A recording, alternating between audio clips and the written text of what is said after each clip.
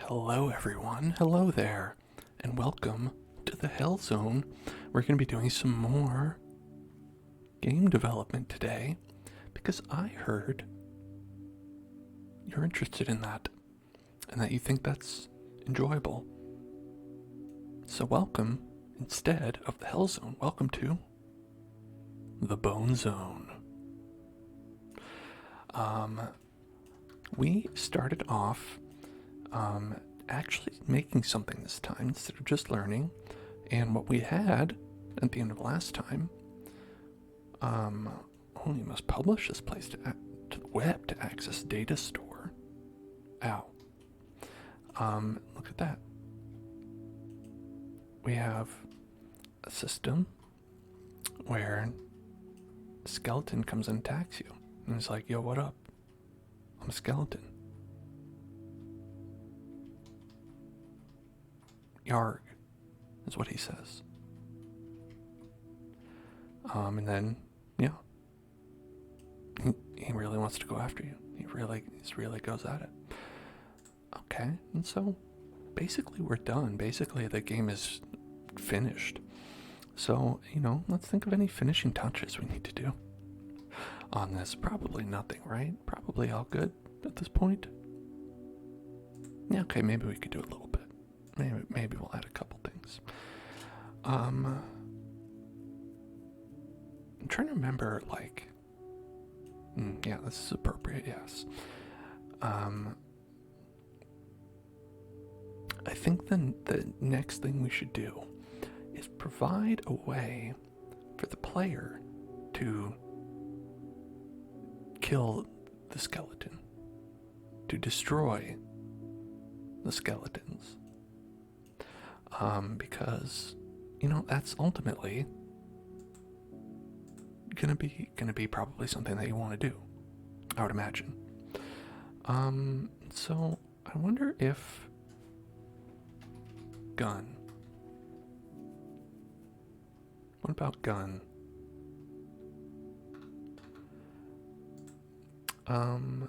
ID verified. Working gun? Minigun? Now, a lot of these come with scripts, which could be dangerous because you never know,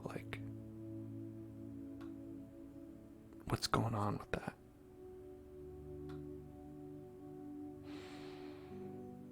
Alright, just a mesh seems good.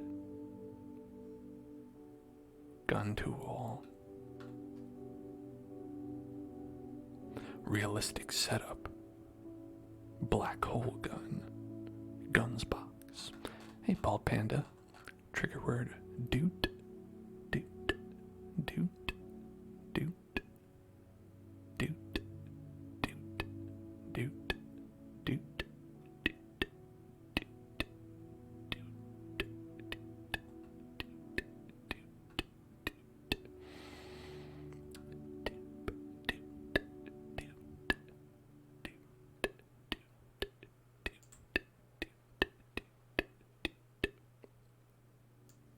Let's pop this out. Let's make it bigger while we look here. Because I could make a gun, but I feel like probably everyone has one, Is there mesh? Gun mesh?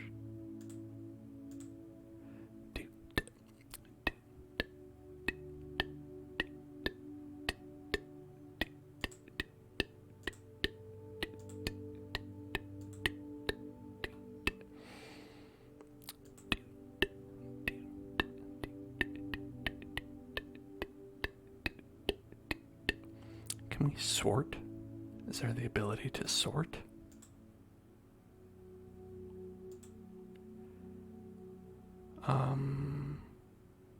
Put in any gun. Put it in any gun.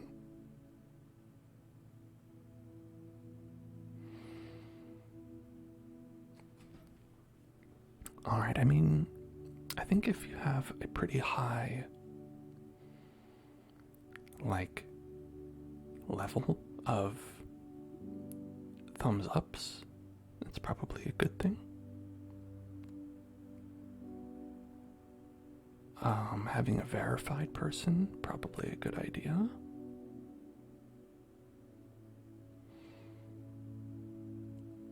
Rigged guns. Meme gun. Paintball gun, not that one. ACS 2.0.1 guns. 40 plus. Let's go for one that has like a lot of people. 90 plus. 20. Are you the only viewer? Maybe. Maybe right now. I did just start. It's subs only, so it's possible. Prison life gun? Oh, no, Alex is here. And wants the ambient noise jukebox? No. And let me turn this off then. Nothing.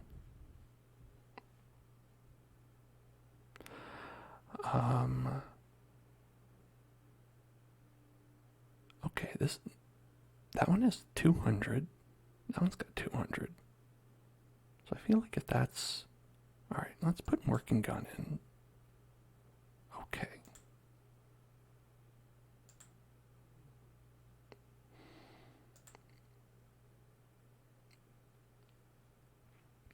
And let's see how that works. I don't know. I'll just hit play, see if it works.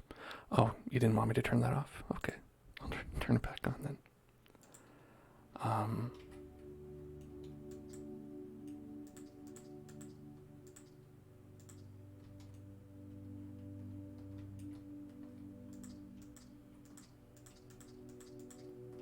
I did 27.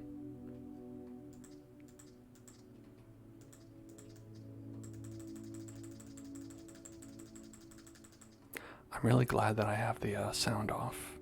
I hope I do. I mean, the audio output should be off. There's 20. You know, to call this a working gun, I feel like that's a little bit,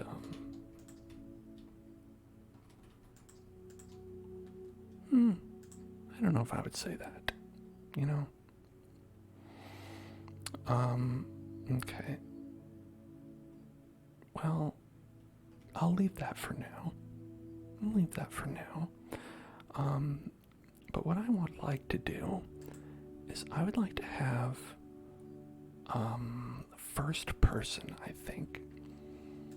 You know, I think if we look at how things worked when we did that, it's really stupid. Like what's...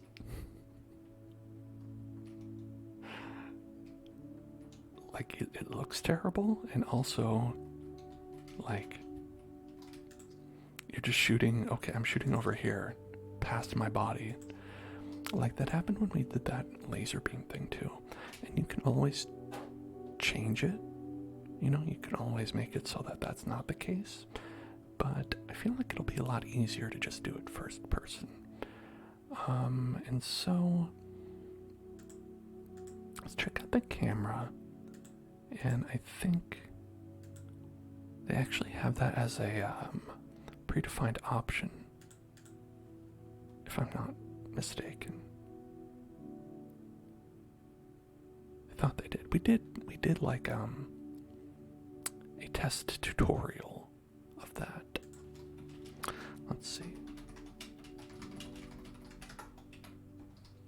How are you doing today? Alex, Bald Panda?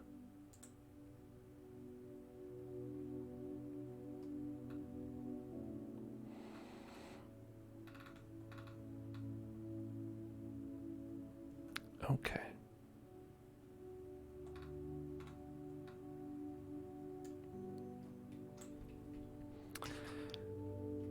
Now, I think player Character.camera mode is what we have here.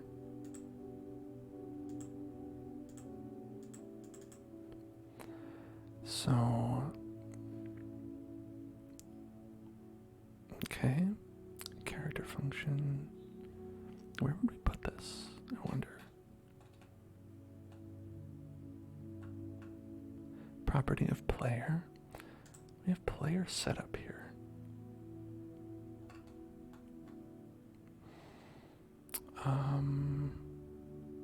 Okay.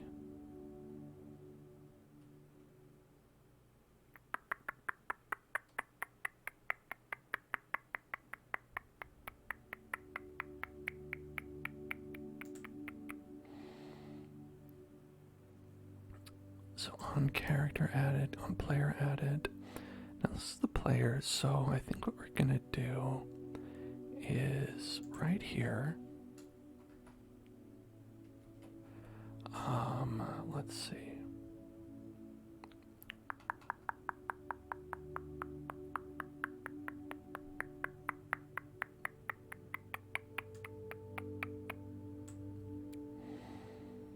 We have player, so what we're gonna do is say that. See if that makes it so that this works. And we're in first person.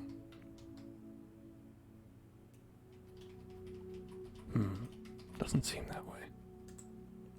Does not seem that way.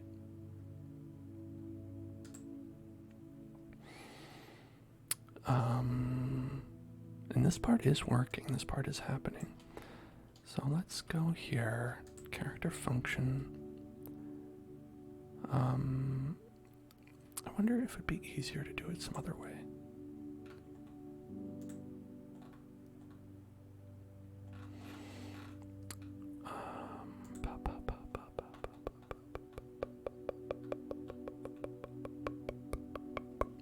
Okay, starter player. Right? Oh, yeah, you know, I think it's here. Auto jump enabled. Okay. All right.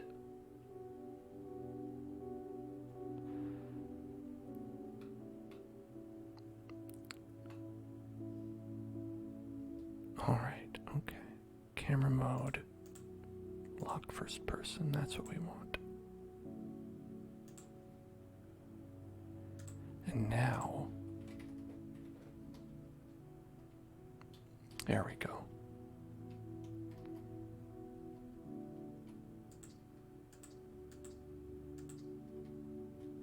Boom.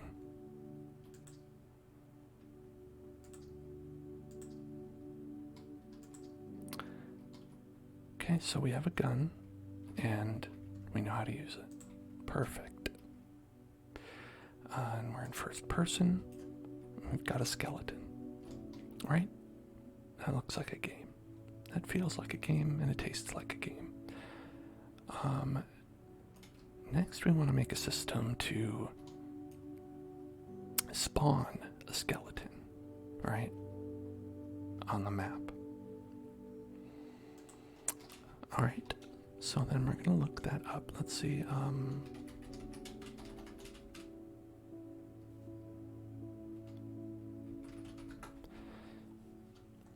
Let's see.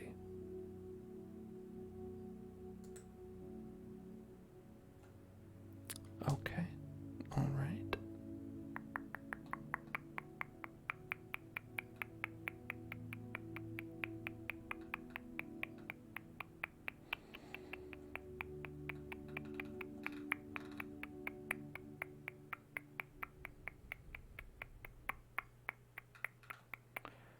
Okay, I don't know if that one's good.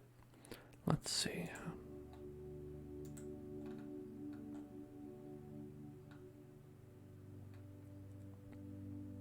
I want to find out how you spawn something, right? How do we make something? How do we make an asset pop into the game?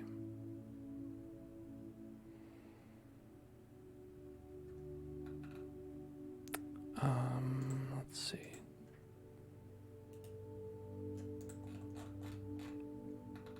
You'd think they, you know, there's a lot of people asking that, but not a lot of people answering.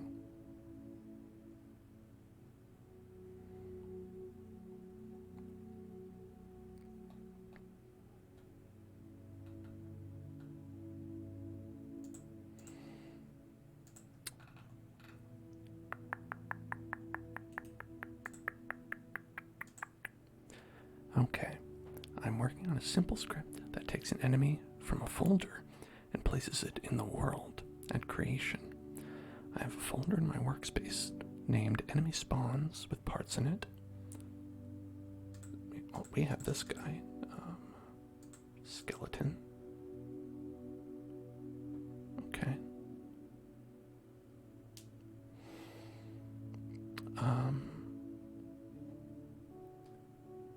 You have a folder in your replicated storage named enemies. Inside that folder is a bunch of enemies. So the script, you want to take a random enemy and place it on a random spawn point in the world where the map is loaded. Yeah, seems reasonable. The script doesn't give any errors or warnings, but it doesn't work. Okay.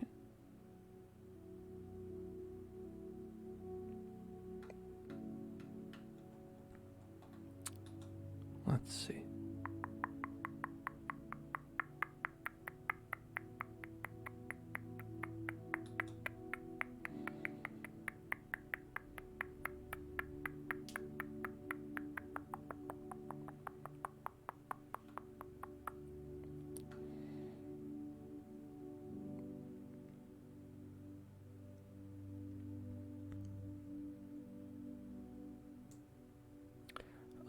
So we're making kind of like a, I want to say like a Left 4 Dead kind of game. And hello, King Javi as well. How are you? Where, like, we have the skeleton, he's going to chase after you, and perhaps more skeletons will appear, and you can shoot them, and then they will not be there anymore.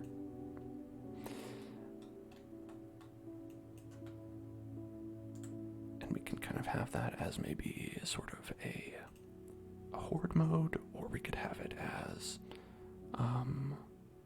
something else, you know, could be the enemy manager we have. Okay. Replicated storage, events, and then in that we want to have a folder. The folder is going to be called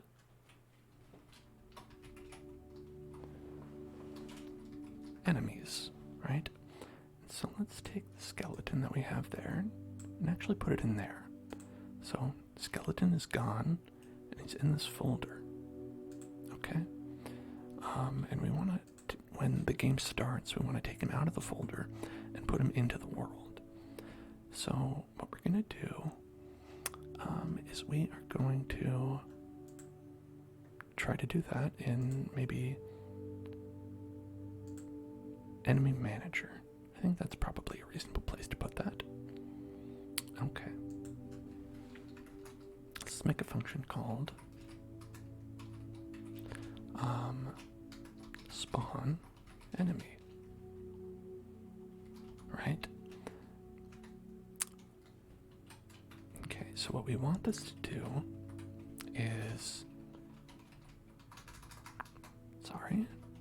take enemy out of folder and into my car. All right. You know, obviously, I mean into the game. Let's just kidding. Okay. And then what we want to do is we want to call that from somewhere to make that happen. But the most important thing is to make sure that that actually works first. You know, we can call it like every so often. We can call it when an enemy dies. We can call it when there's like a wave. But I think that the trickiest part is making it so that it actually does take the enemy out of there. Okay. So what we're gonna do is get the local enemy folder, right? So it'll be just like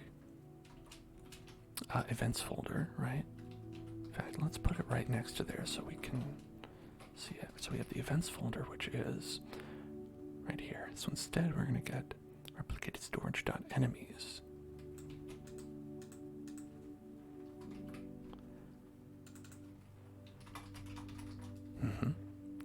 All right.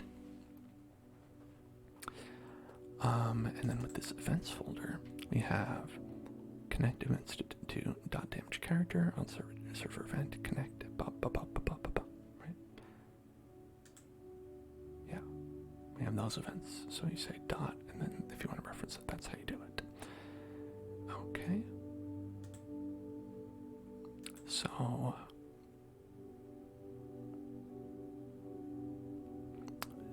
So right now we're not doing Minecraft today, but well, we did Minecraft yesterday. So probably not again today, but did do it yesterday. And also on Monday. Okay. Let's see.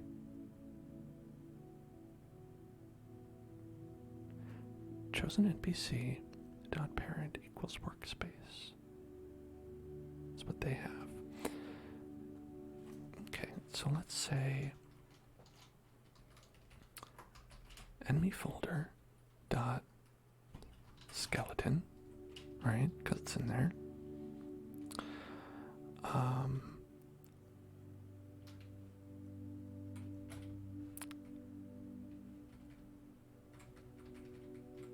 Let's actually say local enemy equals enemy folder dot skeleton, right? So that's gonna be our enemy. And we'll say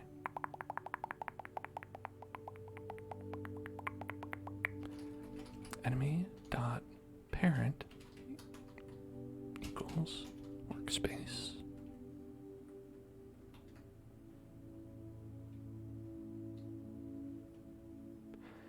All right, and then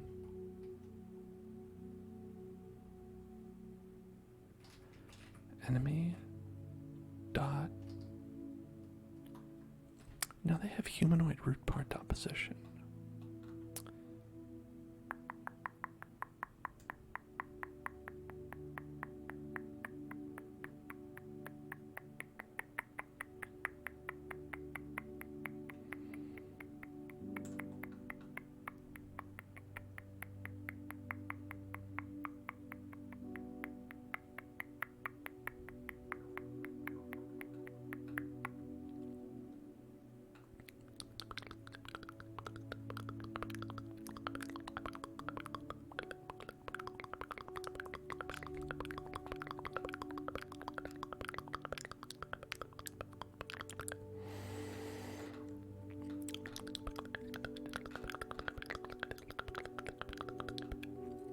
Panda would like the salt jar and the water jar combo. Alright, that's both hands. It's a double hander for that.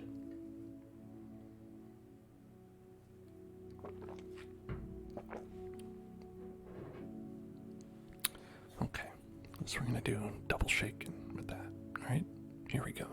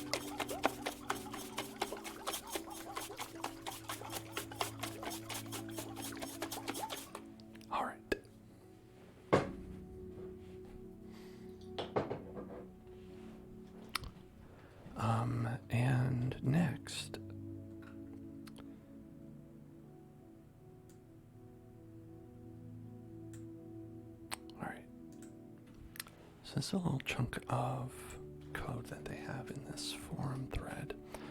They're doing something called chosen NPC. We just are going with enemy.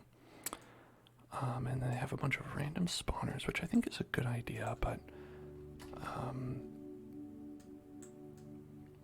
we don't have that currently. So what the idea is that you want to parent it to the workspace, so we'll move it up here, pop. And then it will put it in a random spawner's position. So that's like, I think we could probably have that where we have, let's say, what are all these parts?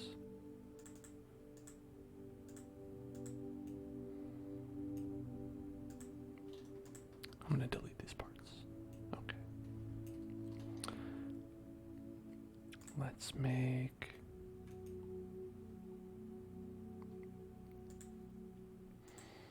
a folder. And this folder will have enemy spawns, right? And in there we'll have add a part in there. And let's make it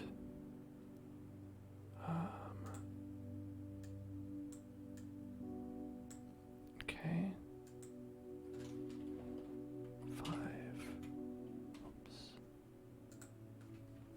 5, comma 1, comma 5. All right. So like that. It'll just be there. And so enemy spawns, and we'll go to a random one and say we'll have 3 of them. Okay. One there. One here. And we'll just spawn them at a random location, right? One of these 3. Call it spawn point. Spawn point.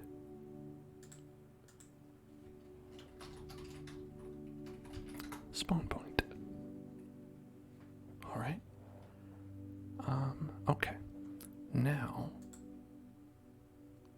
let's take a little diversion over here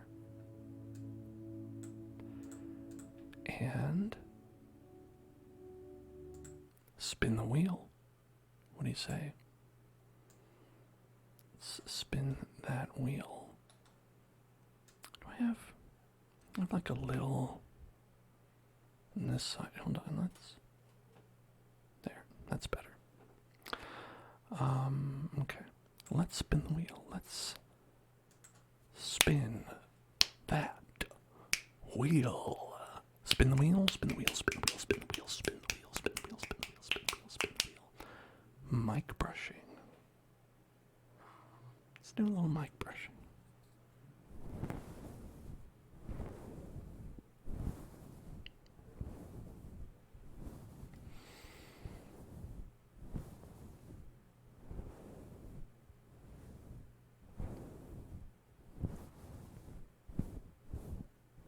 How are all y'all doing?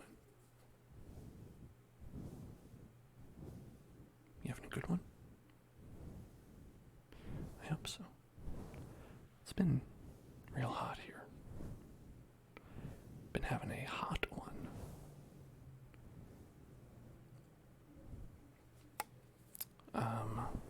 You may be familiar with the car alarm. My friend car alarm, you may be familiar with them.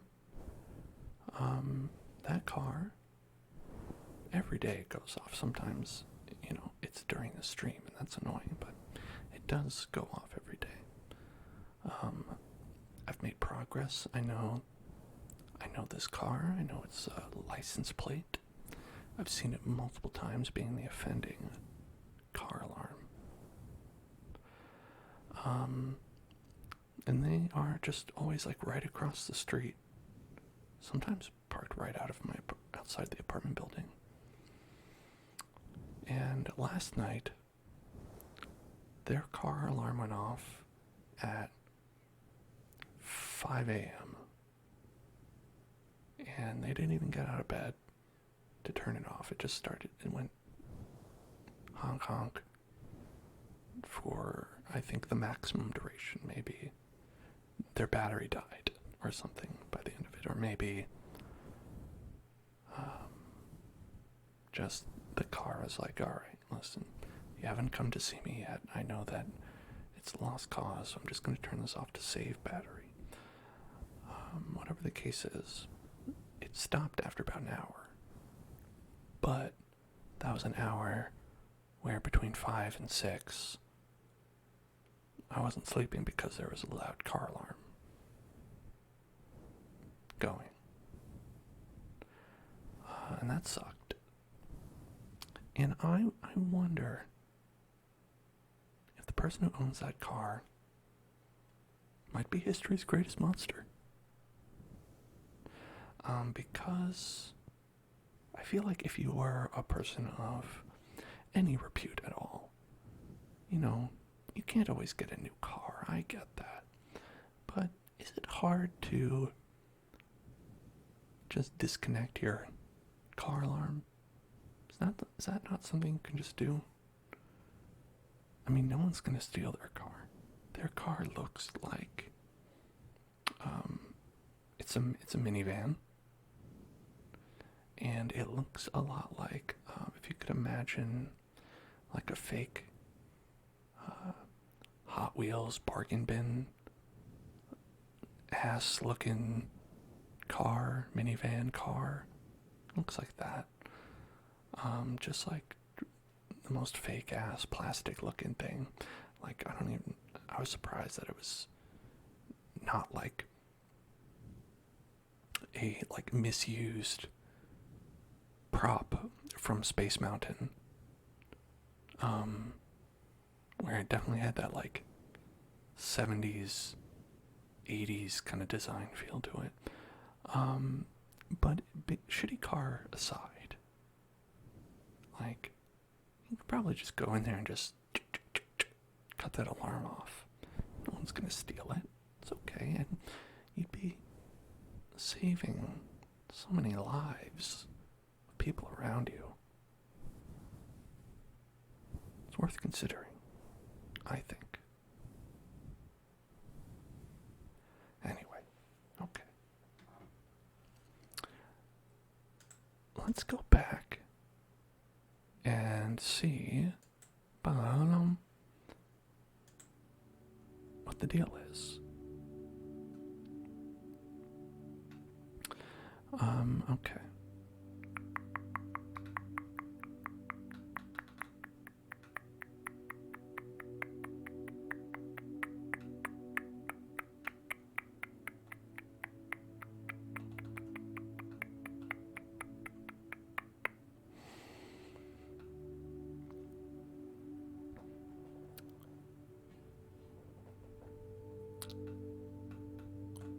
Okay, so this is what they did.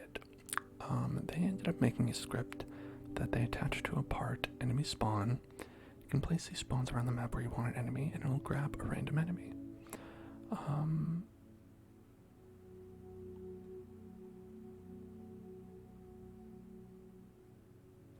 Okay. So what they have is a script. I guess it would be, let's say, a script. Right? And we're going to call that spawn enemy. What they have is that. So let's look at what they have here. It is local NPCs equals game.replicated storage.enemies get children. Alright, so that'll get all the enemies that are down here. So if we have skeleton, we have big skeleton, we have medium-sized skeleton, we have purple skeleton, those will show up here. Then chosen NPC will be NPCs math.random for NPCs, and then clone. Okay, that's important. I was wondering about that. So clone will create a clone of it. And then primary part dot position equals workspace, enemy spawn, spawn 1 position. Alright.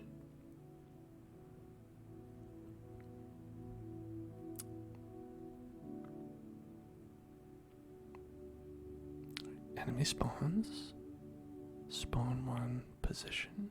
Okay.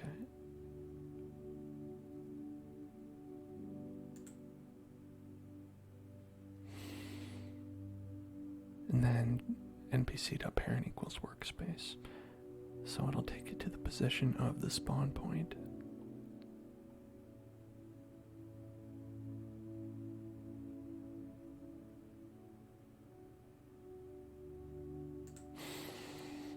Here, I'm gonna do a little bit extra to that and maybe mess it up, but let's try.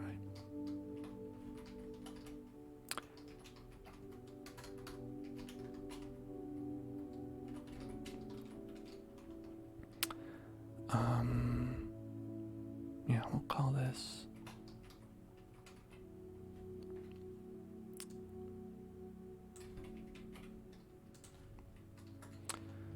local spawn points is equal to workspace.enemy spawns.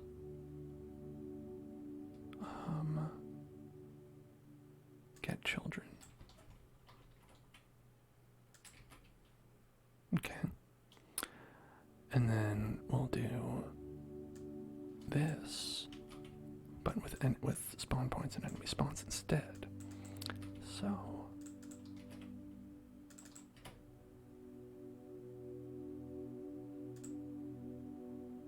yeah, okay. But we're not going to clone it. Just going to say that's the chosen spawn point. I think.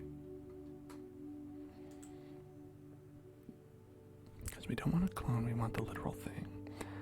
And then, so what we're going to do is we're going to say chosen spawn point dot position. Okay.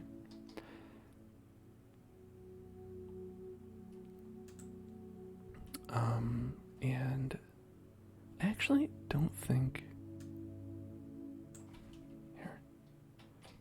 I think this can go in the enemy manager.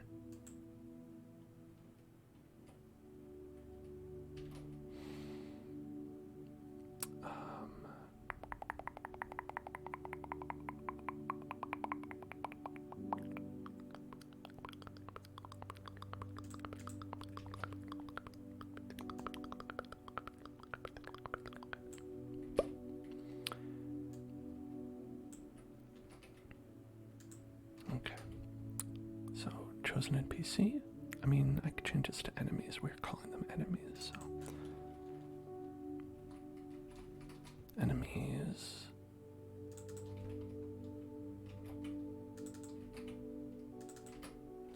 Okay.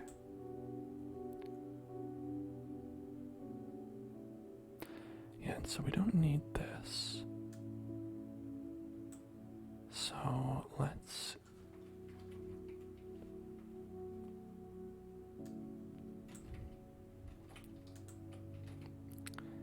do this for now, right? We can always make this something that we do up here. Actually, you know, why don't we do that?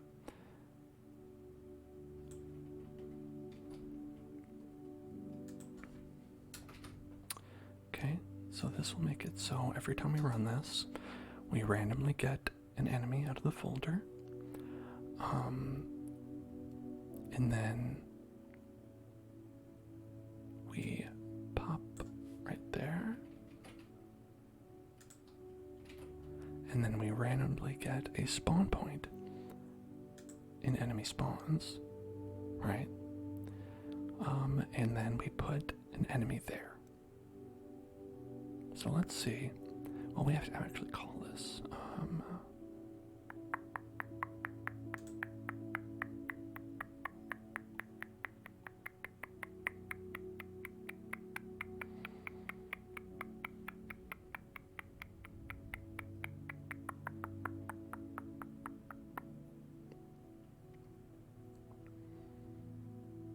Let's do it.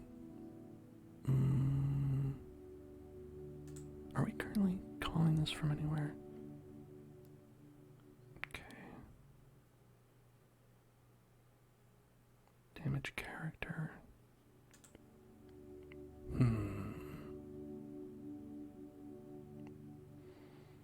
So players, stop player added, connect, on player added.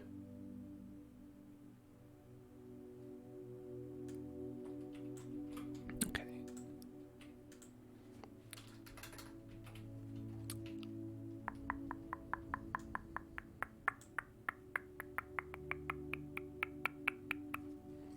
To start off with, just gonna do it like this. Okay, and we'll just spawn one enemy every 5 seconds. No problem.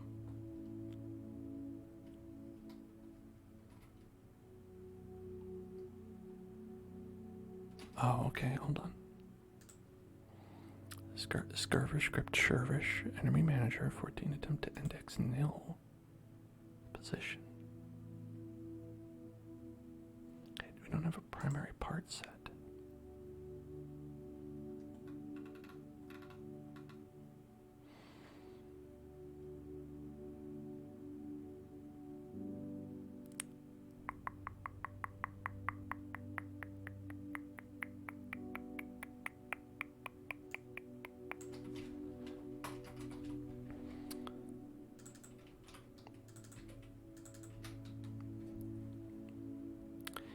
Or is that the problem? Chosen spawn point down position.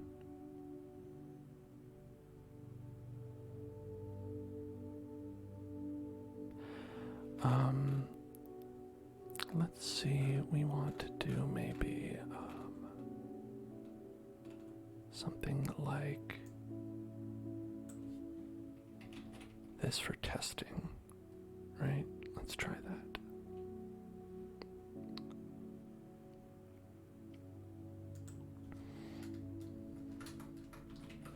So we'll print the chosen enemy name. Then we'll print the chosen spawn point name, which should be spawn point. And we'll see if that does something.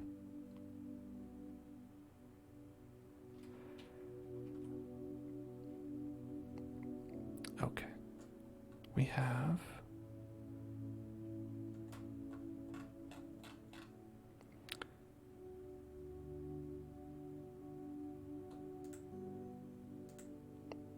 spawn enemy, chosen NPC, right? Oh, is it because? Yeah, that's the problem. I still have that in there. That's the problem. That's the problem. Okay. There we go. Now we got skeleton and spawn point, right? It pulled up both of them. Nailed it.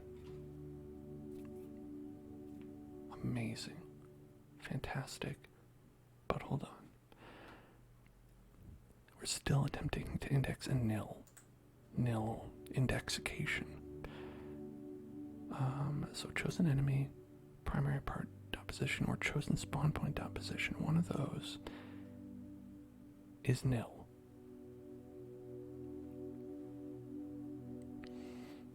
What could that mean? Primary part not set. It's gotta be it.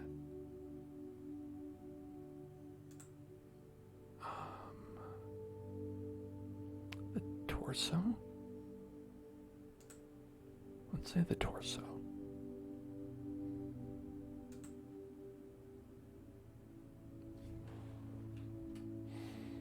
Alright. Oh, look at that. There he is. And after 5 seconds, here comes another one.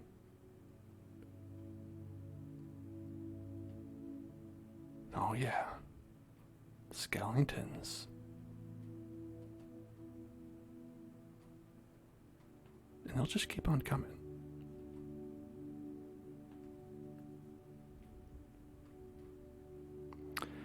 Now, it's kind of incorrect that I guess we chose that. Oh my god, the hits keep coming and they don't stop coming. Hello, Voxel. Oh.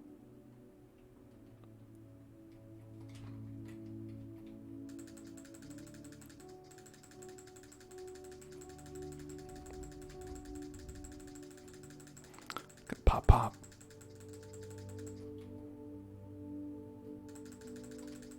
Pop pop. Oh, they're still killing me after I touch. Look at that. That guy's still got his head. He's got his head in the clouds. Headshot. Oh, he's got a little smile.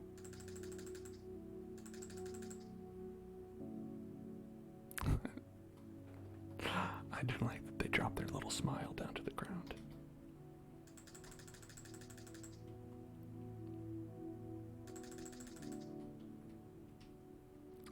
Okay.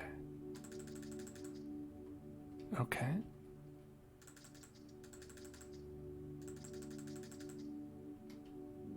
Do you think at some point this becomes too much? Is there a point at which there's too many skeletons?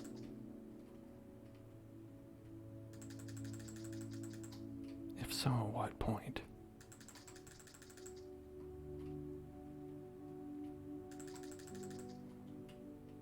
Oh, that guy fell down. It's very funny.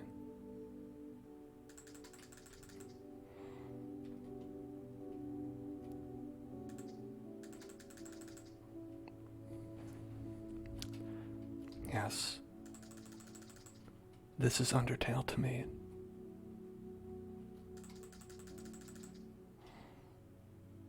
I died. I'm the one who got taken out.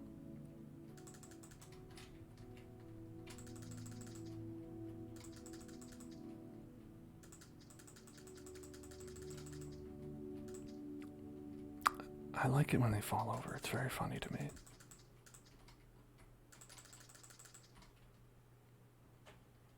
Okay.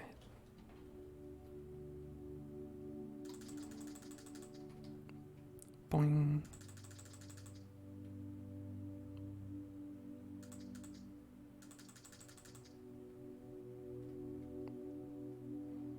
Get up. Come on. Oh, that one died very calmly.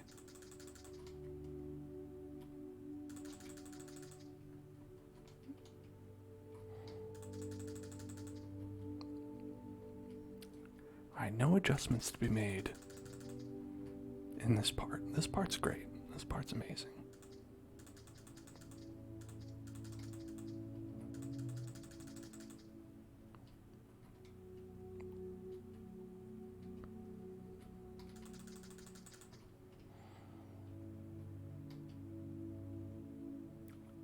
Alright.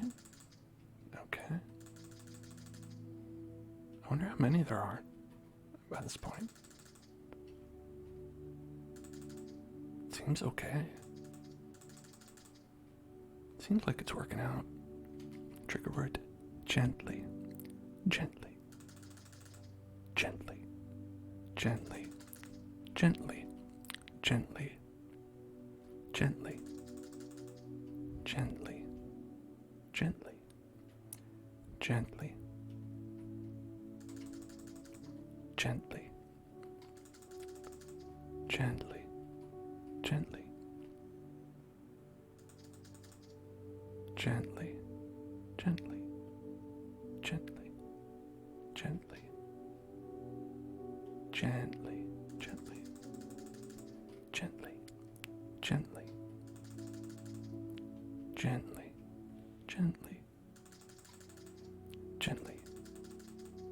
Gently.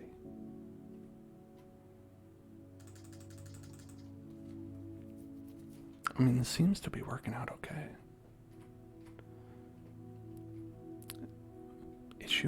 The only issue I think currently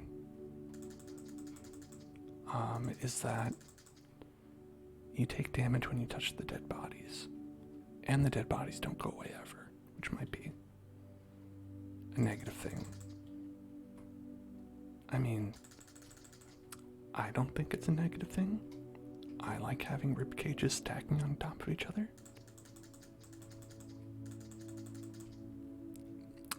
But I guess it might be a problem if there's like too much stuff on the screen. I don't know if that's like something that I need to be worried about, or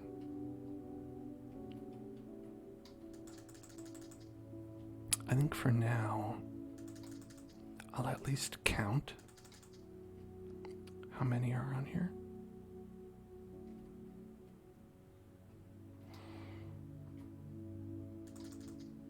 Ooh, I did 388.5 damage. Who comes up with these numbers? 304.5. 39, 27, 31.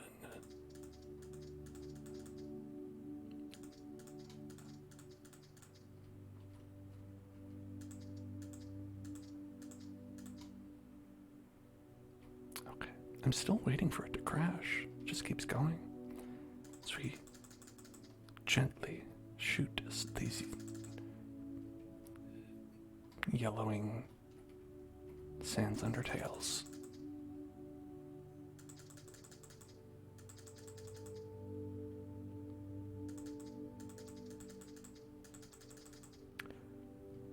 Just a little, family-friendly fun.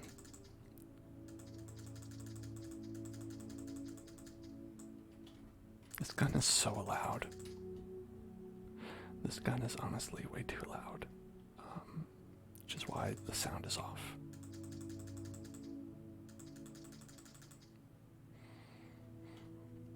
Okay then. Maybe we don't need to worry about how many bone men are out there. Like you said, it's a feature. That's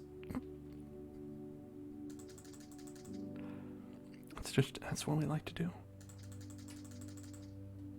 That's what we like to do around here. Okay.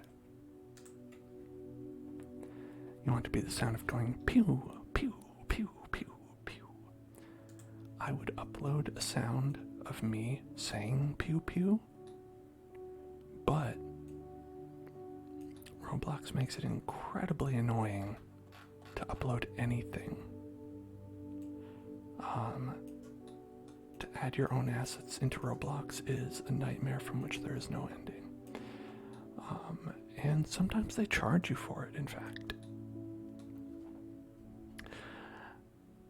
Only a small fee of Robux may be paid.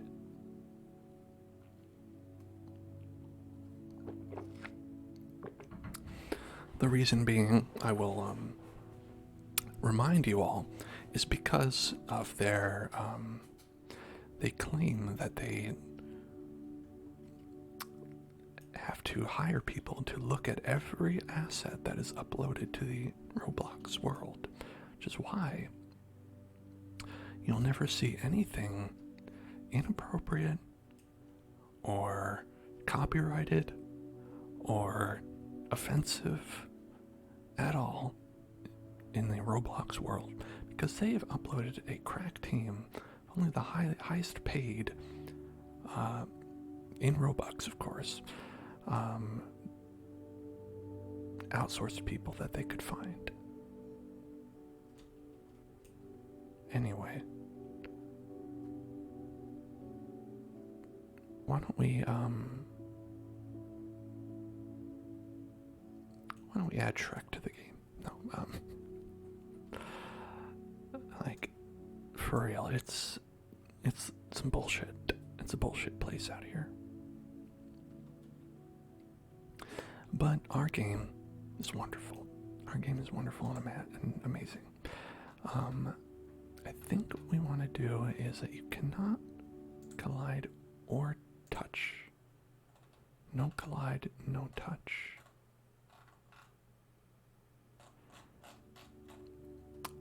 And we actually want it to be transparent as well. That way, when they come in, they'll just be there, right? Let's make it transparent. And then no collide, no touchy. No collide, no touch. And fully transparent. Okay. Let's see if that works first.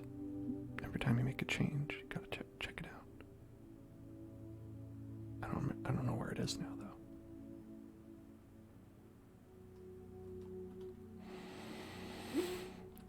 Invalid argument number 1 to random. Okay, so we broke something by doing that. Okay.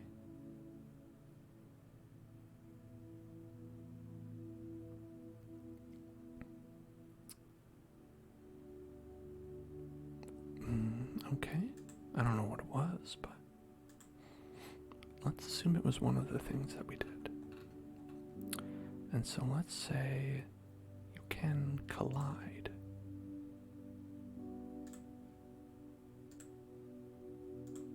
But not touch. You can look, but not touch. Okay. How about that? Oh, there we go. Here's our boy. Give me another one. Okay. Boing. Boing. Boing. Alright, that looks good so far. I don't know why they had, boing like that. I assume it's because I said their chest was their main point and spawning their chest at this level, maybe. Could be it. Let's make this 0. Can we have 0 just be flat? Oh no, it has to be 0.0001. Okay.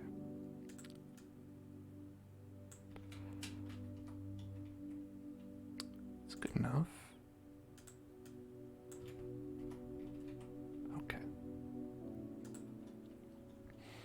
Now when they come in. Oh, there it is. Next one. Oh. Great. Now, I wonder if we make their primary part their head.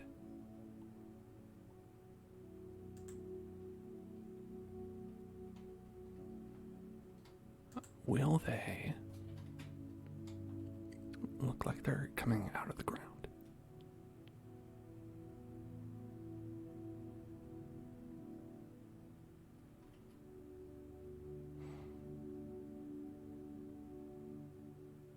No. The answer is no.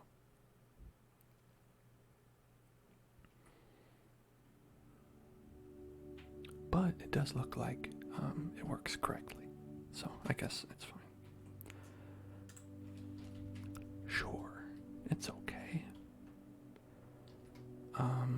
You kind of want them to be coming out of a closet anyway, a monster closet. You always need enemies to come out of a closet.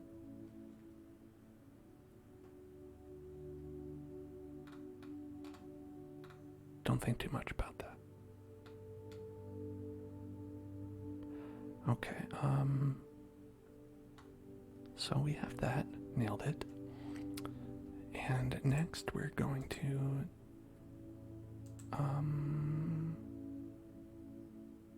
let's see. So every 5 seconds we're spawning a random enemy, and that's great. And what I want is we want to have that enemy have kind of a similar thing to the player. They have an is alive attribute, right? Because when we have that is alive attribute, what we want is to make sure that we are checking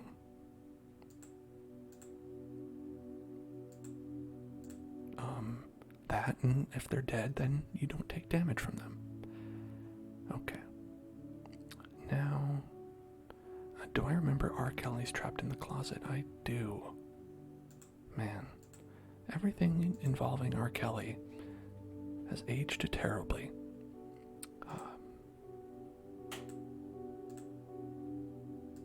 It's aged like a fine bread. Where you're like, how old is this bread? Oh, that old?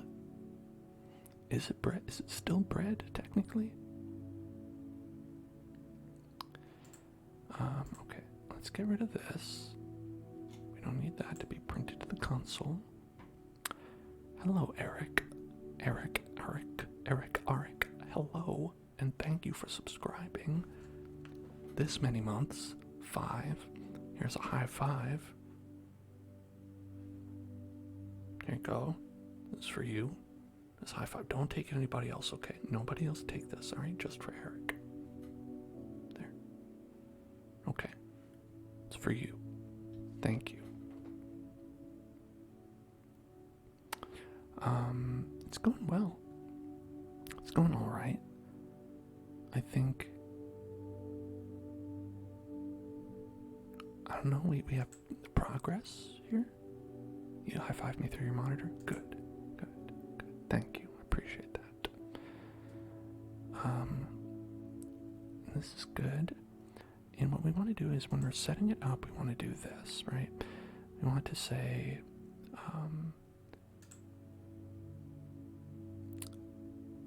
set this chosen enemy, set attribute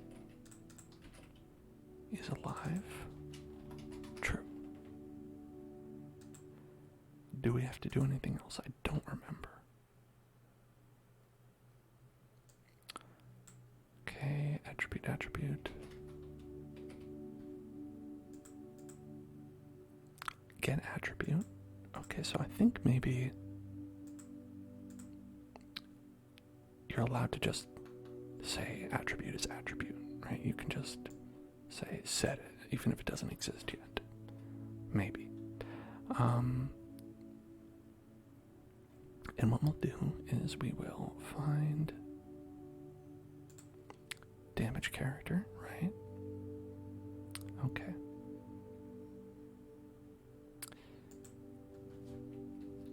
Now, what we want to do is we want to say, okay, damage character. The first thing we're going to do is we're going to test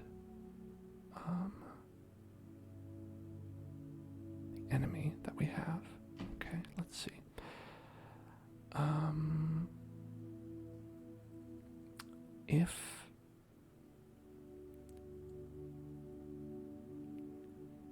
Attacking enemy, there it is, yeah. Okay, attacking enemy is alive, then you do that, right?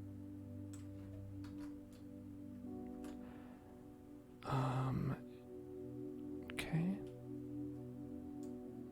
And we'll just take that, put that right in there. So only do this if they're alive.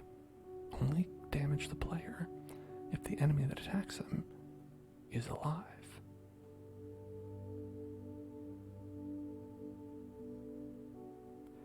On server event damage character. Okay,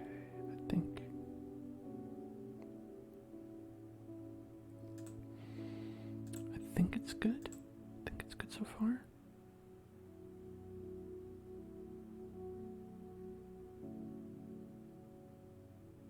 Yeah, damage player. Okay. Let's see. Let's see. Let's touch a dead enemy. Hello, Daniel Casanova. There he is.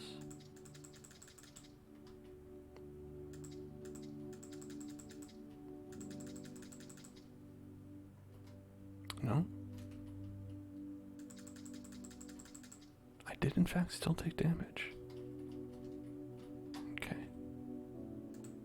Oh, look at that, he's right up in your face. Alright.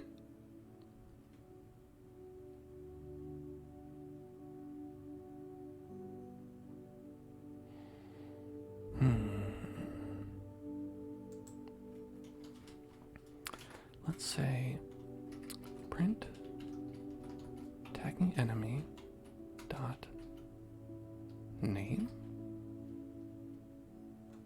capital N.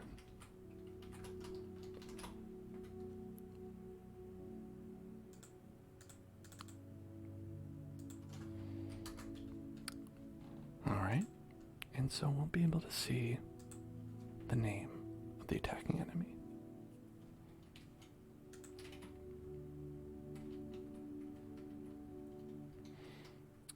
Blat, blat, blat. There it is.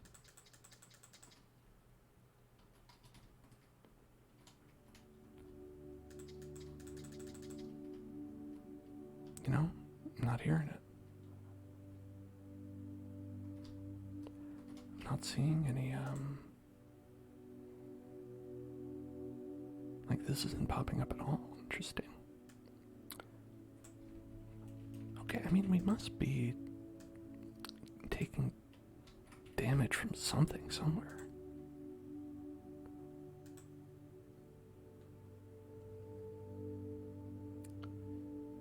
Right? Like,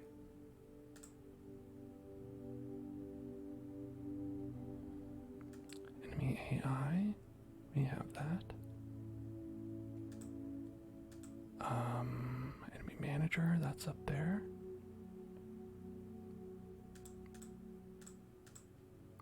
Player, character function.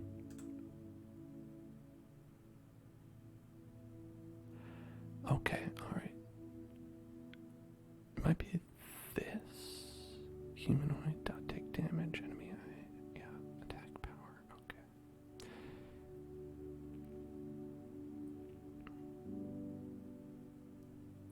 Maybe this. Maybe this is it.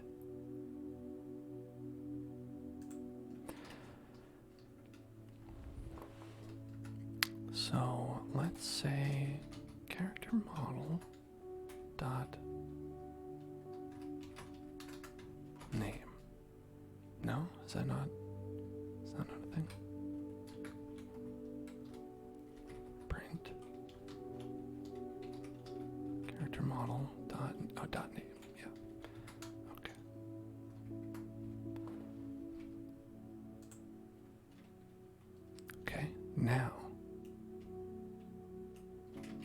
Now, we're ready. Oh, there it is. Okay, skeleton times 3. Pop, pop. Okay, so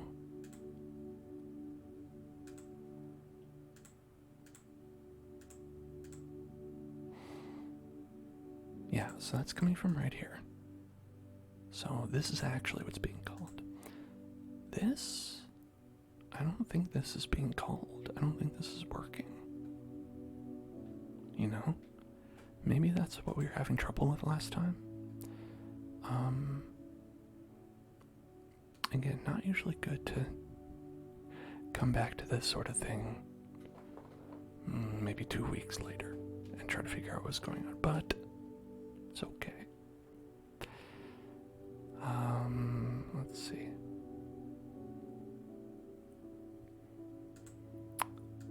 So character function is the one that is doing this. That's fine.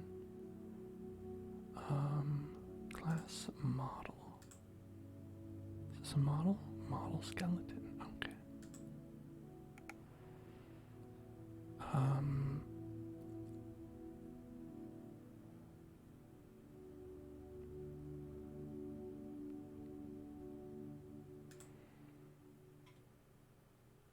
enemy AI. Okay. Attacking enemies. We want to get a reference to the enemy thing, right? So here we have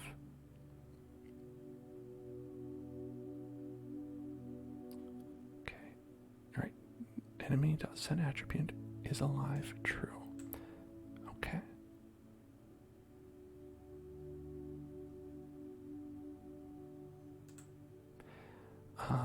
So let's go to here and say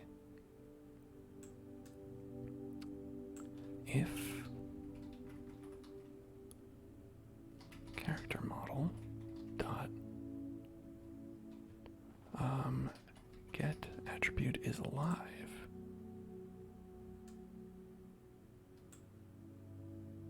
Yeah, we're gonna do that.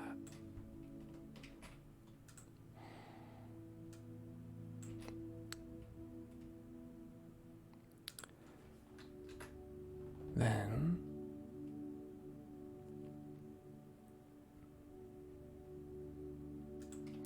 can we do an and? No?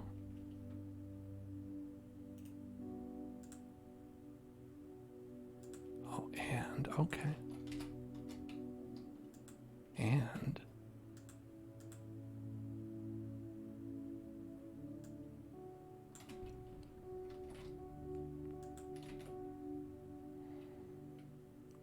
yeah. So if it has a character model and that character model is alive, then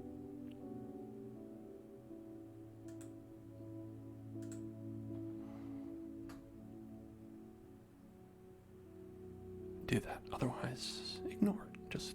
Just ignore it and that'll be fine. Let's see. Hey there, Ace. How's it going? How you doing? Alright. Should take damage. Boom, did. Okay. Then we should not take damage. Oh, we still took damage. Or was it from you?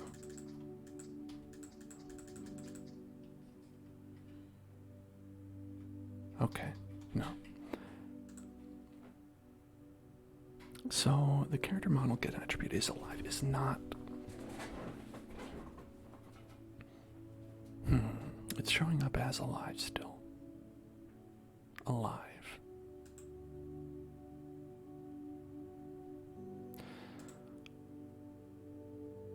But maybe that's a good thing. Maybe that means that, okay, it's because we never set it to false. So maybe it is working. Maybe it's working. I think we might have done it. Because this wouldn't have gone through, right? Let's check. I'm doing alright. Figuring this stuff out.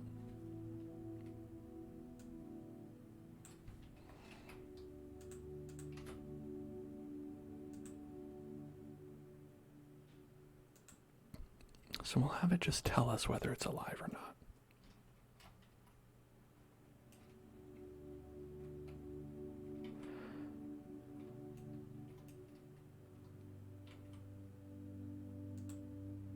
Okay,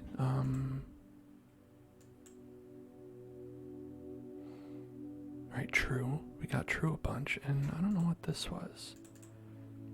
Attempt to index nil with get attribute. What does that mean?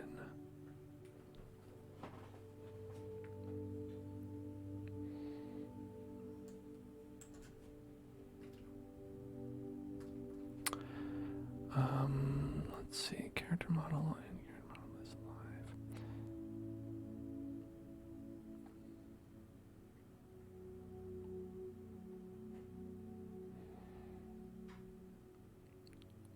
I'm not sure.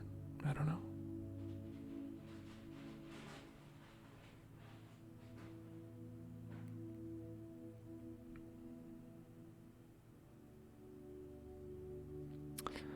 Well, let's see. Let's just do it like this then. the first part.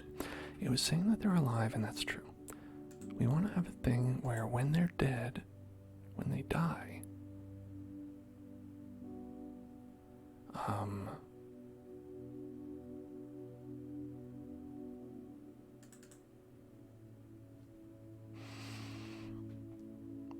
that we mark them as dead, right? And that must be happening. Okay.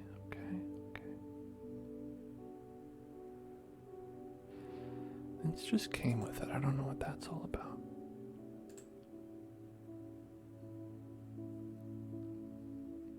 Break joints on death. You know, it's showing that it dies.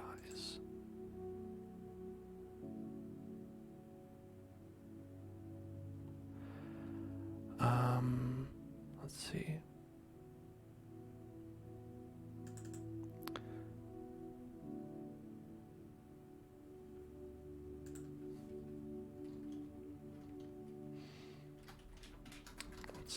Roblox on death.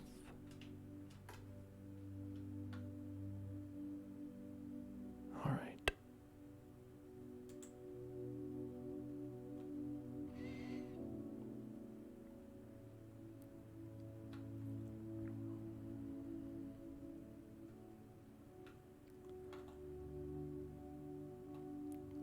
Okay.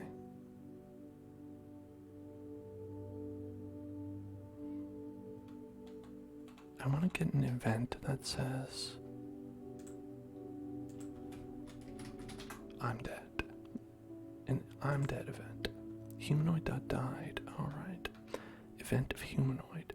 This event fires when the humanoid dies, usually when humanoid.health reaches 0. This could be caused by either disconnecting their head from their torso, wow, or directly setting the health property. This event only fires if the humanoid is a descendant of the workspace. If the dead humanoid state type is disabled, it will not fire. Okay? Code below would print the player's name followed by has died whenever a player dies. For example, if the player was named, let's say has died, would be printed out to the output when they died. Let's see what that function looks like. That would be, okay. Character wait for child humanoid died connect function blah blah blah blah blah blah. Okay. So what we want to do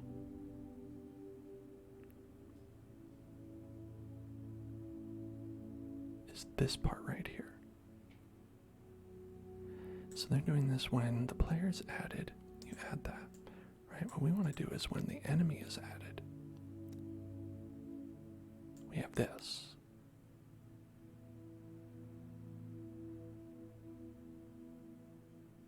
Where's the end? Okay, right there. So when we add the enemy, spawn enemy, right?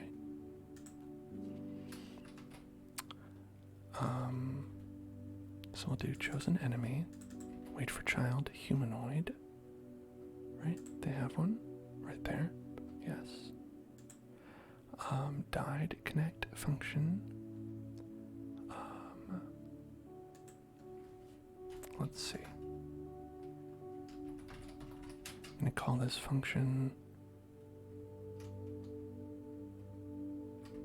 dead. Dead.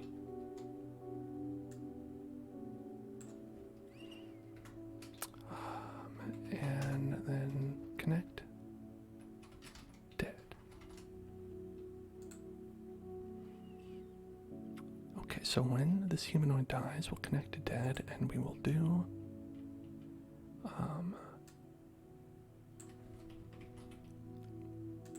okay. Unknown global chosen enemy. Okay.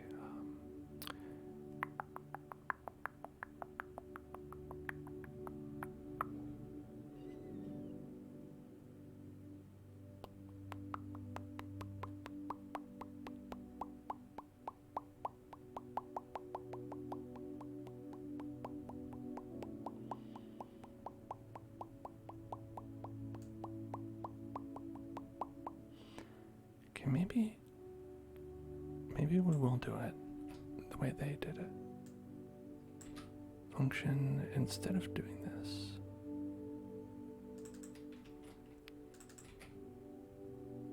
We'll do that. Okay.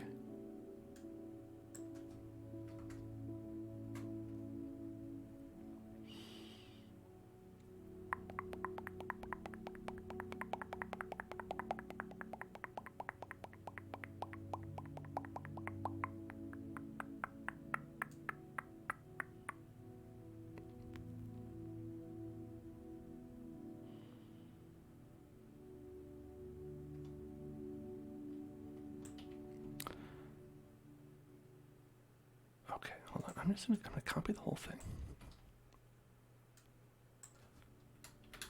Right. Okay, we don't need this, but we do want that. So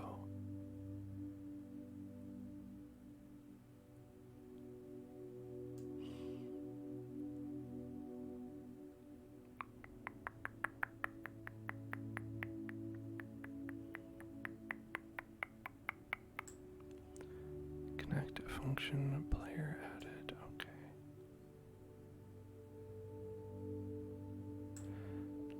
Don't want that. I'm just trying to parse what this is. This is incredibly confusingly written. Okay. Connect function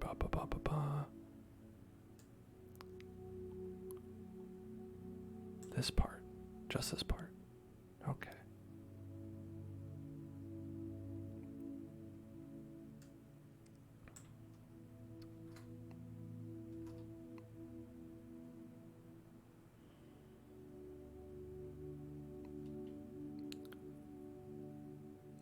Okay. Chosen enemy name has died. And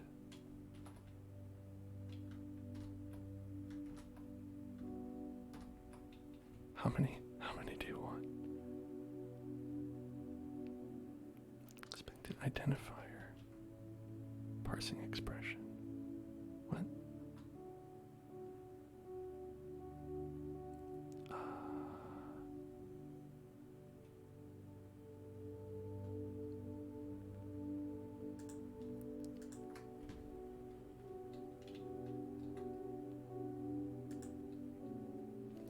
Let's see. Function.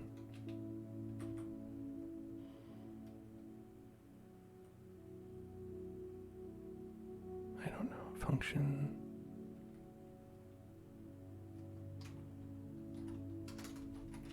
Humanoid?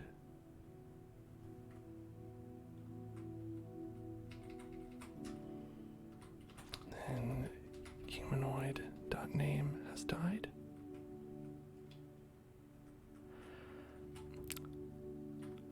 I'm looking at this and getting very confused.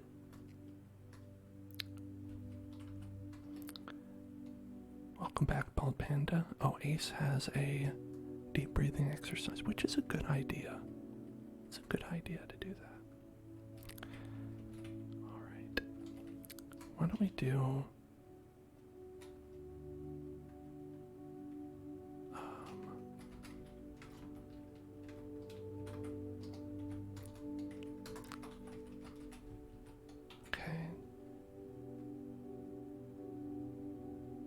Yeah, and then we will have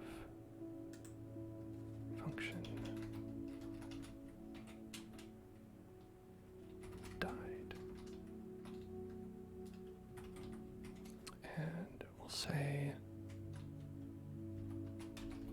humanoid. I think that'll be okay. Let's do deep breathing together, okay? Alright, so together we'll all breathe in, hold our breath, and breathe out slowly. Alright? Okay. Let's breathe in. And you hold your breath. And then you breathe out.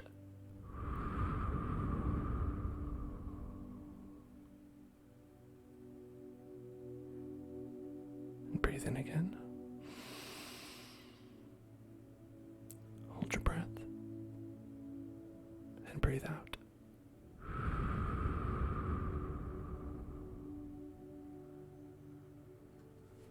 Then breathe in again. Hold your breath and breathe out.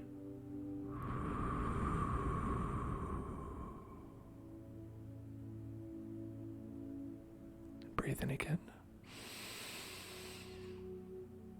Hold your breath and breathe out.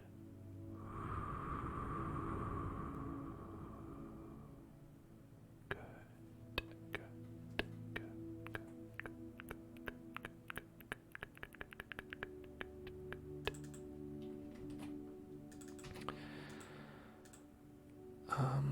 what we're gonna do is we're gonna actually do this part where we say just an enemy. So attribute is alive to false. And we're going to say to print chosen enemy dot name.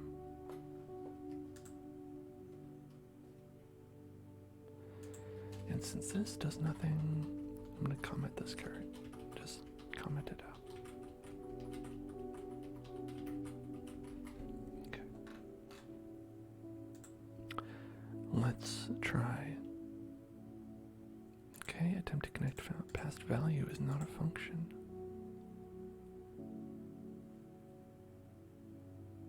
All right.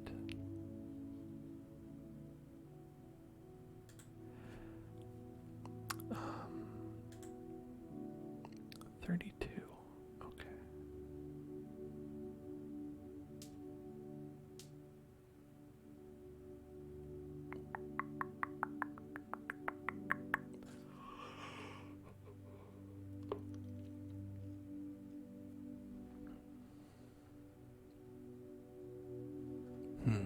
Interesting.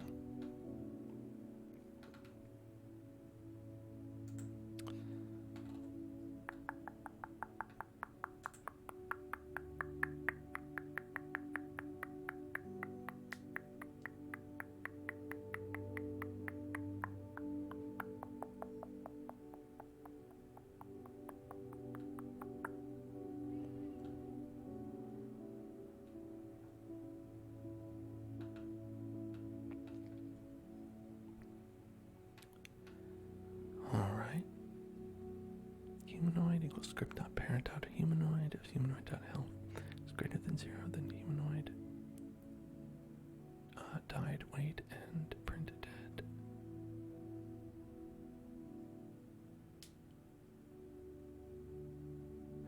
If it's greater than 0, what are you talking about?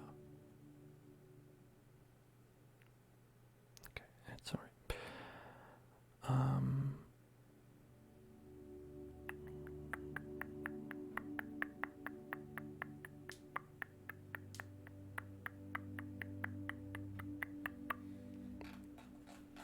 Okay. All right. And then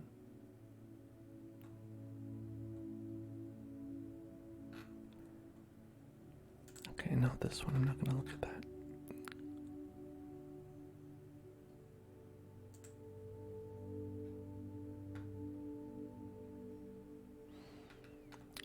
Now, let's see.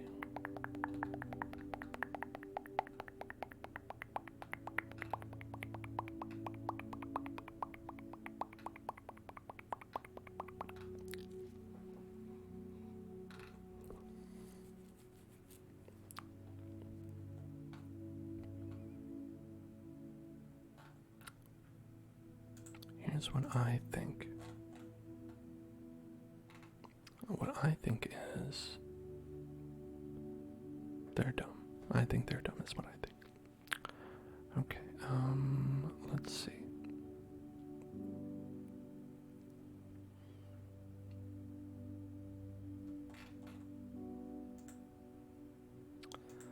I don't know. I don't understand this connect very well. The connect is confusing.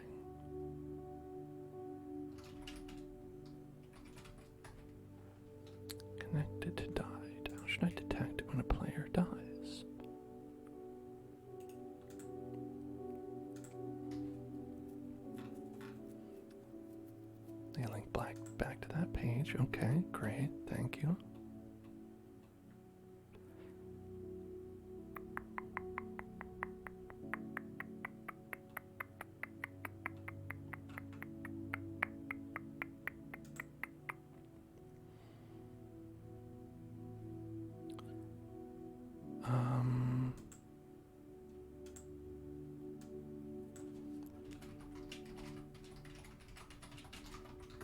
Okay.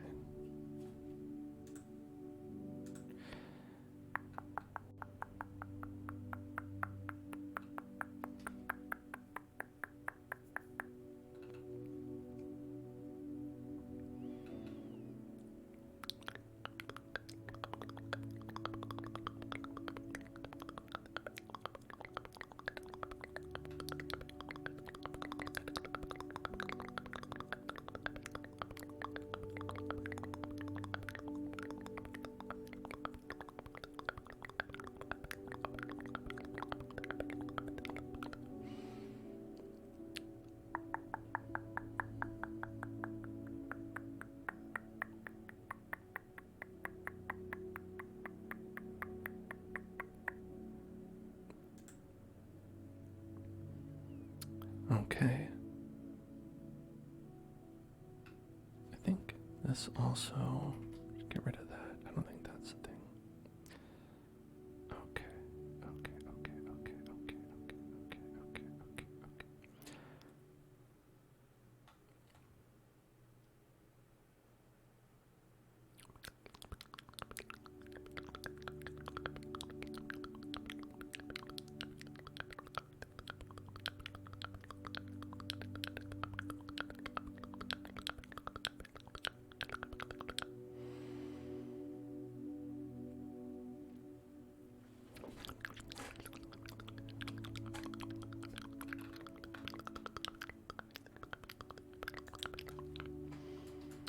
So let's do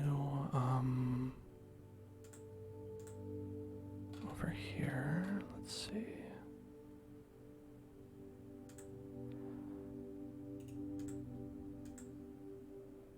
Complex. All right.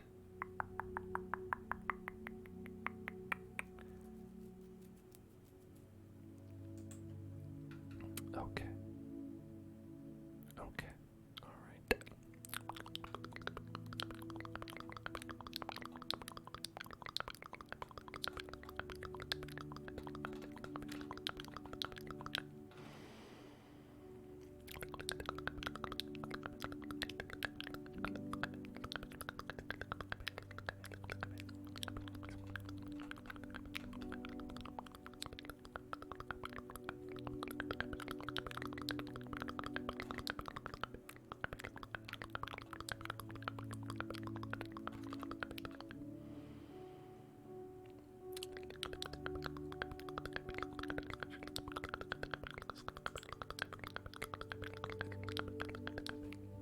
Alright, I think maybe the problem is we want to put this in enemy AI.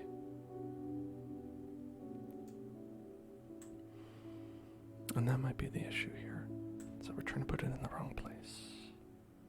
Right? Maybe. Let's see. So we have this right here. Set attribute is alive to true. Now, that's what we have right there. We have that enemy.touched. Now what we can do is we can do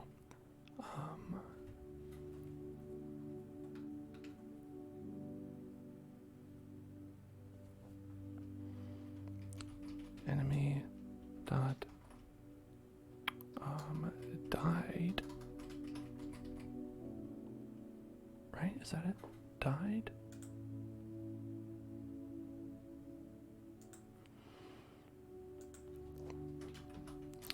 Connect.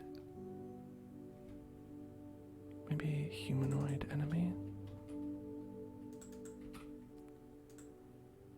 Died. And then we do connect. And we'll say connect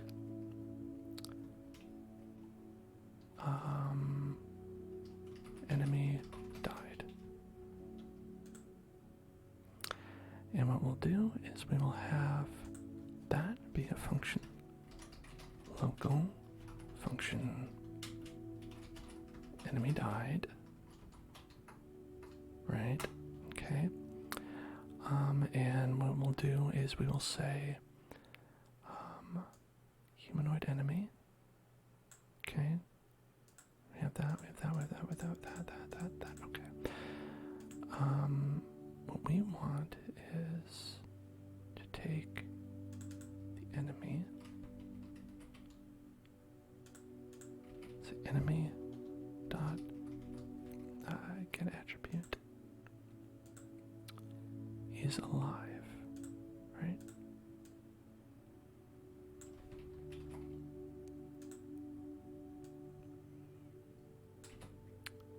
To false. Okay. Alright, so let's do print enemy.getAttribute. Say before death.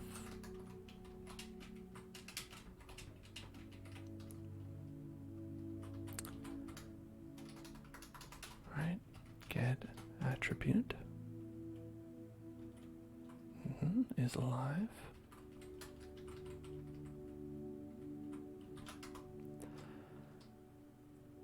Okay, and then after death,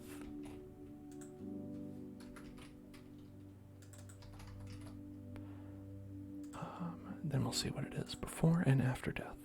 Let's see if that works. What do you think? What do you think about that? I think I've got a gun. That's what I think.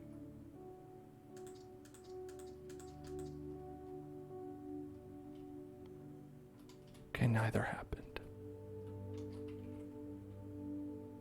Oh man. Oh, he's up. He's getting me. Jamie, all you can program is hi. This is my first program to show up. I mean, that's a place to start. And it's a good place to start. I taught all the coding that I know, learned on the internet. I never went to school for this stuff. It's all stuff that anyone can learn, but you do have to put, a lot of effort into it. But you can do it. You can do it. All you have to do is try hard, work at it, get frustrated, but keep going. That's a lot easier said than done.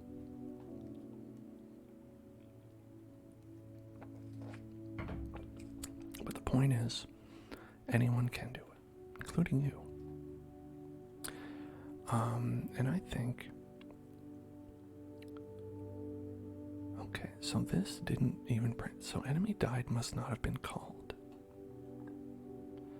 So humanoid enemy died, connect, enemy died. That must not have happened.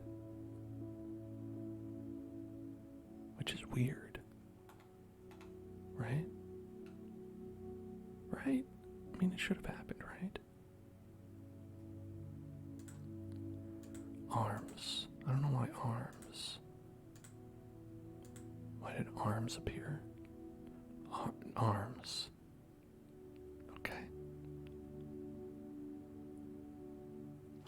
I don't know. Maybe they're just a fan of the Switch fighting game Arms.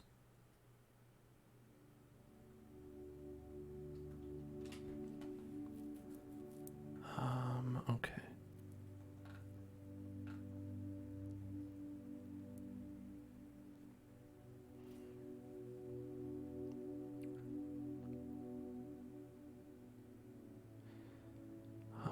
Let's see. Okay. The players to player added. Connect on players added. Okay.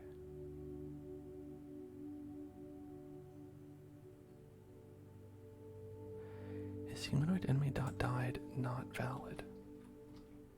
It is, I think. Connect. Enemy died. That should work. local function, enemy died, print player name. Yeah, this part is not supposed to be the part that isn't working.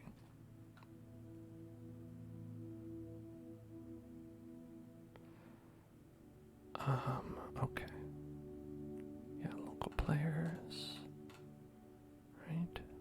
Okay. Okay.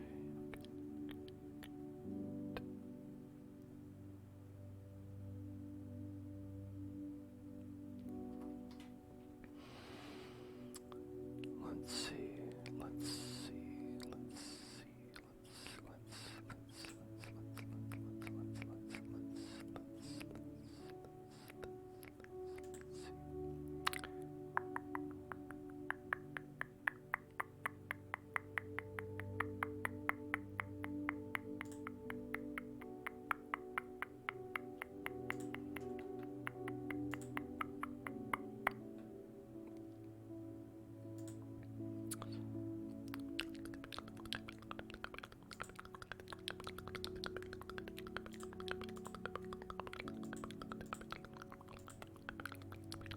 There's a lot of scripts on this for how bad the gun is.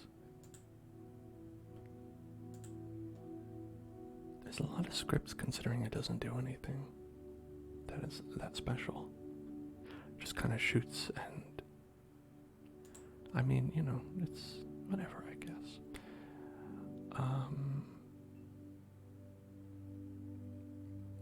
Okay, enemy AI does this. And why does this not work?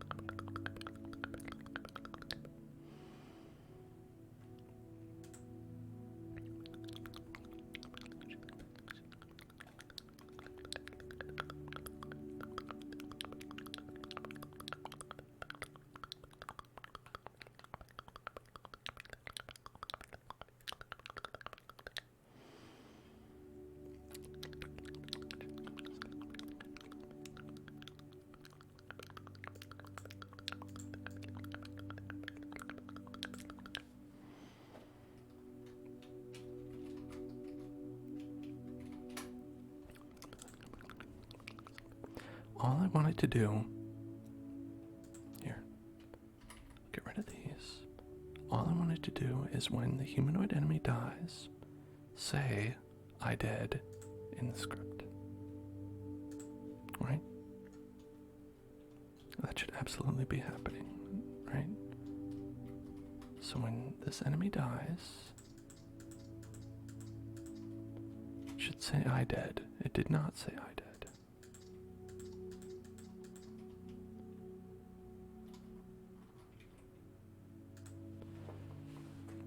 You know what I mean?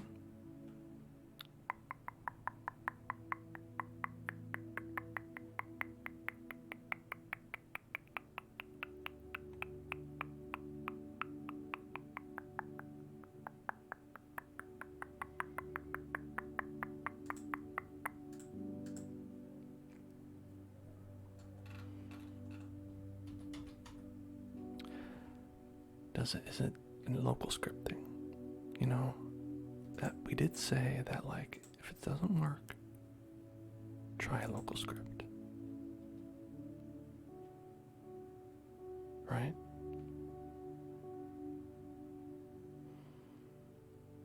Okay, so why don't we...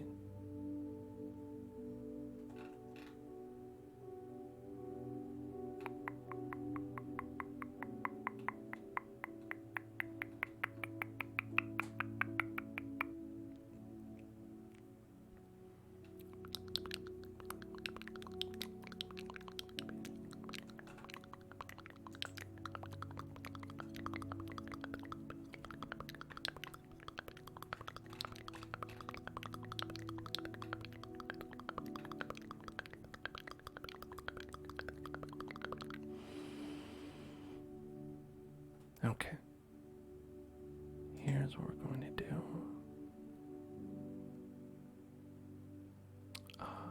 We're going to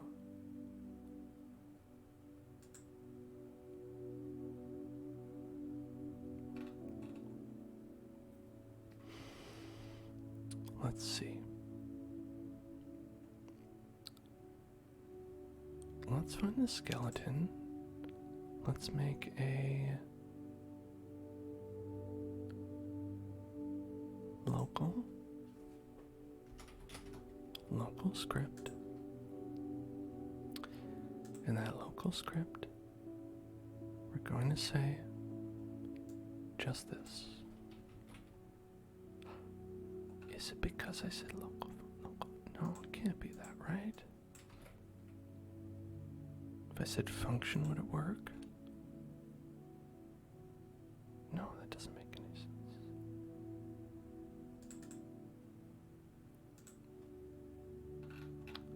Okay, no, okay. This is what we're gonna do.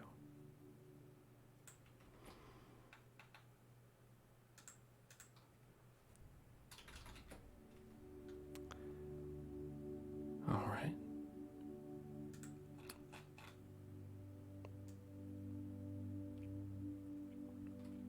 Okay.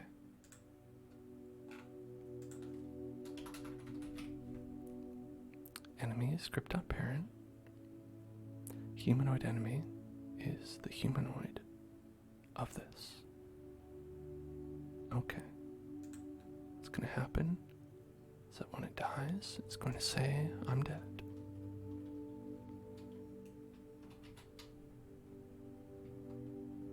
Alright, now let's try.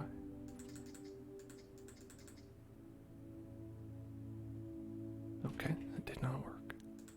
Alright. Good to know. Let's get rid of that. Okay. Enemy AI.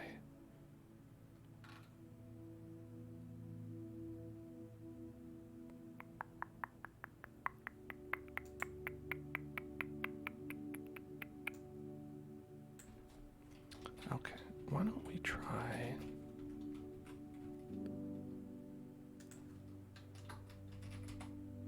enemy dot died? No. Okay, so it does need to be a humanoid.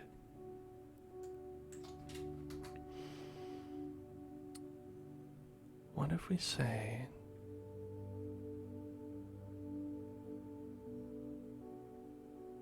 okay.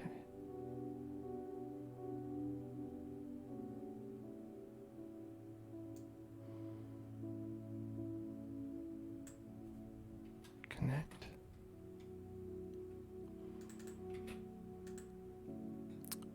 Print. Humanoid enemy name dot has died. How about that? Just put it right there. Whenever you die, just say, hey, I died. No, nothing popped up. Leads me to believe that they're not dying. Could that be true? Could they be not dying?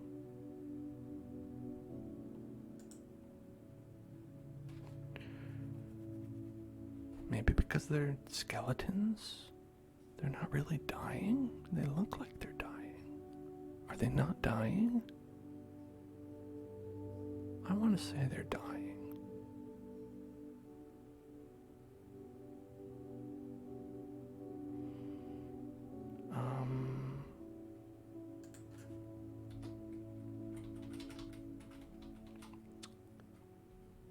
Okay.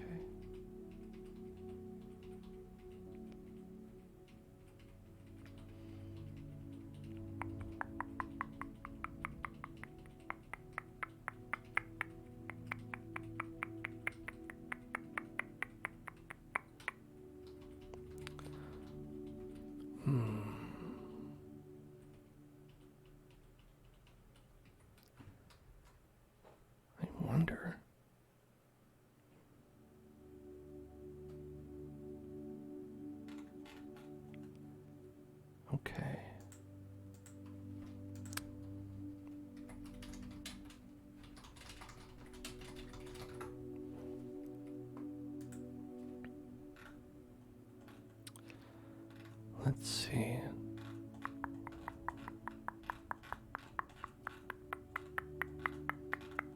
We have functions.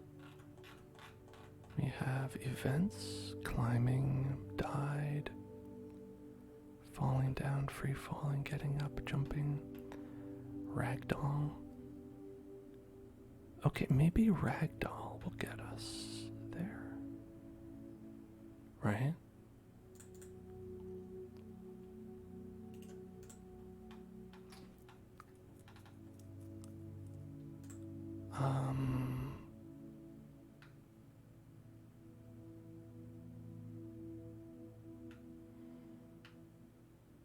Let's see.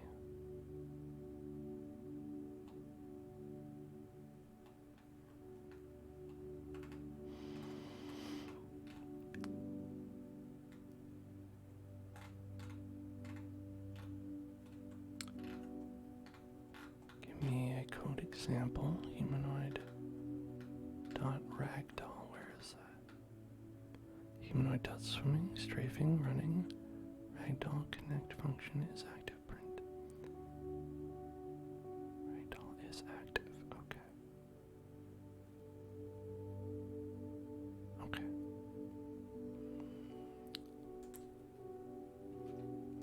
So let's do that. Okay. They have one that goes like this. Let's see if they're ragdolling, okay? I think that's reasonable. Print ragdoll active, and we'll see.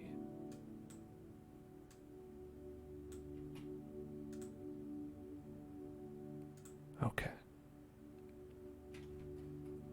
Show me the ragdoll.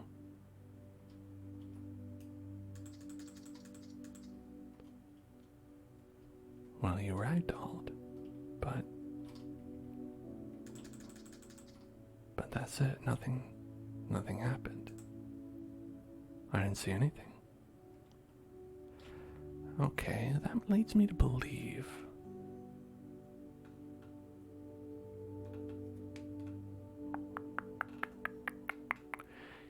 okay. Let's say we're not doing everything wrong. Let's say the thing that's happening is that humanoid enemy is not working. Maybe enemy dot humanoid. And maybe we need to do like wait for humanoid. Wait for child humanoid. Okay.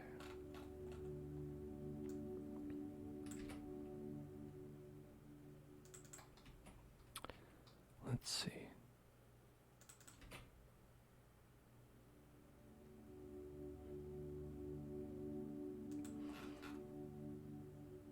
Okay, and then we'll say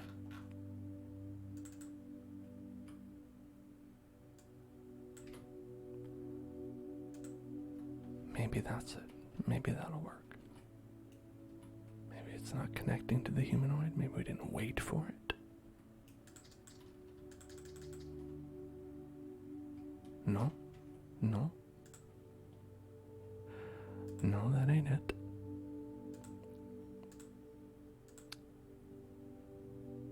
We have that on there, yeah. Should be okay.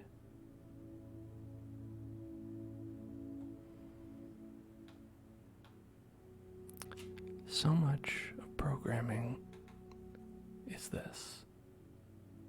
Just wrestling with such a small, simple thing. So much of it.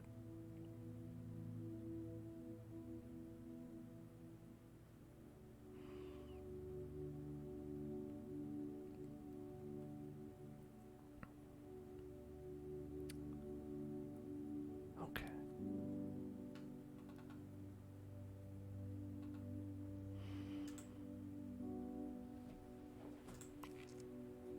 Well, we do need to get this to work.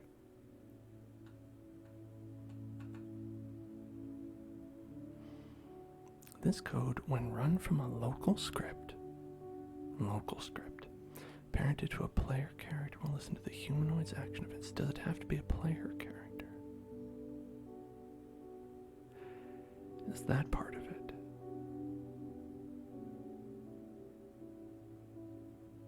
Well, let's make a local script. Local script. Okay.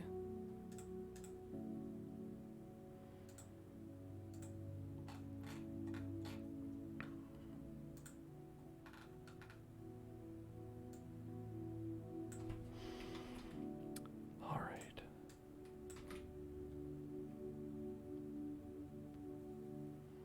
Now this is what they have.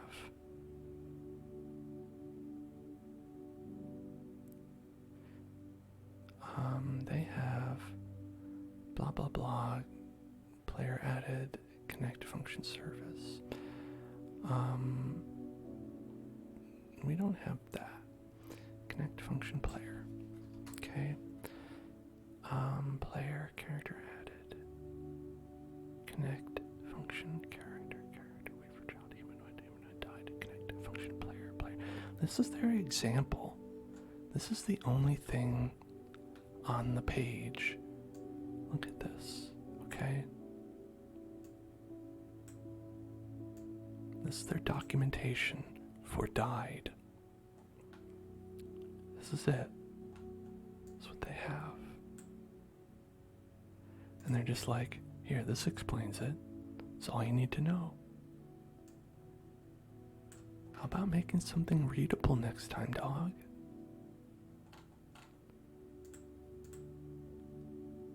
This has so many nested parentheses. Okay, I'm gonna just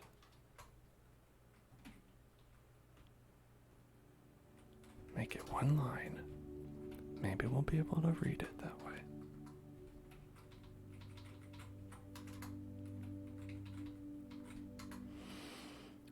Okay. And.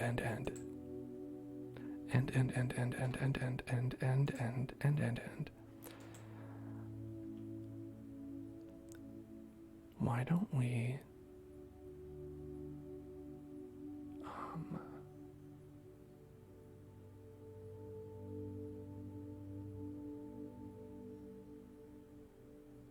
thank you for following, Eli Sear.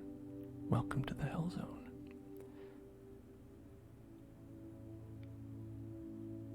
Okay. Now, one problem is they only have an example for a player. And I'm not doing this for a player, I'm doing this for an enemy.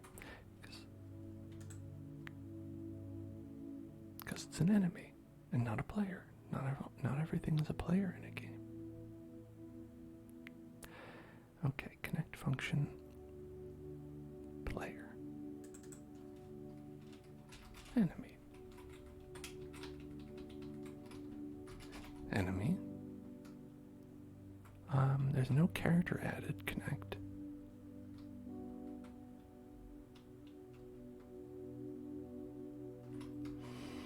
Connect function, character, wait for child humanoid, died, connect function, the print.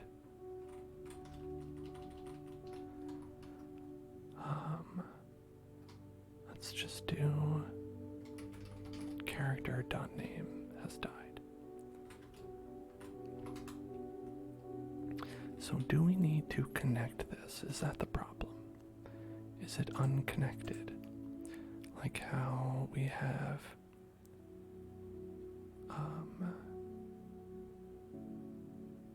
yeah, like this here. On character added, blah blah blah, set is alive. Then say humanoid dot died connect function, blah blah blah. Right? Do we need to go to the manager, the chosen enemy, say chosen enemy,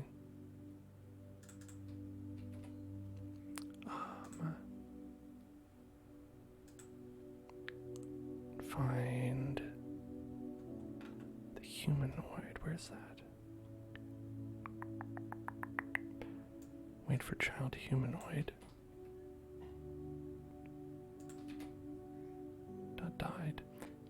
function this.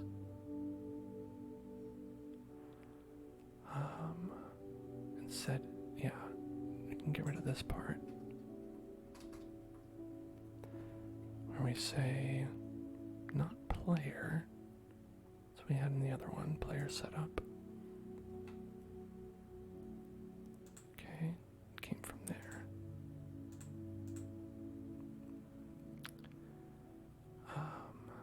Let's say, chosen enemy. Dot set attribute is alive false.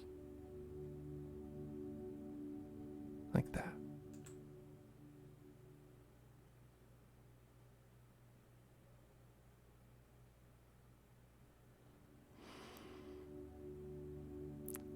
Maybe. Okay.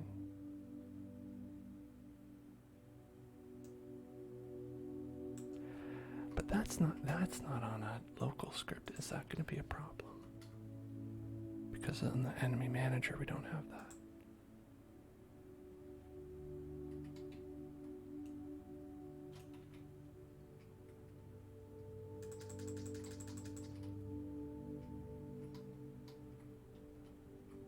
Oh, hey, look. Oh, hey, look, I'm not taking damage.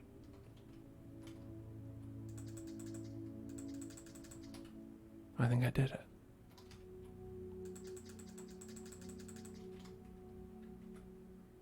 Yeah, look at that, not taking damage. Knock over their dumb smiley faces.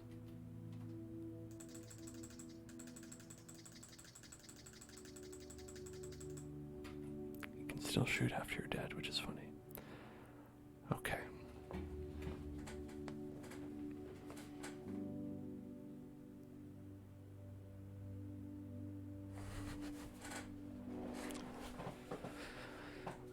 Let's reflect.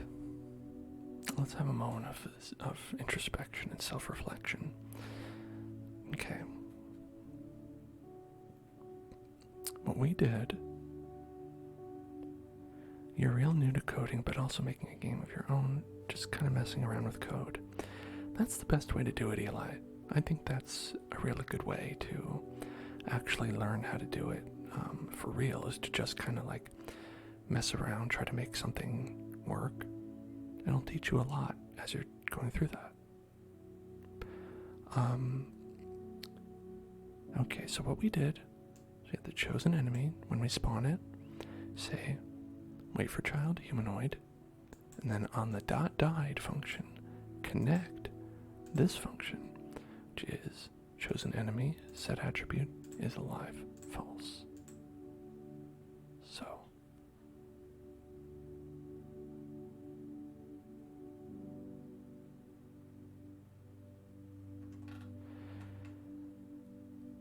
That's how I did it. That's how I did it, okay. And what that does is, and this isn't a local thing, we didn't do a local one. This is global. So I don't know what that was saying on their documentation, but apparently it doesn't matter. Where we have chosen enemy, set attribute is alive, false, connected to the wait for child humanoid died, connect. Yeah, okay, so we go down over to the enemy AI. And let's see, did we have not this? This wasn't it. Yeah, this is nothing. That didn't work.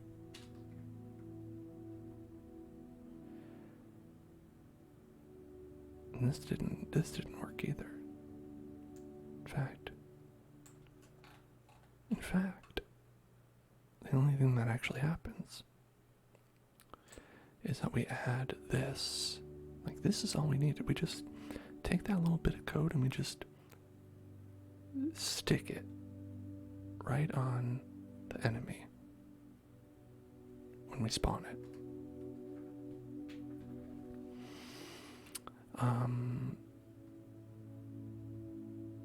That seems valid.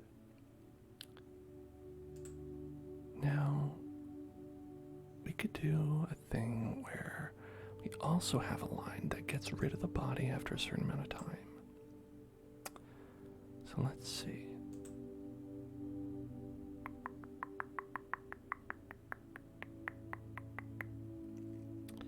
Can do wait. Let's say 30 seconds. And then let's see, how do we destroy?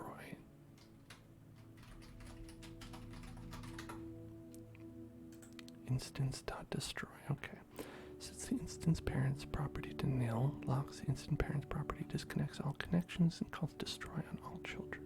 This function is the correct way to dispose of objects that are no longer required. Disposing of unneeded objects is important, since unnecessary objects and connections in a place use up memory, which can lead to serious performance issues over time. After calling destroy on an object, set any variables and referencing the object to nil. This prevents your code from accessing anything to do with the object.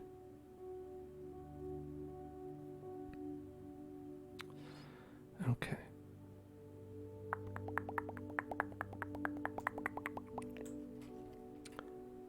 So we're going to do chosen enemy.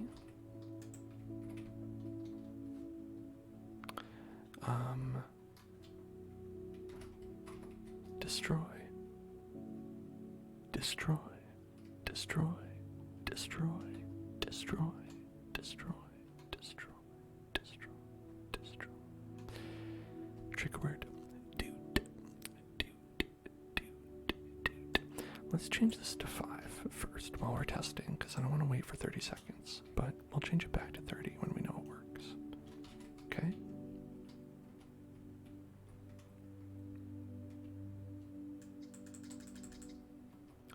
Okay. 1, 2, 3. Oh, there he is. He's gone. 1, 2, 3, 4, 5. There we go.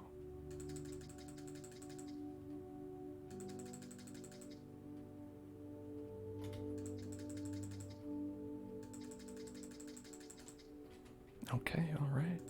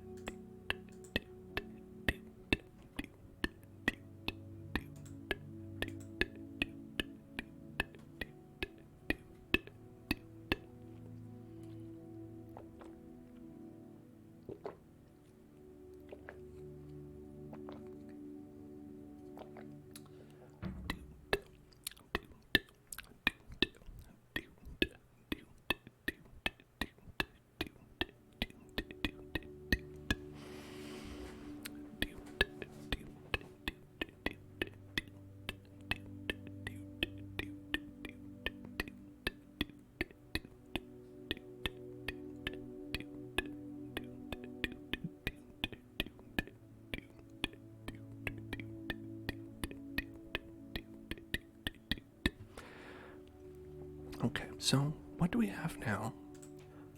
We have a system where we have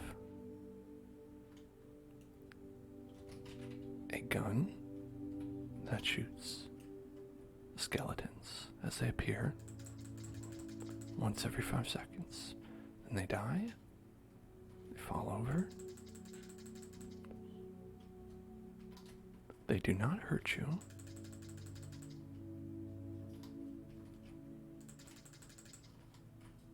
And so far the skeletons will appear randomly. We have a couple of predefined places for them to appear.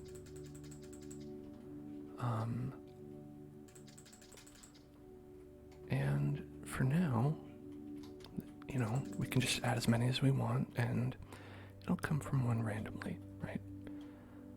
Now, the next thing that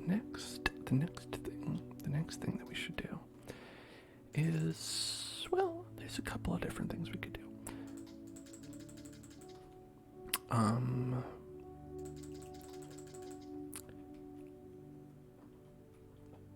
I think that before we get to doing some sort of progression where it's like, oh, like you kill it and it awards you some kind of, well, okay, well, why don't we for now, like I have the points going up by how long you're alive. Let's have points go up by when you kill an enemy, right? How about that? How about that? Well, the points go up when you kill an enemy. So, instead of this, we have our current thing where we have points, right, for the leader stats. And we have that going up by 1 every second while they're alive, right? But we don't need to do that. Right.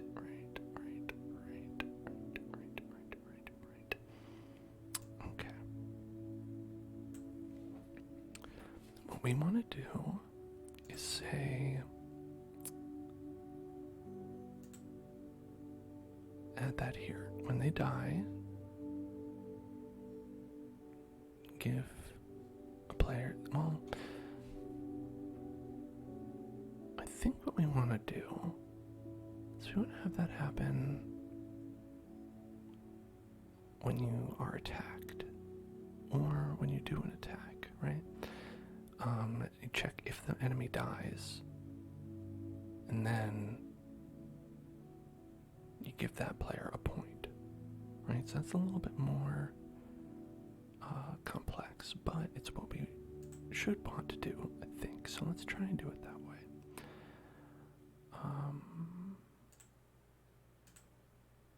Just see. Hold on.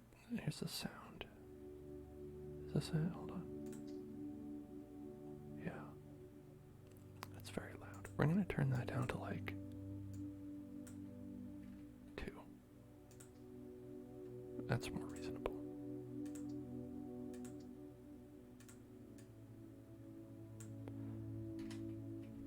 Okay. Good. All right. And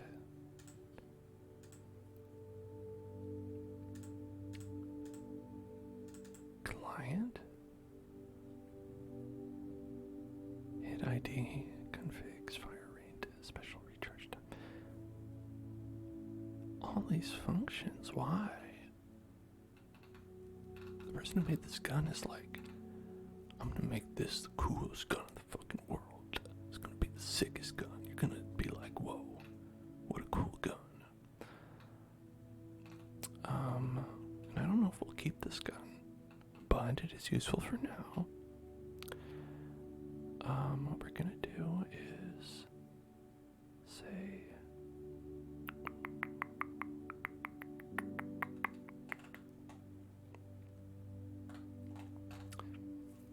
where's the part where it damages what it hits?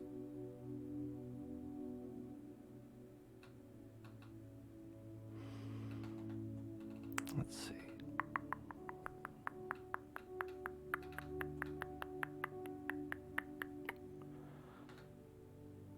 Okay, if humanoid and humanoid is not equal to 0. Okay, yeah. Connect. Player mouse hit. Right, we'll see that. Where do you do the part where you damage them? Okay. Projectile destroy. Okay.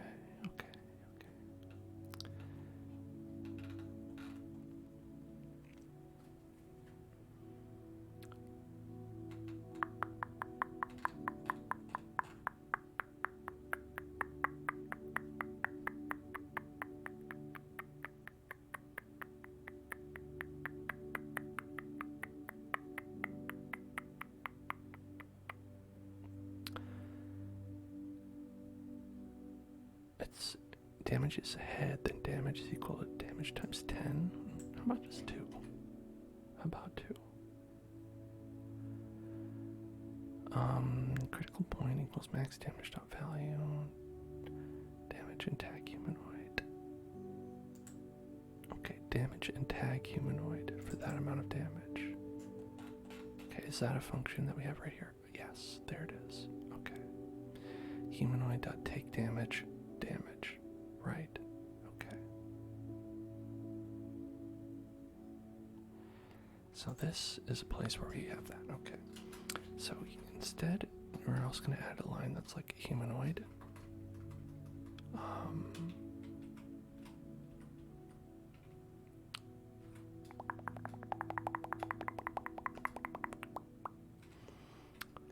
Okay. Humanoid.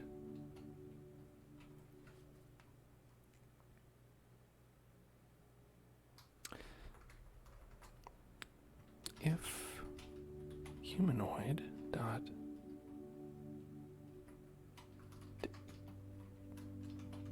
can we say if humanoid dead dot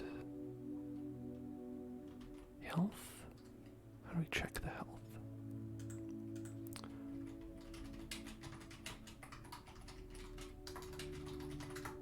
Okay.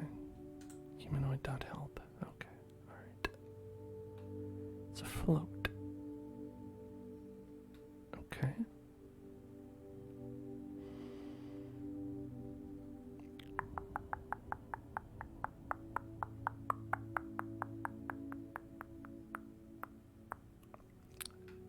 Okay. Alright.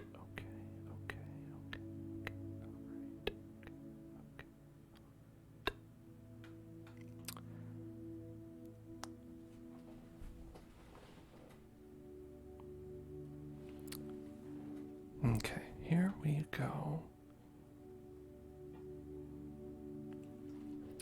Humanoid state type. Okay, so humanoid state type is a thing as well. So if humanoid state type is dead. Yeah, alright. Okay.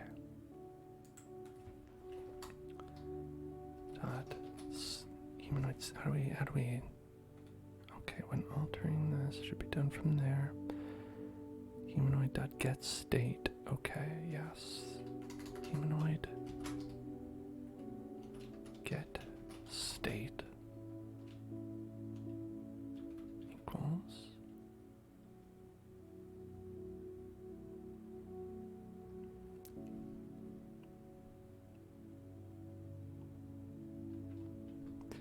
is that not? Why? Why? Is it the parentheses? Because we don't need that. If humanoid.get state humanoid get state is not a thing.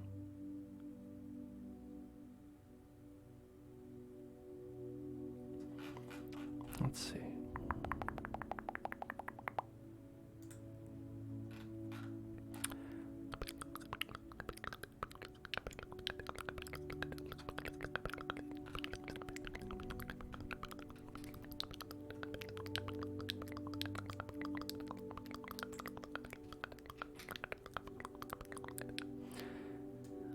Okay, so this is from their code. They say humanoid get state equals humanoid state dot dead. Right? Then what we're gonna do is we're going to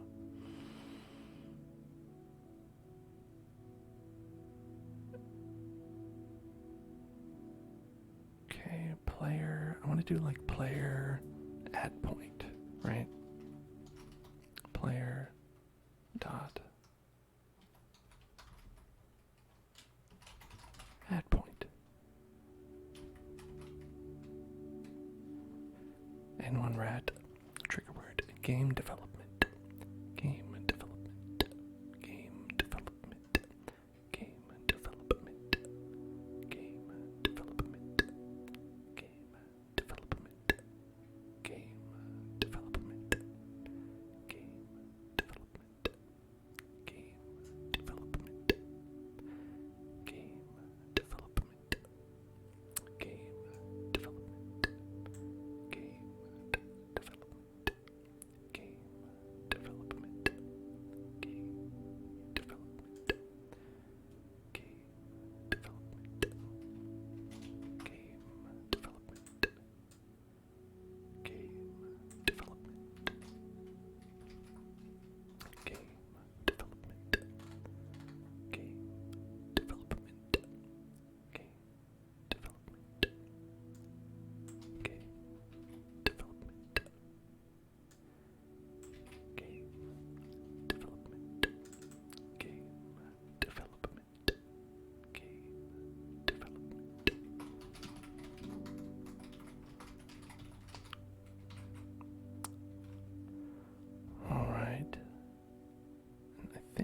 Is it a dot or a colon?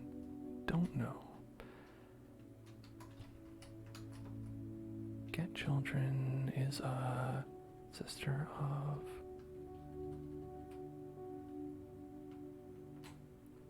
Let's see. I want to do function.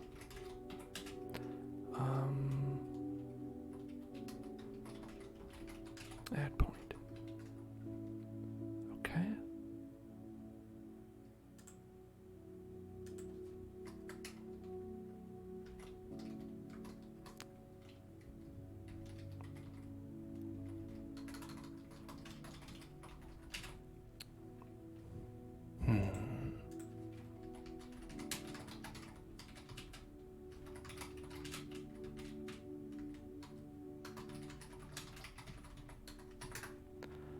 Okay.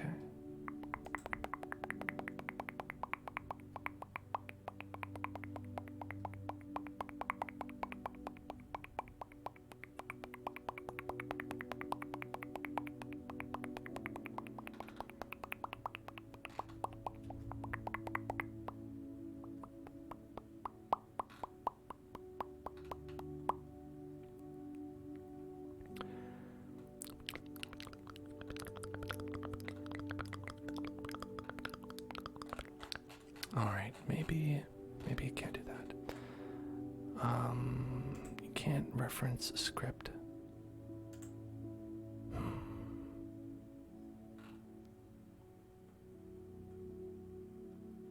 Module script. Okay.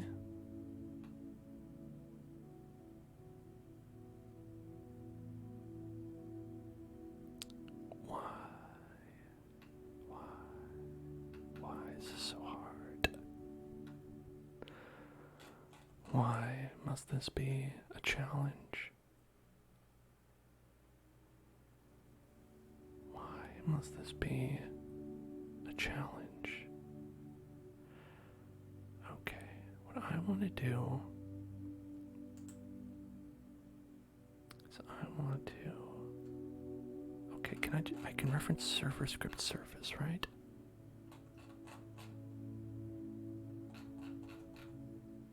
I think. So enemy manager, player setup.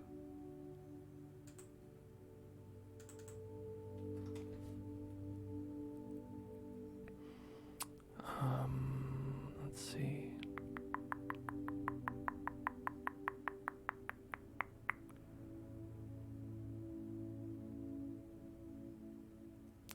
Player setup.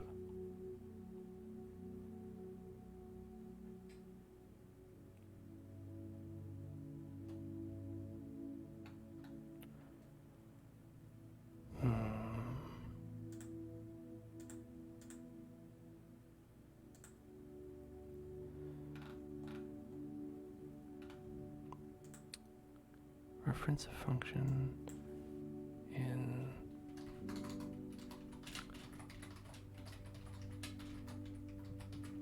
maybe a container service for script module, script and other scripting related assets that are only meant for server use. Yeah, okay. All right. So if we say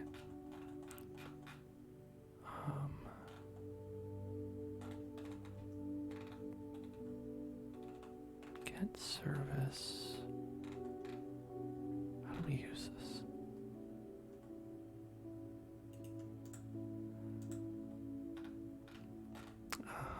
Okay. All right. Server script service. Server script service. Server script server script service. Okay.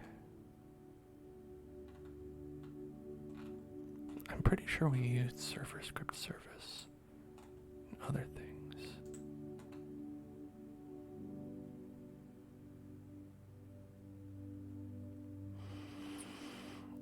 Replicated storage.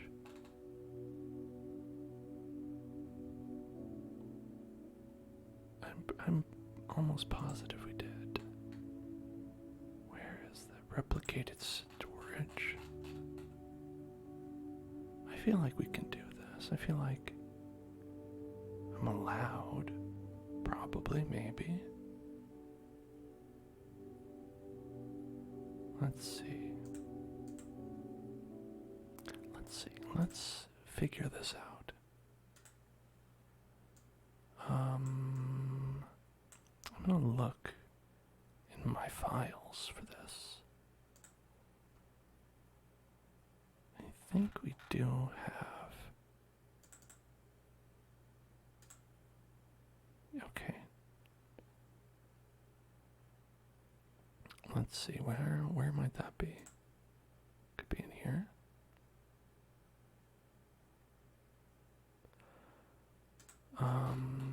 Let's see, in there, in there. Okay. Game.get service. Sound service.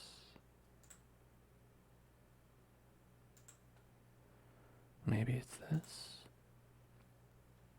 Here, let's try that.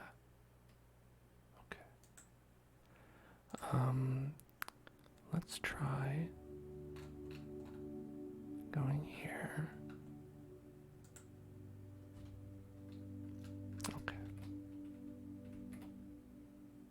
Where it didn't work. Okay. Game get service. And then we have to say the name of the service, so it could be server. No. Alright, I'll see what kind of services we can get. Get service. Get service. Get service. Get service. Get service. Get service.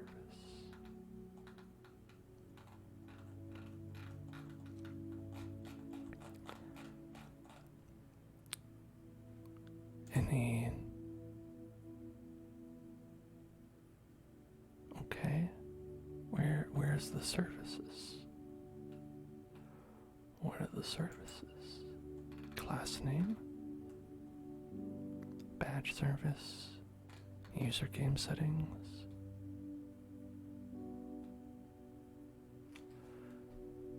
Well, am I making these, or did they make these?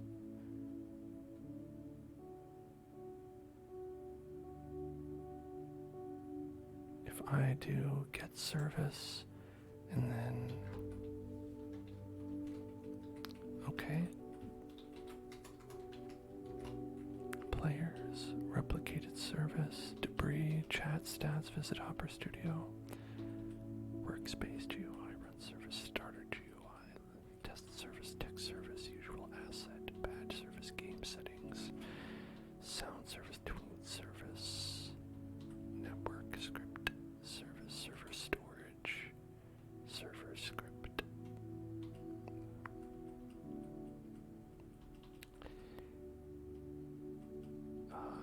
Replicated storage, server script, service. Okay. Get service, server script service. Dot. No.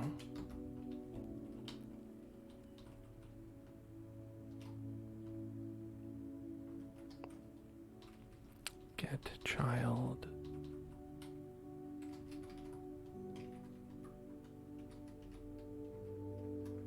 Child. Find first child. That is player setup. Okay. Then we want to do is player setup.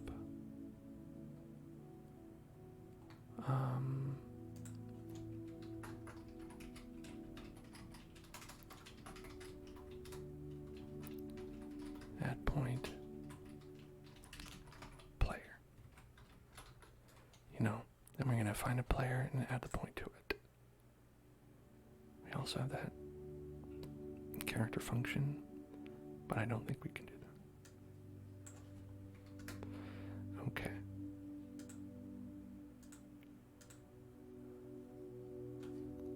Now, parent change disabled class name. I think maybe it's that.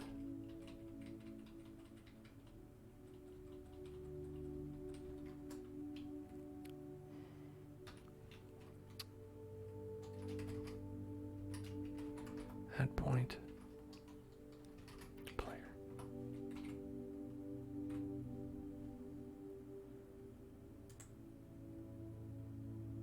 All right. Is that a thing? Add point player. What we're going to do is we're going to say here it's going to go, and we're going to just say print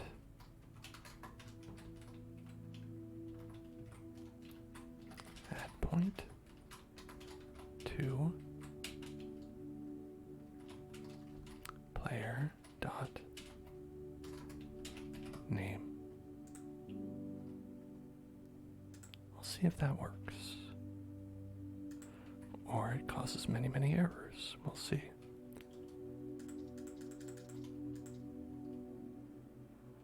Nothing happened.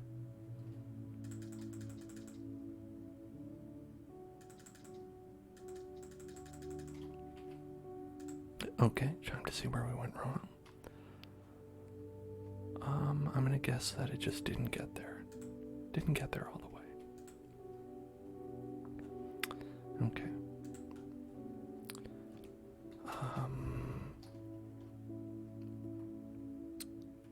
Let's do here print, and we'll say enemy dead. Enemy dead. So I want to see if after you shoot, after it says, oh, you hit somebody, do we recognize that? No. Okay.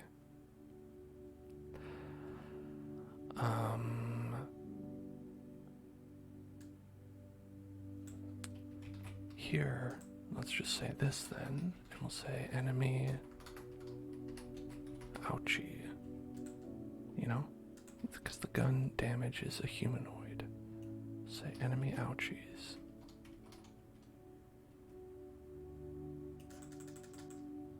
Okay, we got 3 enemy ouchies.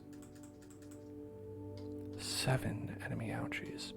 So what's happening is we're not getting the next line, basically.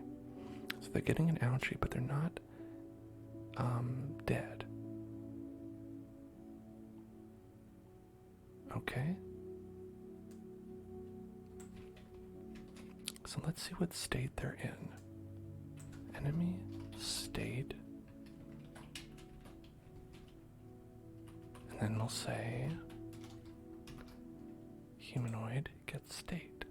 It'll tell us the state that they're in. Okay.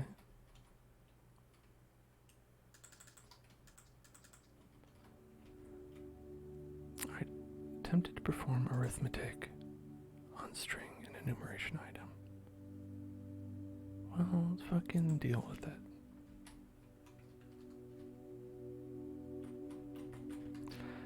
How about you just tell me what the state is, right?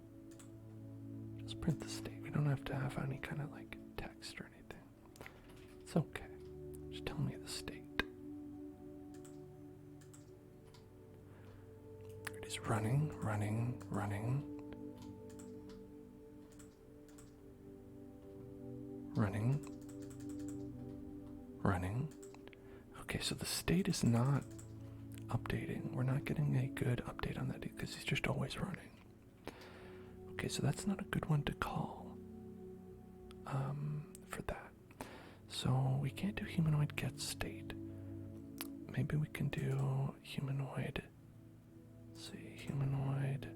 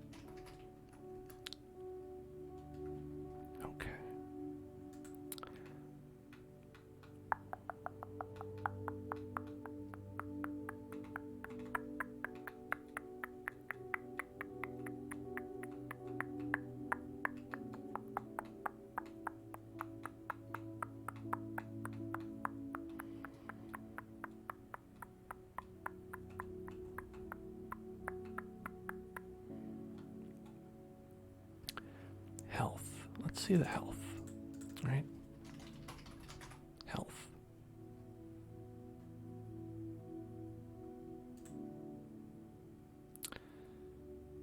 Show me the humanoid health.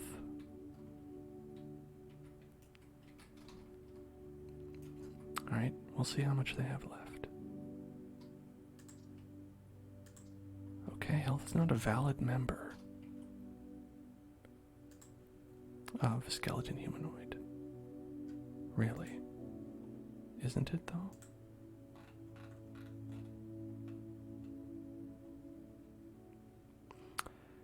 Is it like this? Humanoid health?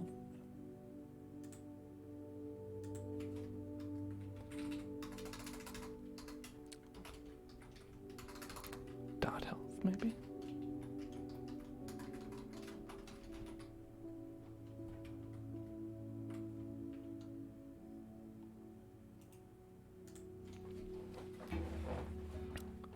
I guess we'll, try that.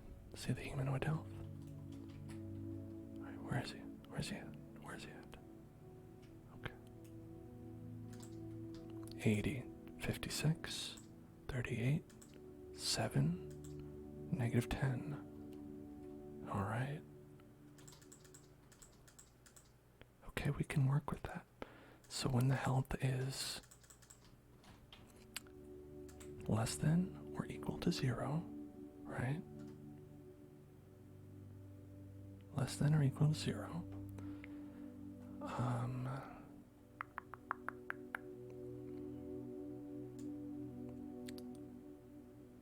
So we're going to go humanoid dot health is less than or equal to 0. Then say enemy dead, pop it up, right? Okay. I hope that's how it works. That's how I usually say less than or equal to. Because we also want to make sure that it's exactly equal to 0. Alright, hey. We got enemy dead. Add point is not a valid member of script, server script, service, stop player script. Add point is not a valid member of script.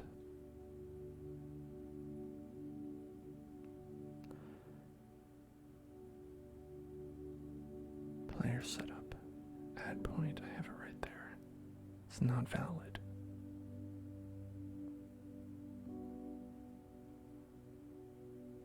Isn't it though?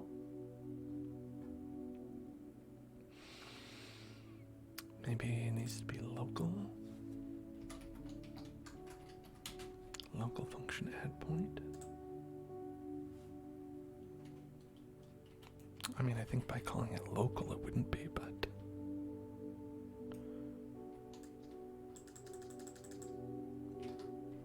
yeah, okay. Still not a valid member. Okay, well, listen. I think it's valid in its own right. But, whatever.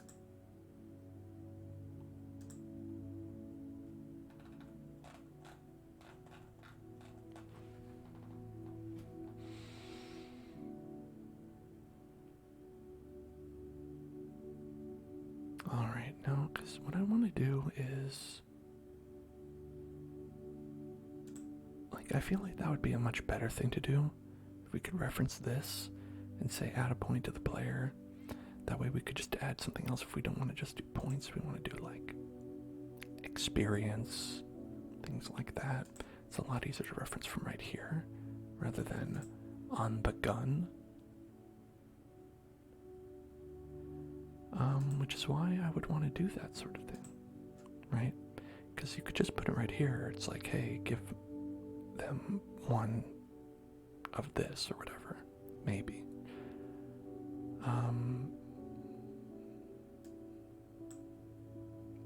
But apparently you can't. Apparently not. I'm glad that this part works, though. That's good. Got their health.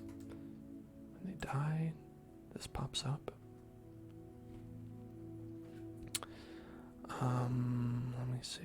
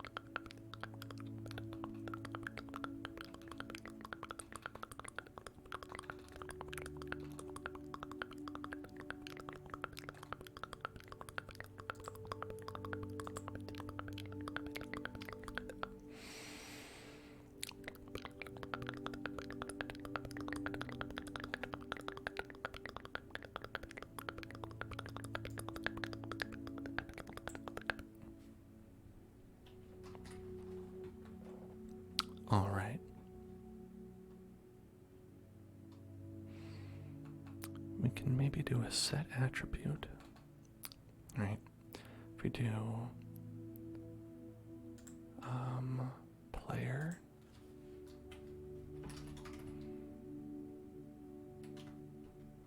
set attribute.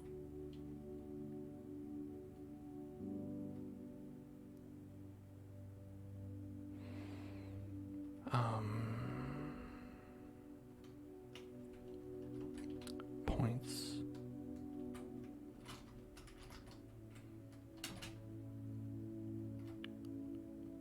Two plus one? No. That's the thing, we don't know exactly what the number is we want it to be. Let's see.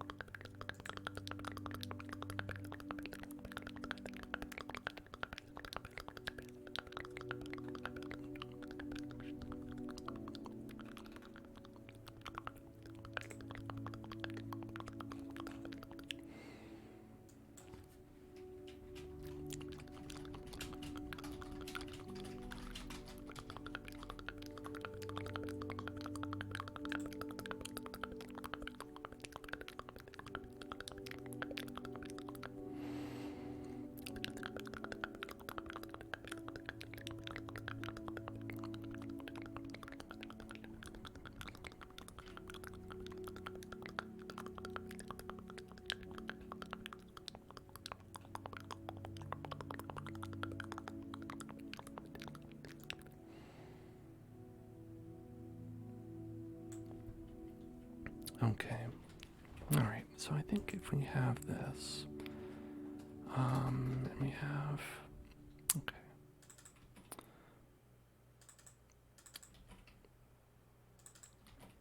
All right. Say points dot value. Go to points dot value plus 1. Okay.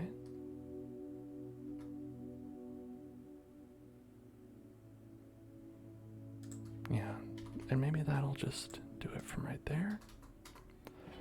And then their points value. I think we probably have to set that up.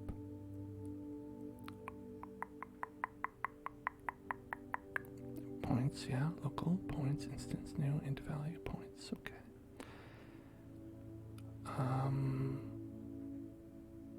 Some negative or underscore. Okay, let's do, yeah, player player.leaderstats.points. Okay, points, yeah, okay, right. So that's what we have for that. So if we do that from,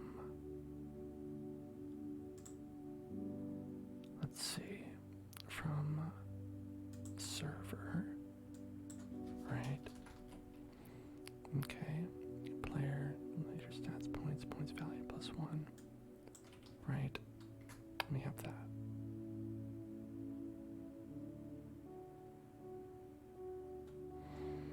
So then when we shoot them and they are dead, give them a point for killing them. What do you say, right? Okay.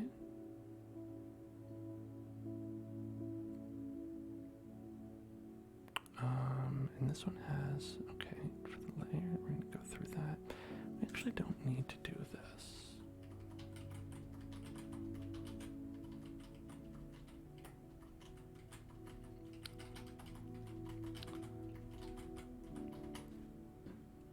Okay.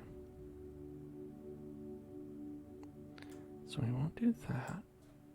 Just going to add points on the rig, right? Okay, so I've got 0 points. And now when I kill a guy, I should get 1 point. There you go, 1 point. 2 point.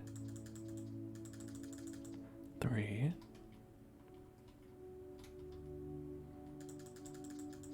4. 5.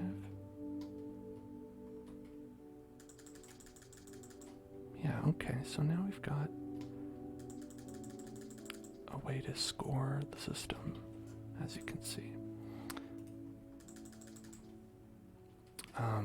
So as we kill more guys, those points will go up.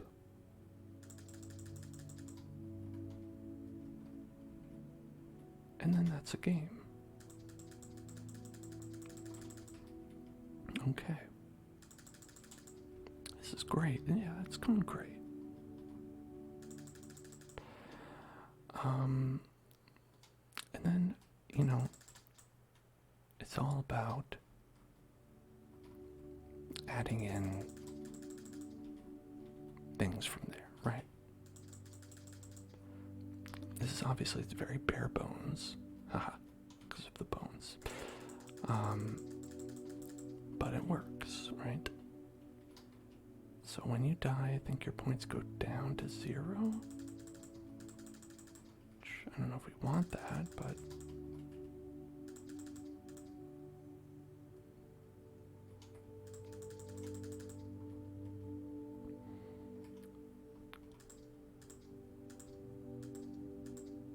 you know, the headshots I don't think are working. 15, 34. Yeah, it doesn't seem to be more.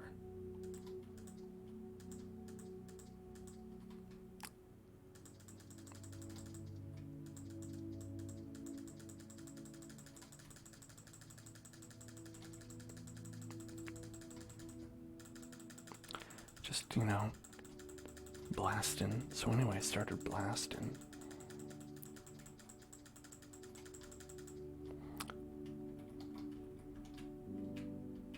Okay.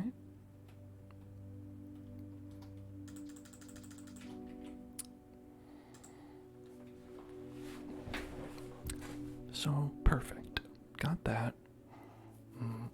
Next, I think, well, one thing we want to do is we want to make a, like, environment that is not just this, right? I was thinking we could start on that next time. That would be like a fun thing to do next time. Now that we actually have something to do, now that we have an idea of what you would put in it, right?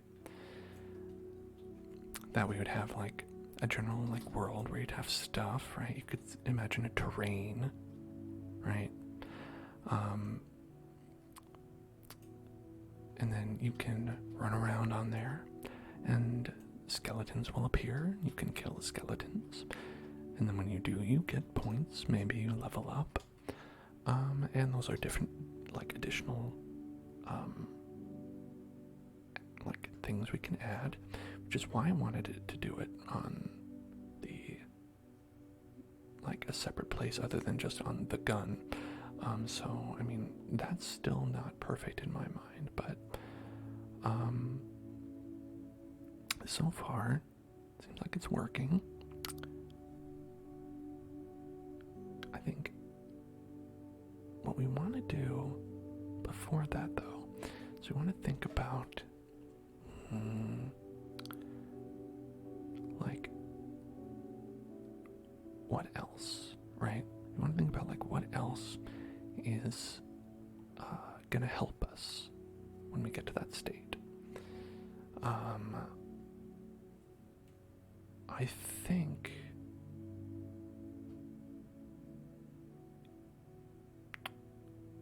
there are other things we can have. We can have, like, say, a health kit, right? Or you can pick up a health kit. So we could do something like that, where we have those appear. We can have different enemies, but I think one is good for now.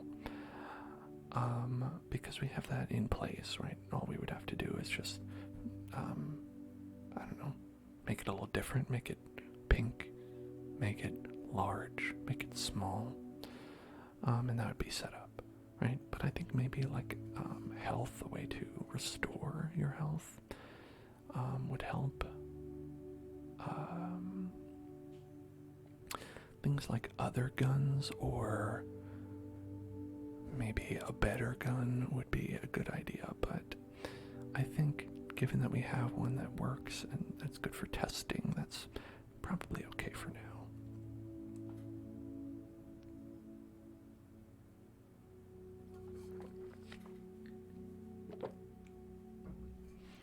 So, the things that we can have are other weapons. Here, let's make a... Okay. What are things we can have? We can have other weapons, right?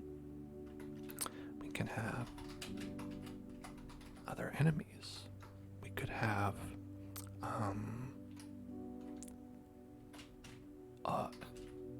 environment, level, place, right? We can have a lobby. We can have a leveling system. Hello, Legitorium. How's it going? I told you I'd do it. I told you I'd do it. And so we have those in place. So let's also do health pickups, right?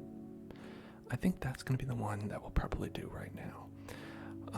And I think maybe we would do this. No, we do this next, and then maybe work on some of these other things, right? I think that's probably the main thing. It's, a lot of it is about managing your priorities of what you think we need next. And I think having health pickups would be like a good way to, make the game go on. Okay, and so what we're gonna do is, let's see,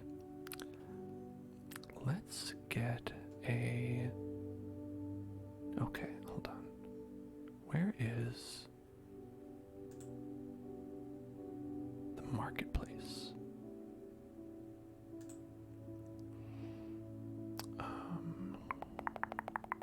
I don't know where that is. That's, what do they call it? Is it the toolbox? Yes, okay, there it is. Let's look for chicken, right? Spicy chicken sandwich. Okay, regular chicken sandwich. Alright, so they have the spicy and the non-spicy versions. That's good. Cooked chicken. That looks really great. A chicken burger. How about food? Restaurant food. Okay. Chocolate. Bench with food on it. Cat food. Hey, Legitorium. Gift in a sub. Thank you so much. And Plute. Now you have a sub. Now you can continue to watch. That's awesome. Thank you so much, Legitorium. Appreciate that. Let me ask you out there, folks. What food should we have in this game? I don't know if this will be like what we're gonna keep forever, but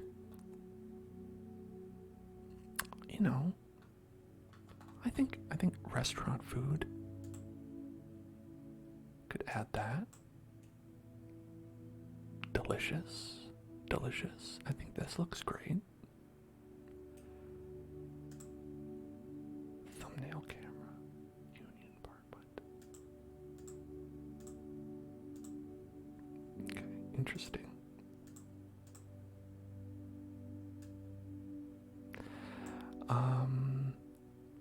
A food bowl. Let's see. Bone.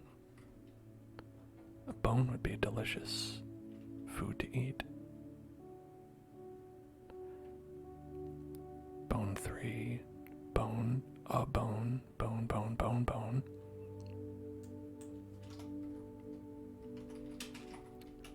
Bone meal. I mean, that would be the best thing to have, is some bone meal. No bone meal. There's no bone meal available. Even if you're not ID'd, does anyone have bone meal? No. Let's see. What? Pizza. Pizza. Pizza. Pizza. Pills. You know, if it's gonna be like, you know, like a Left 4 Dead, right? Then you'd want to have the pills, right? Pills here. But these are all bad. I think we're okay with this. Let's just get the fast food, right? So that's, you can pick that up. What we're gonna do is we're gonna have this be a health pickup. And thankfully, we actually have, here, let's see. If we go here, open this up, we actually have a script for health pickup that we already made in this right here.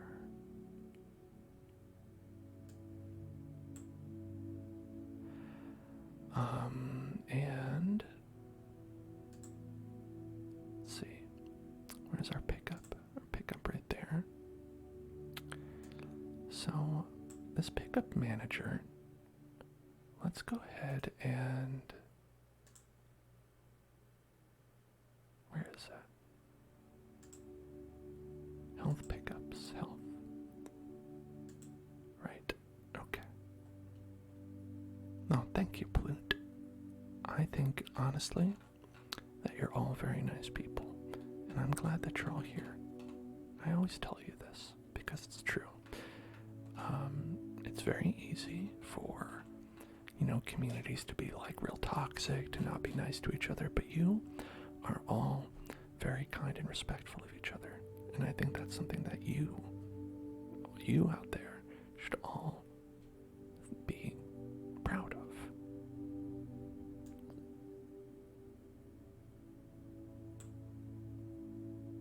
All right, I'm gonna copy this. I'm gonna just copy this. And we'll see if we can go and we can add, let's see, hold on, what kind of script is this? Regular script. regular script. Okay, I'm going to call this health pickup. There you go. And we don't necessarily need to do it this way.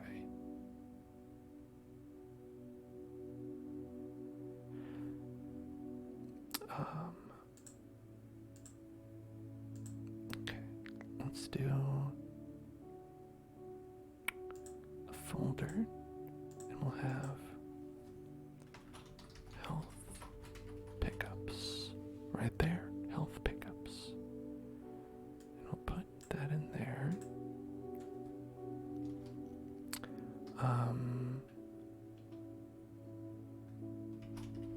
Food. And we'll call this, right, so that'll be right there. This is actually like health pickup manager, which is what I was trying to figure out. Like, where did we put that? Is it in here? Oh, it is. It's in server script service. Server script service. Okay. Get a feedback sound. What's that? Beautiful. Yeah, this is good for now. Alright, I'm gonna close that. So for this health pickup, we might want to move that to server script service, right? Okay. So our health pickups folder will contain all of our health pickups, right? But we could also do it like we did here, where we have the same thing. We have, let's see, where did we put our little man? Where's that little man? Right there in enemies, right? Events, enemies, pickups, right?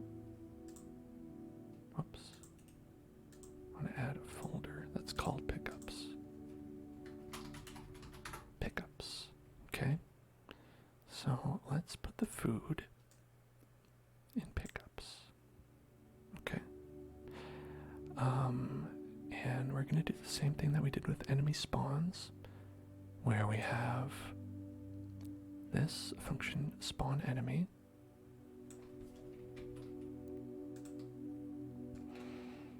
Okay.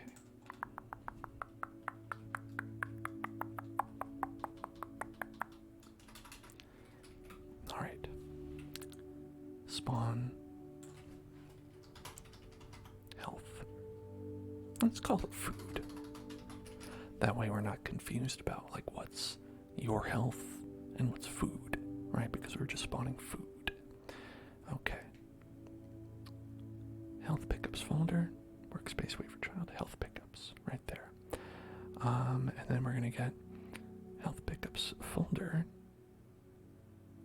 get children. So that's gonna be all the children of here, of the pickups folder, right?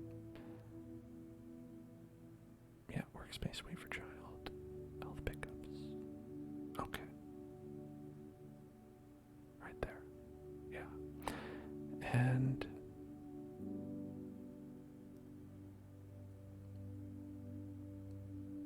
okay, right, yeah, okay, we got that. And what we're gonna do,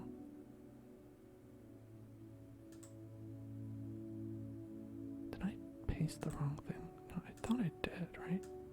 Spawn enemy, spawn food, right? Okay, I think okay, let's just go line by line on this. Alright, so spawn food, okay? Alright, take the food out of the folder and into the game. Chosen food.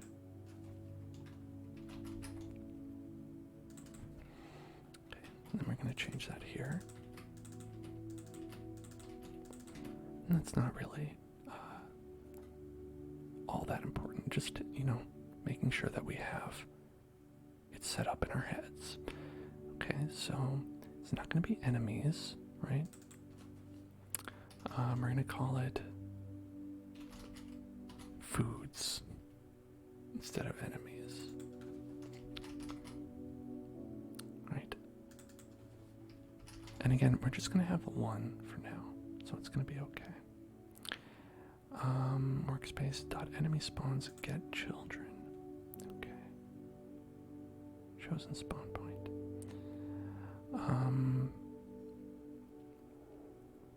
Workspace enemy spawns .guild children. Okay, so that's what we're going to change. We're going to change that from enemy spawns to health pickups. Yeah. Workspace.health pickups get children. Okay. Chosen spawn point will be spawn points, math random spawn points. We're going to do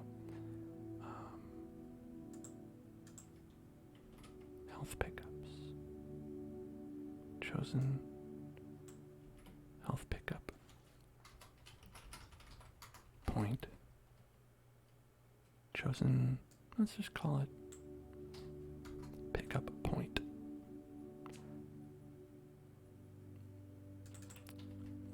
I'll put that there, and then it's going to be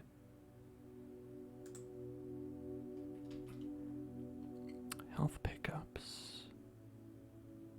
You run the issue of maybe doing something completely wrong when you're doing this, but I think we'll figure it out. Health pickups, right? Workspace, yeah, spawn points is health pickups that get children.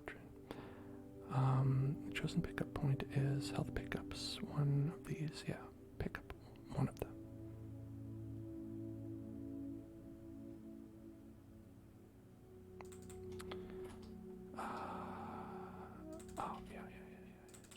Okay, that's fine. That's fine. That can be spawn points. All right, and then replicated storage. Okay, events folder, replicated storage events. Enemy folder. So we're going to call this the food folder. Dot. Pickups. And then foods will be enemy folder or food folder dot get children. Okay. So what kind of game are we making? Yeah, that's fine to ask. We are making so far kind of like a Left 4 Dead like where we've got a gun, we've got skeletons that pop up. You shoot the skeletons. Right now you get points for that. So far things are working out okay.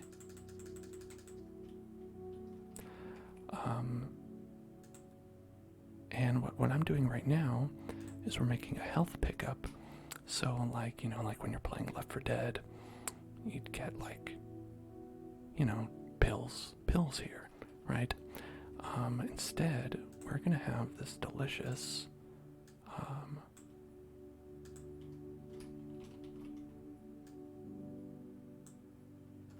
sandwich.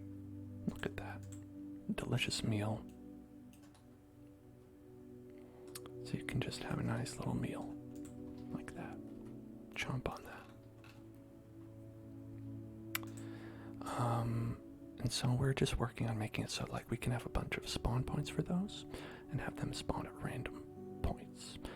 I think maybe we'll have it be slightly different than the enemies and just have them kind of like appear randomly out of broken like boxes, right? Or something like that. So we might end up altering it, but let's get it to work first before we break it. So what we want to do is we want to basically have the same kind of code. So chosen food, primary part. Do we have a primary part? We don't.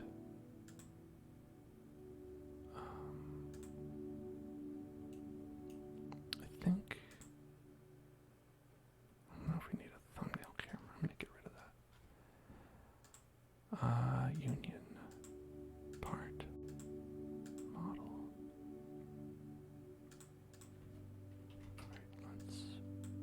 this out here again. And we'll see what we have. I think the main part would be, does Roblox generate a nav mesh automatically? No. We can do that. We'll have to figure that out. How about...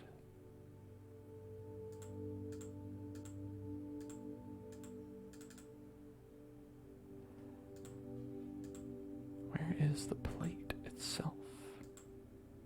The union. Oh, it's always the union, isn't it? Okay, so this is that's gonna be the part that we want to be the primary part, right? The union.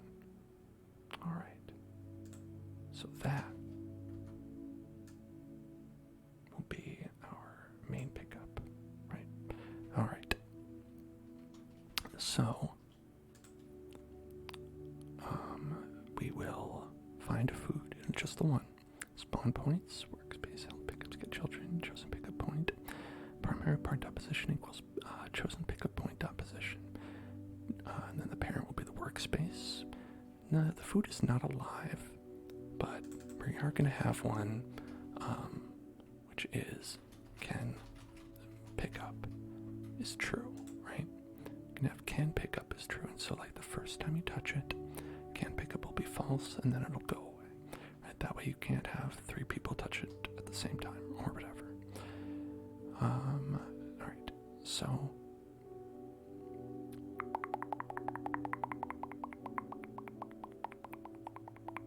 we don't have a humanoid. We want to change this, I think.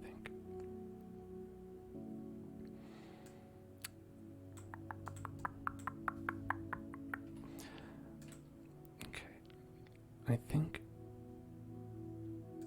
yeah, we're going to change this, right? Can't pick up false. This part, we're going to change, right? This part, we're going to have to change into something that we can do without a humanoid, and we're not going to do it on the dive. We're probably just going to do it on the touch function, right? So, with that, let's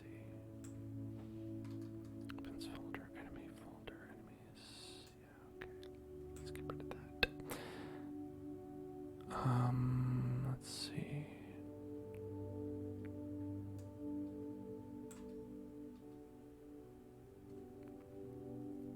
Okay. The health pickups folder. Yeah, there. Workspace. Health pickups. Get children. Yeah, okay. Yeah, I don't think we need that right now. I think we're good without that. On touch health pickup, right? That's basically what we're gonna have. So wait for child, humanoid die to connect.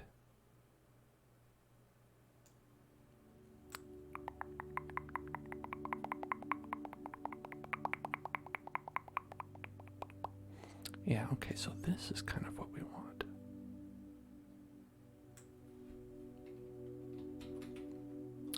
So when we spawn the food, instead of doing this thing with where we do something on death, I'm going to do chosen food dot touched connect function other part on touch health pickup, right? Other part health pickup. Instead of health pickup, it's going to be the chosen food. Yeah. And then we'll have to do the on touch health pickup above that, since we're referencing it. Yeah. Right there. So on the touch health pickup, we will connect to the touch function, and we'll do this, right? And so if the get attribute can pick up is true. Where is it? Right there. Then local character. Okay, find the humanoid. And then we say the feedback sound. We don't have a feedback sound, so we might later. Humanoid health equals max health? Well, no. Let's add...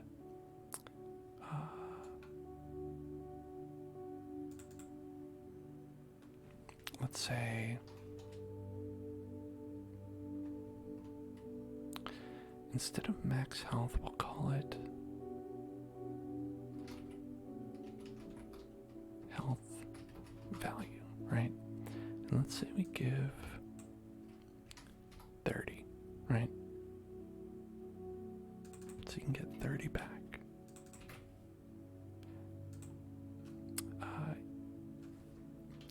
Plus equals 2. I think that works. Plus equals 2 works in normal good coding environments, so we'll see if it works here. Okay, health pickup dot transparency equals disabled transparency. I think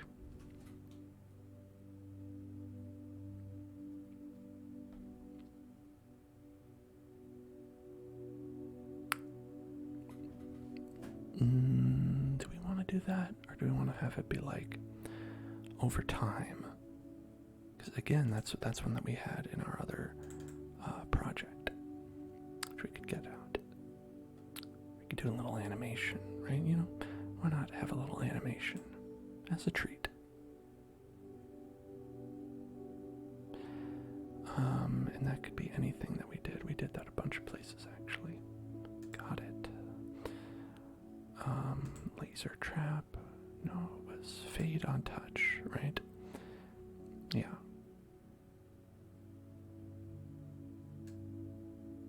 So we have that.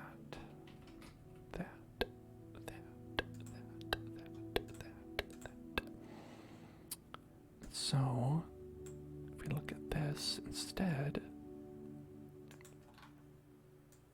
here we don't need that. Okay, we can have a fade function that we put in way back in the first thing we made. Function is, if not is touched, then is touched. Okay, we don't need that.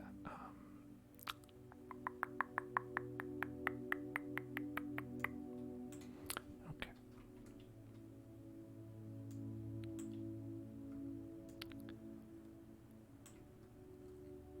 And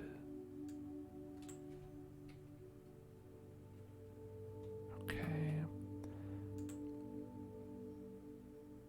For count 1 to 10, do transparency over 10, waypoint 1. Can collide. Okay,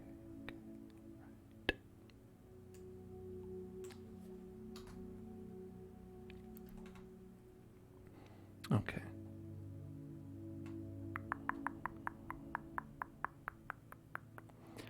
Alright, so when you touch it, it's going to say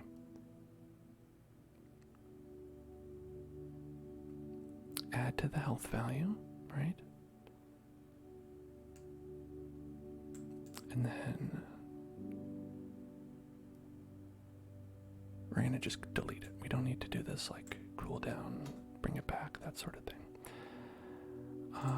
What we're going to do is we're going to say set attribute can pick up to false. And then we're going to call fade.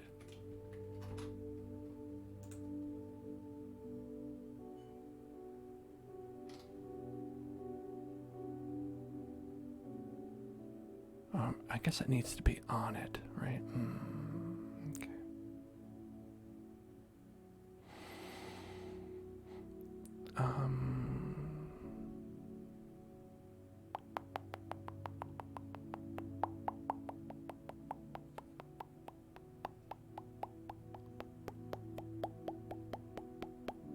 I guess fuck it.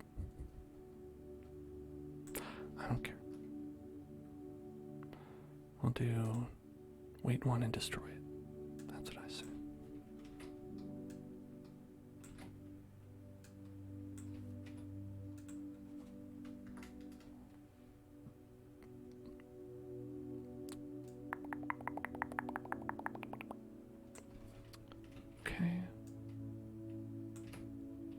So when you touch it, wait one, destroy. Can't pick it up. Yeah.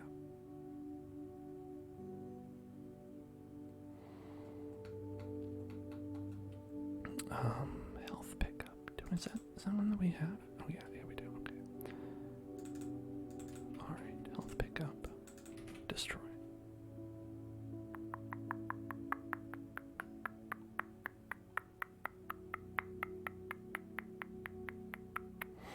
That makes it so the zombies can eat it too. That's funny. Maybe not what we want, but yeah, I don't think that's what we want. We'll change that. Alright.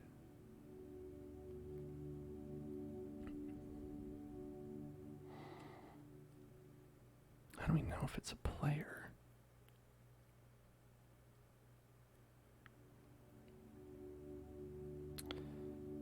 Okay, let's actually, I want to ask that into Google. I want to say, Roblox, how to tell if humanoid is a player.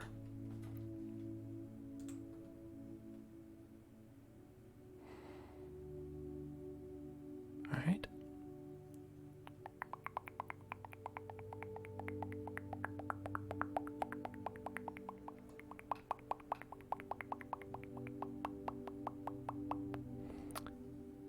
Okay. All right. Okay.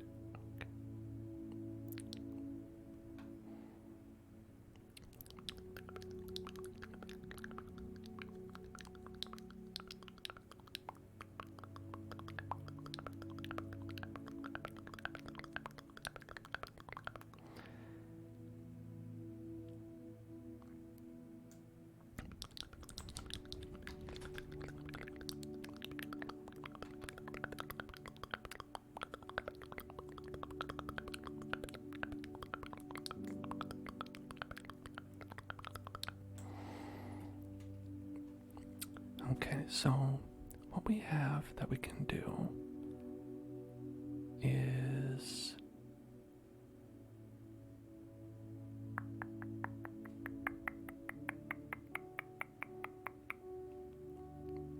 if humanoid and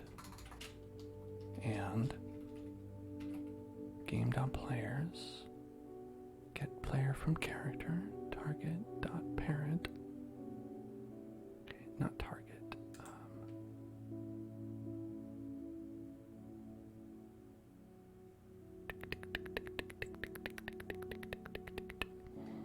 Be humanoid.parent? I think so. I think it'd be humanoid.parent.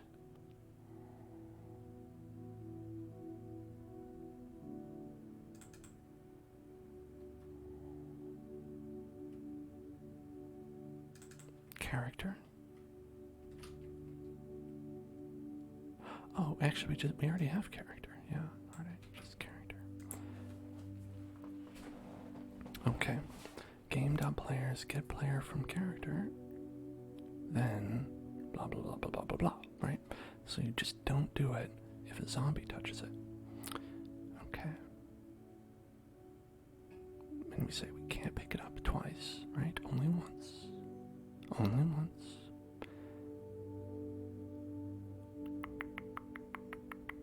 We're not gonna fade out. Okay. We have an untouched, right? Untouched health pickup. Other part, chosen food. Don't need to do this. Okay. So, yeah, this should work out. I think this all works. All that we need to do is make sure that we have some spawn points in the health pickups zone. Right? Okay. And let's move them right over there. How about over there? And then we also need to spawn them. So we're not calling this spawn food like we are with the enemy manager, right? We have that. so obviously, I think what we want is we can do this. Spawn food. And then spawn food every 5 seconds.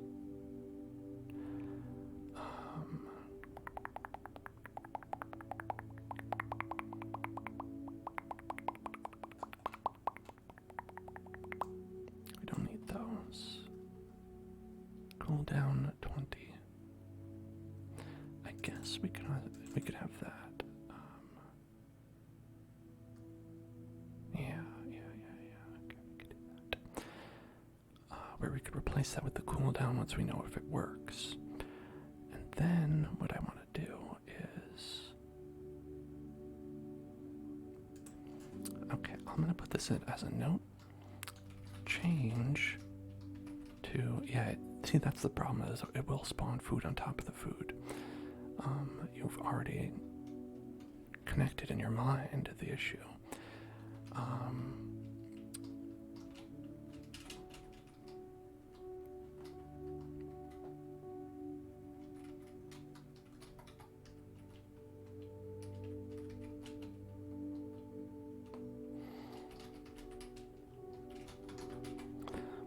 Right, so instead it'll be like when we destroy like a breakable object, right? We have to have breakable objects first, but we'll have it so that when we just have a breakable object, we break it, then you spawn the food there, right? So that's how we'll change it. This will just be to check that it works. Alright, so the food should pop up as well. Oh, there it is. Okay, so I took a little bit of damage there. Let's go get some food.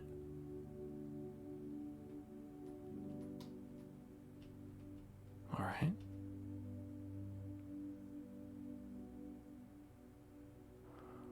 Oh no.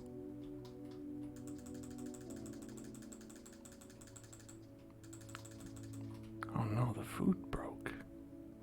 The food got broken. The food fell down. It's okay over here though. I'm not.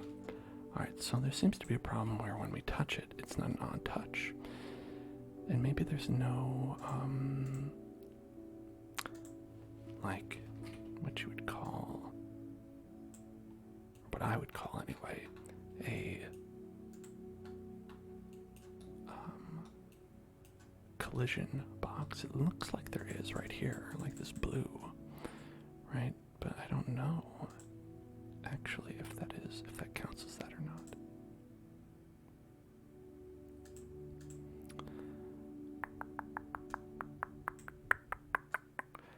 Let's see.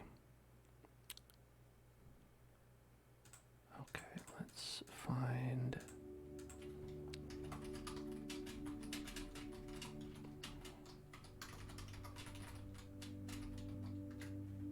Okay.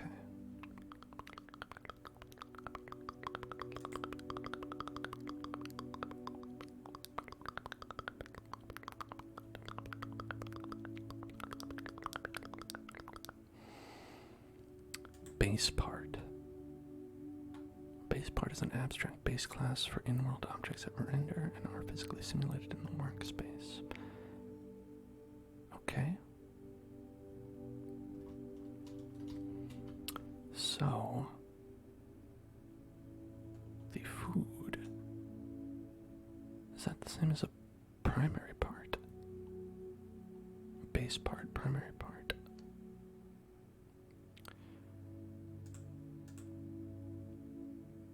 I wonder. So let's make primary part self. Can we do that? No? Alright, no, we can't. Okay. What if, because it looks like there's a bounding box right here, and I'd love for that like that would be the perfect detection, right? Okay. I agree, it would be. Me dicen lalo. Hello.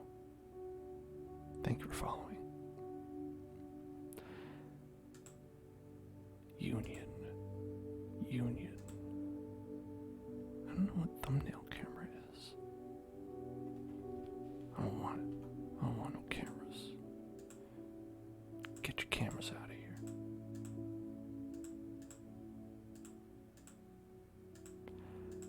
Alright, lots of unions, which I appreciate.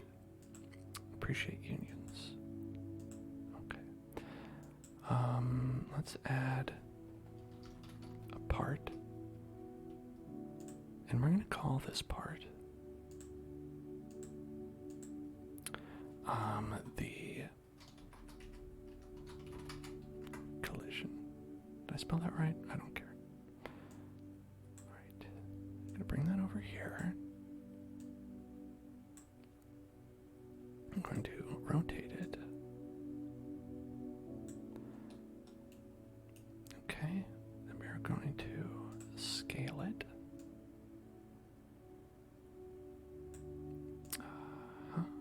Okay. Okay. Okay. And let's make sure it's nice and covered.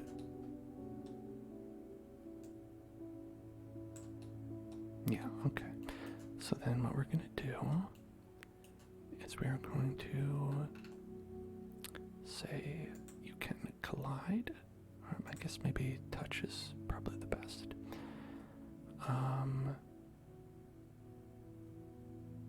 And we want it to be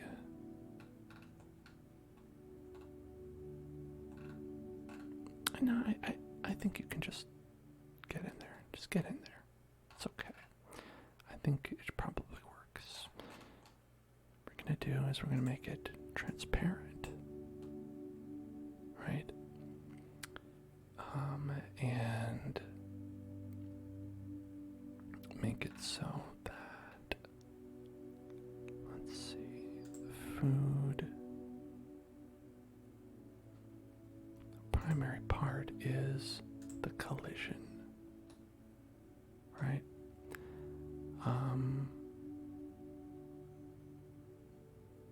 Okay.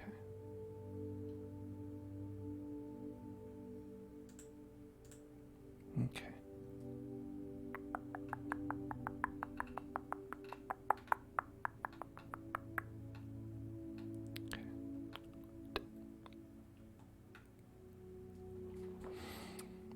And so I think that will be what we use for the on touch, and I hope that works. Maybe it will, maybe it won't. Who can say?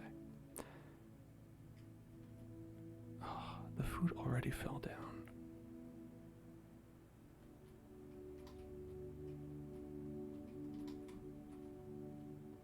That's pretty funny, though.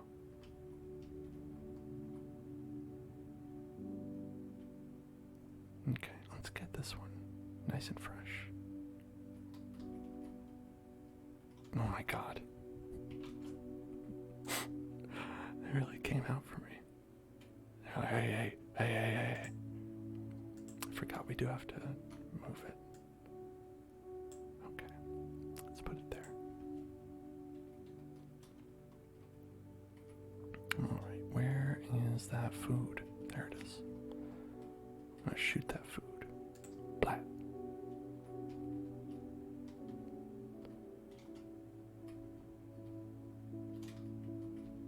Okay, so it didn't get destroyed. I'm thinking it wasn't called, right?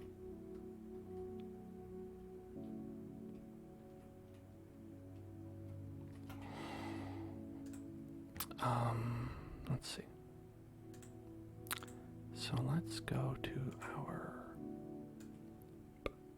no, not there. Health pickup. Let's see.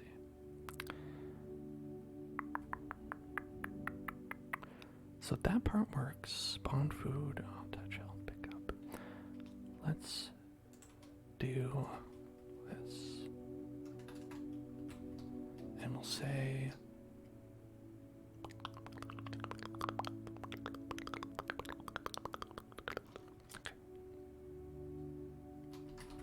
print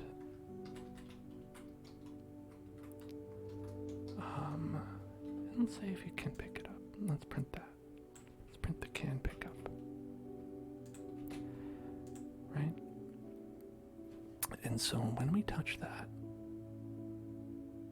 it should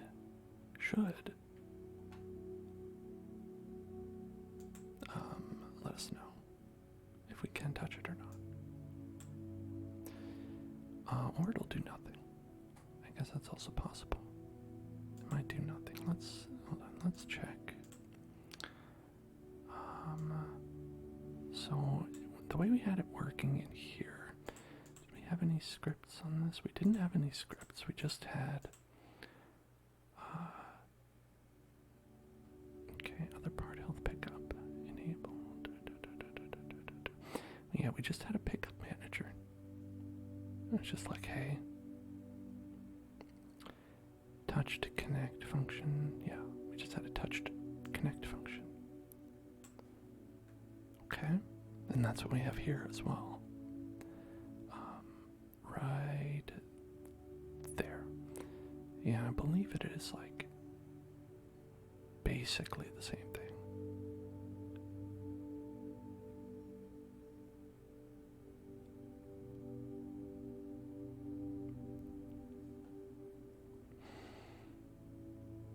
I think so anyway. Not sure. We'll see. Okay.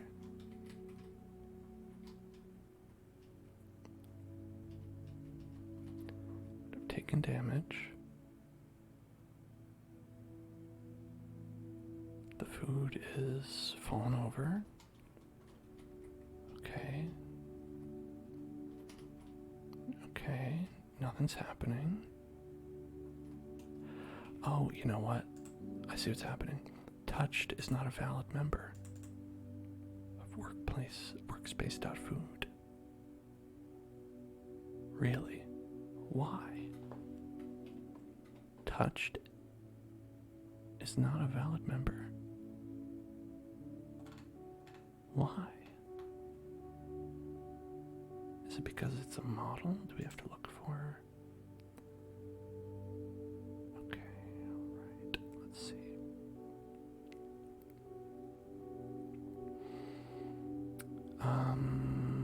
How about... Okay. If we do chosen food dot child, or is it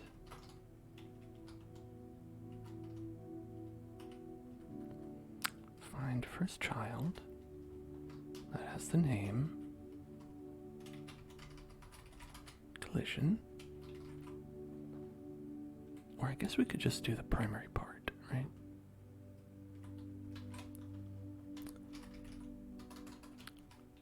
Since we do reference that like 2 lines ago. Primary part dot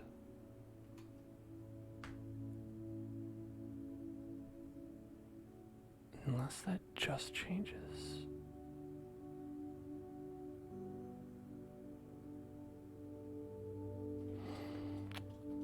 I guess one way to make sure that it all fits is to put it all under there, right? Yeah. Okay. Primary part dot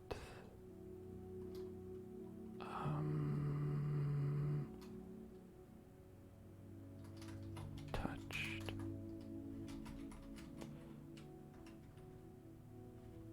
Primary part can't be touched. What?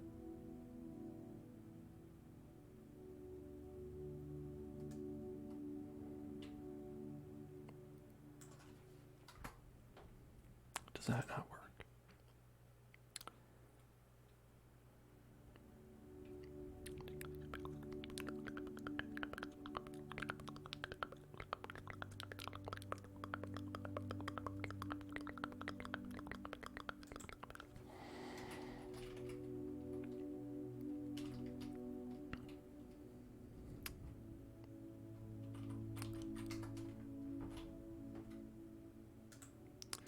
Yeah, because then we'll have to change this to the parent.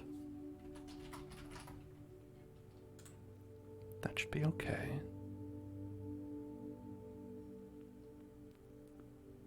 We'll do .parent destroy. So you want the parent to be destroyed.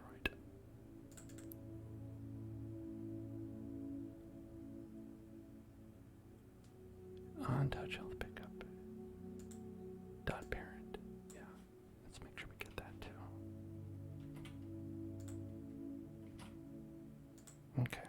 So that should be all you need. Let's see.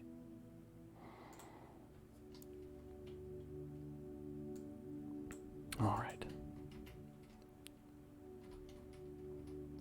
There's our burger. Time to get delicious.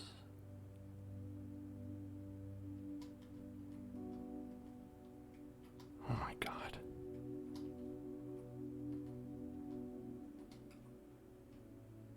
It's like just exploding into a nightmare of objects. Having 1,000 skeletons was not causing as much chaos as this.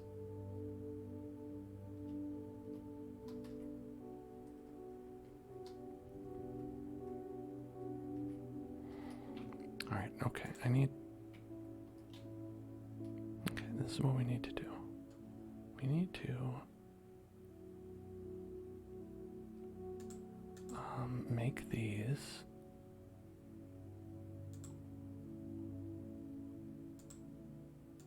not colliding touchy.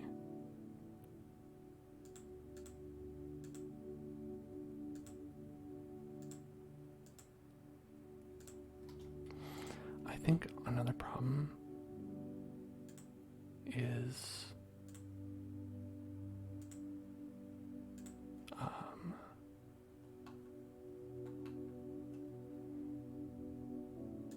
there's just way too much detail in this.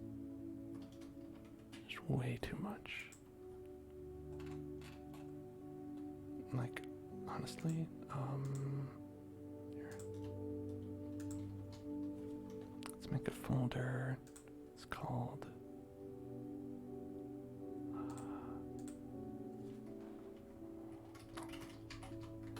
temp.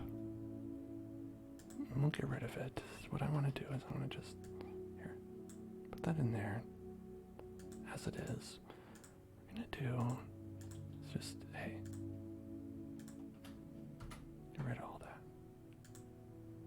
Okay, just get rid of all that. We don't need that. Just this. So that's the only part that really matters. And maybe I'll get another part. It's just there, right? Okay.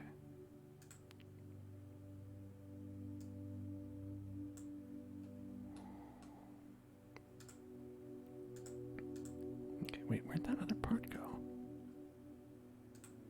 All the way over there. That's not useful. Why would I want that? Get over here. Okay.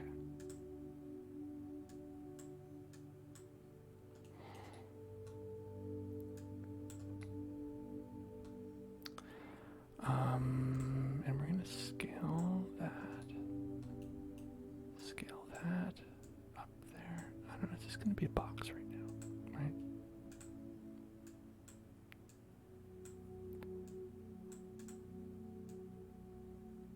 Yeah. So it's a box inside of another box. Box in a box. A box.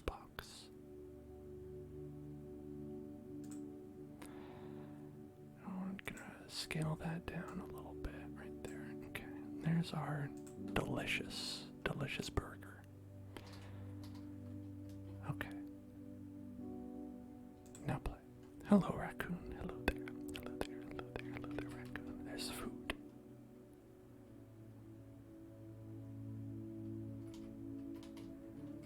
Okay, it's still not responding to touch. Oh, wait, I know why. We didn't put it back. Okay, gotta put it back. Okay. It's going okay. going pretty well. You've got a gun. What else do you need? Well, there's another one. Double. Okay.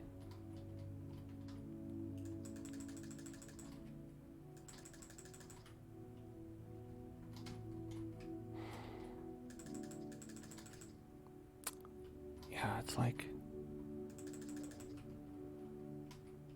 not recognizing so far.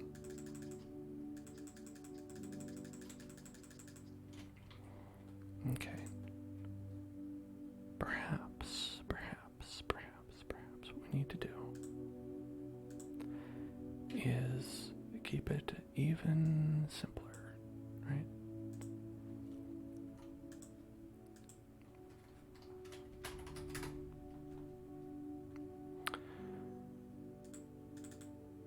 All right. Is there food? Okay. And then we're going to change this.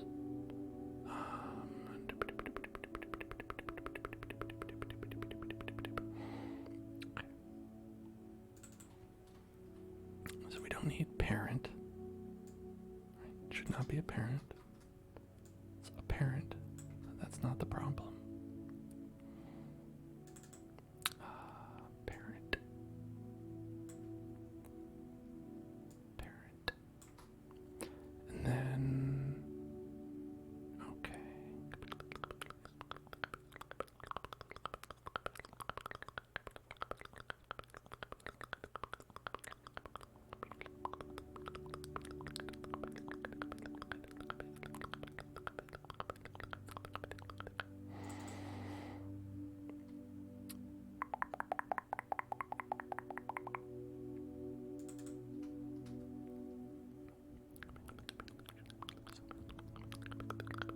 So right now we're making a health pickup. And we're trying to make a function that when you touch the health pickup, you get health. And then the health pickup will go away.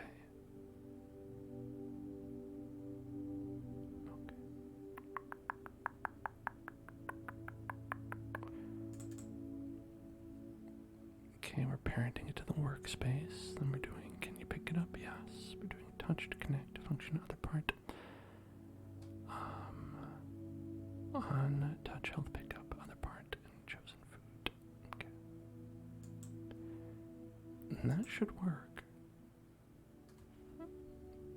Again, don't know why it wouldn't. Alright. Pop pop. Okay. They're just spawning in this one place. I don't know why.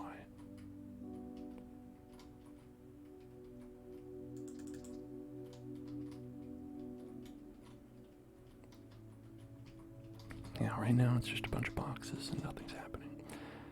But it's not creating an error, you know. So we have a print on the touch health pickup, and that's not happening. So that means that's not occurring. Let's see. So let's go to the print statement, and we'll say no. It's literally just you touch it, and it makes your health go up. Like we're not like it's not like a usable. It's like literally like a ball chicken in Castlevania, or perhaps a health pack in a shooting game that has health packs. You know what I'm talking about. Let's see.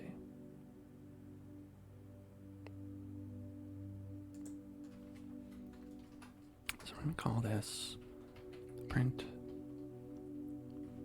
chosen food, get attribute, can pick up. I'm missing a line to give a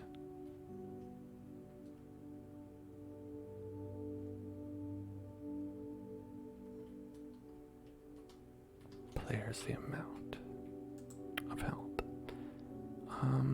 Well, we do have that. It's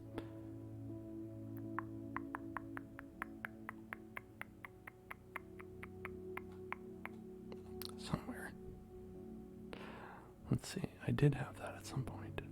Right here. Humanoid.health plus equal to health value. The problem is it's like we're getting this far and we're printing that, but we're not connecting the function. The connecting is been hard to learn for me. Where we have, well, we have a print and that's not showing up, so it's actually not even doing the touch. So that shouldn't matter because we could be doing anything on the touch. The problem is it's like this connection function that I have is not connecting to this. And I wonder why that would be. Okay, touch to connect function with the part. Especially because I am copying this from another script when it was working.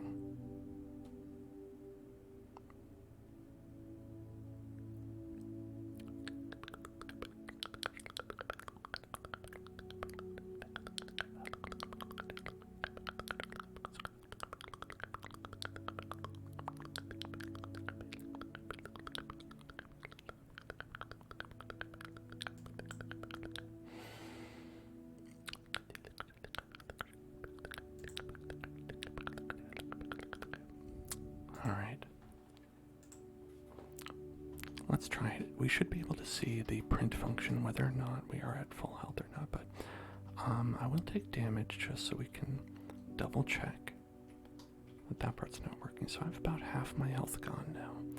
So when we touch this, it should restore some, but it does not connect at all.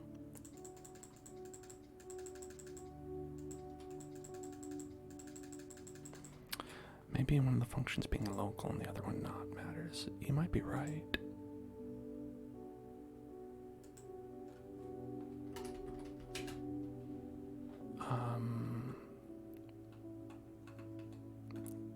It's possible.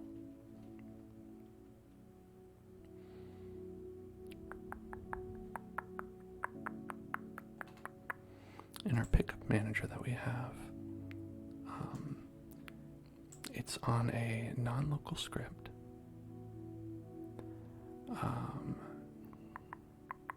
It's on touch, local function, local, like, I think it might be okay, we'll see. Okay, let's touch it again. Okay, no.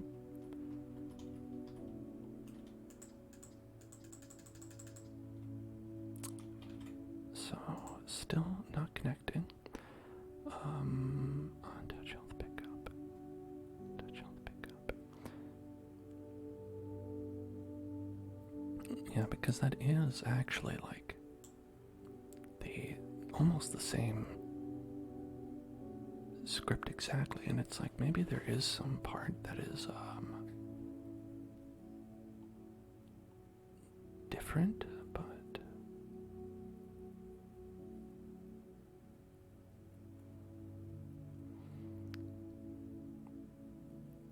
because the only parts that are different that I can see are parts that are like where we needed them to be different because of how it works in this, or the names, right?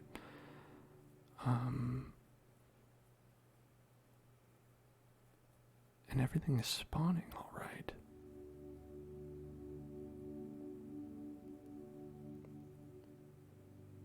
So that can't be it.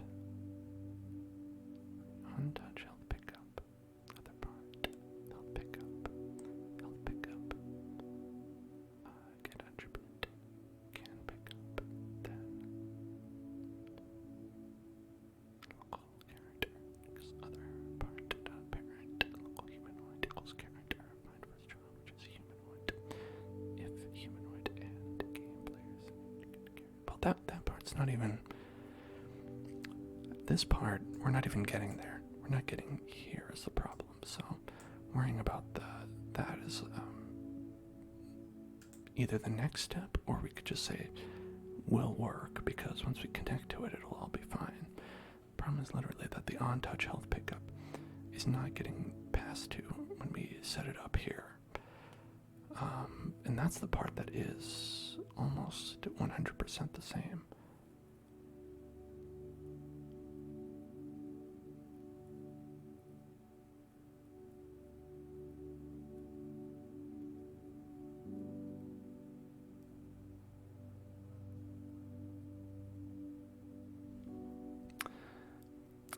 And we have spawn food, take food out of the folder and into the game, chosen food, maths, right, that's fine, spawn points, help pickups, get children, we have that, help pickups, get children,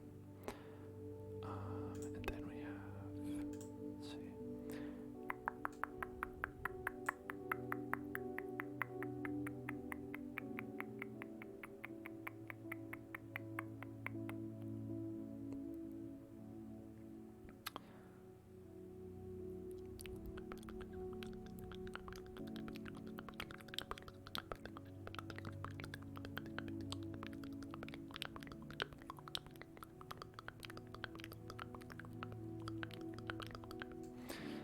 now, it could be in the way that we've set it up and not the script. Like, we did have things with the food here earlier. Let's bring the food over to the workspace. Because the food now, literally a box. And the way we have it set up is that it's not anchored. But we have two objects, one visible, one non-visible. We could set it up so that we don't have this invisible part, we just have this visible part, and it is simply, here, we'll make it visible, okay, and let's see.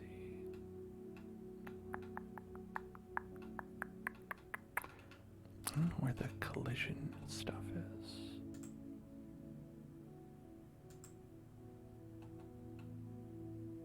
Locked.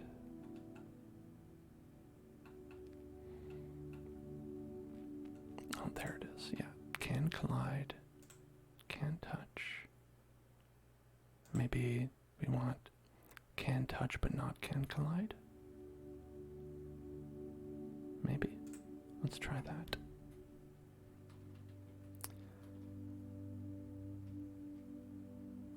Okay. Where is it? Oh, hold on. I did it again. Oops, I did it again. Pickups, food.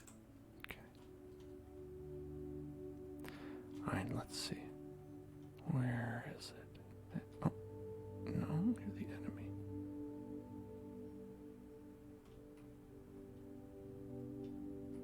Wait, where'd it go? Hang on.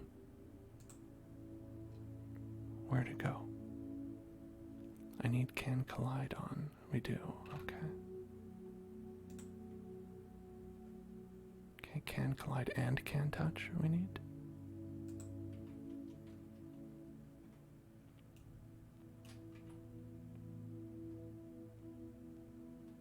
Okay, there it is. Yeah, collision. Otherwise it'll fall down. Yeah, I see. Okay. Alright, well, we're getting the falses, so I think that's good. Let's... Here. Took some damage. Not getting health back. But we're getting a lot of these lines on... Here. Let's see. On health pickup 13. Let's see. 13, which is here. Okay, so we are getting to here now, so that's good. We did get through. Nice. And so, yeah, so we're getting a lot of trues. There's one true, then false, false, false, false, false, false. So, okay, alright. So this part wasn't going through, so this part might not be working. But still, that's good. Okay, so if we can pick it up, it will happen once, and then it'll happen, and it'll be false afterwards.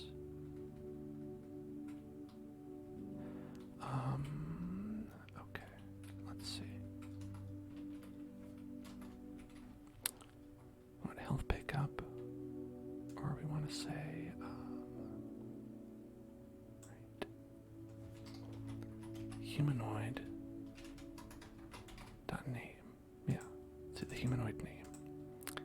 Okay, so we touch it, we'll see the humanoid name.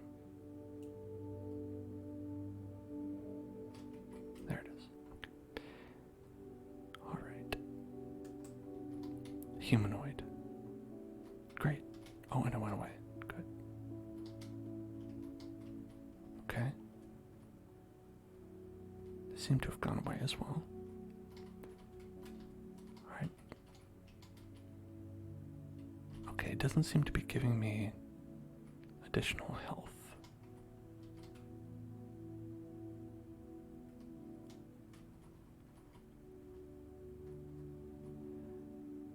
At that time, the enemy walked over it.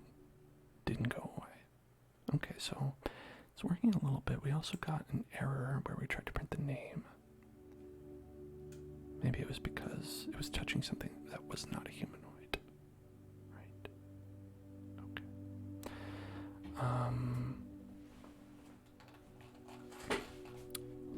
So let's get rid of that then.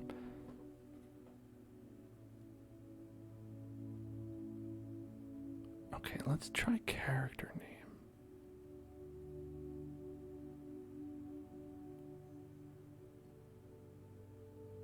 Okay, maybe.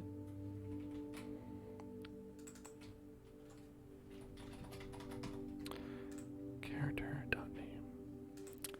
Because the problem is, I think it's not healing for some reason.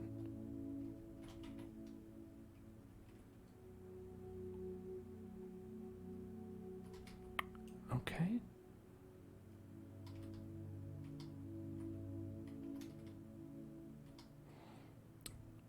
Workspace, my favorite character. Okay, so Hellzone Club is popping up, and that's good because Hellzone Club will be the one that's in get player from character, right? And we didn't get any errors, so that's good. Okay.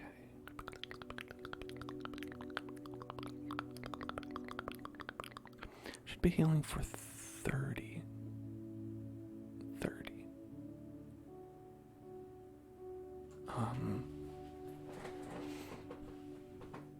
I don't know. I think it should be fine. Here, why don't we do it like this? Let's assume we're getting to this part because I think they have been going away. And we'll go down here and we'll say to print, because I want to make sure that we're getting past this barrier. Does it update it on the UI? I think it does. I think it should. Because this is how we did it in our other game that we were making, a practice one. Let's say plus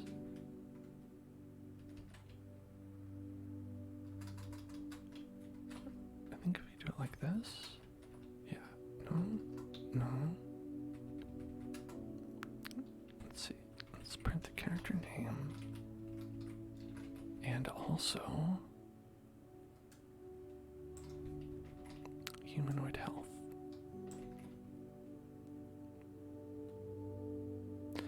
And then we'll do humanoid health after, right?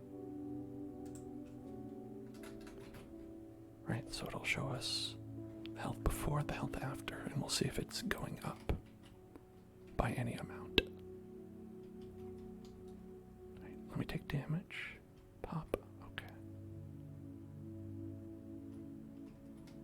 100%. 100 to 100. Okay. Is that like my max health? Is it trying to change the maximum health?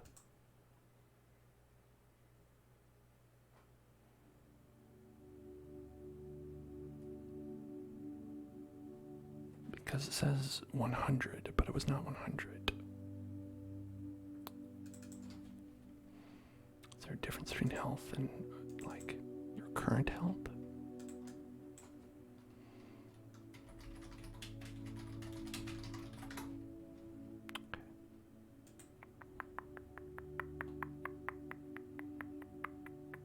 No, they have max health.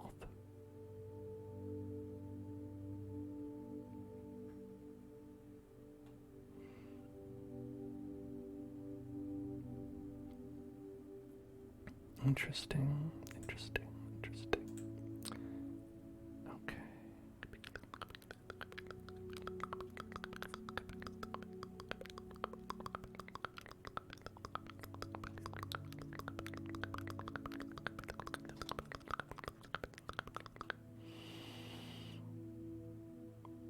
Yeah, max health is how much you can have total, but that's, not what we're doing.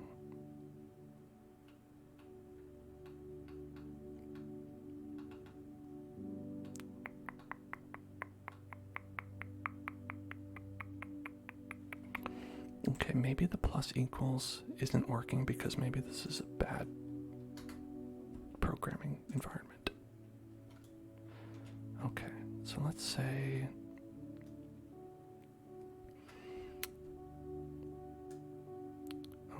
let's do it like this. Plus health value. How about that?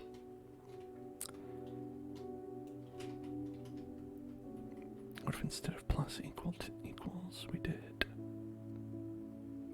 the long way around? No? Okay, that's not it.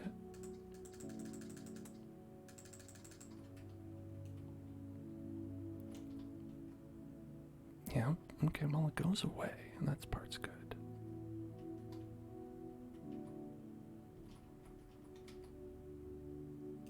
Okay.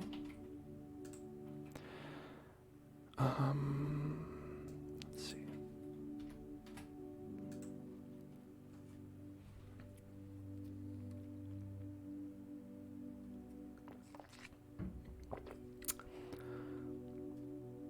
Let's do...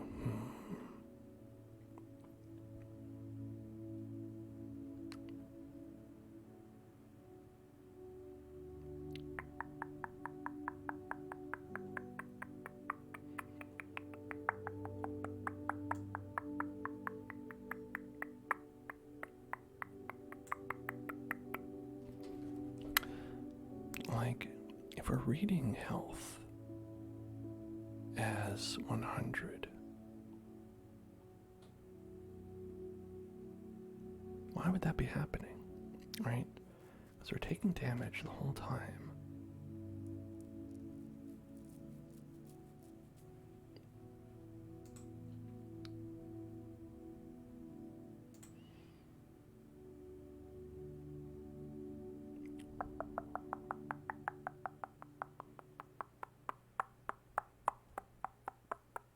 Like, here's our kill player script from our test, which was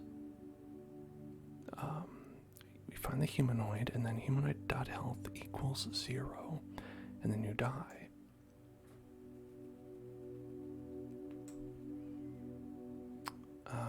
And so it should be not that.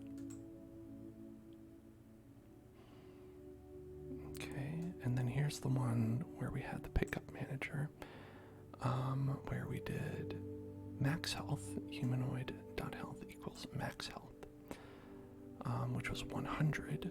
So we just set it equal to 100 straight up. Now we could try doing exactly what the, here's a healing code, right? By default, Roblox characters have 100 health. So let's create a heal amount variable set to 30. We can then use the humanoid.health property to add health to the player that touched the pack. Local heal amount equals 30. I have that here as a health value. So on part touch, other part parent, humanoid, find first child, which is a humanoid. Then if humanoid, okay, so we're there. Part parent equals other part dot parent. Humanoid equals part parent, find first child, which is a humanoid. We have a humanoid. We have first child, find first child, which is a humanoid. So right there, boom, boom, boom, boom, boom. What they do is they say local current health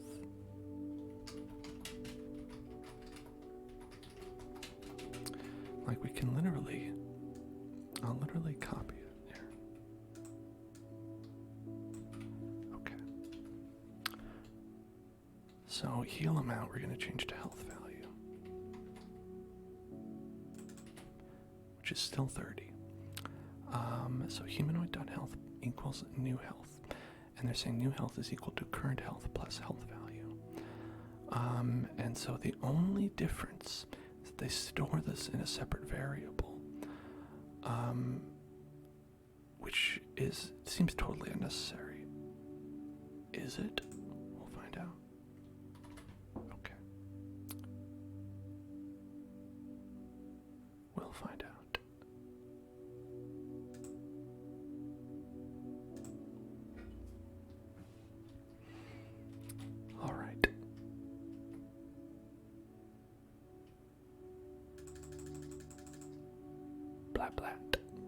Okay, let's get this. Okay, took about half our damage and health. Oh, popping out of there. Okay, no. Nothing. 100. 100. It says 100.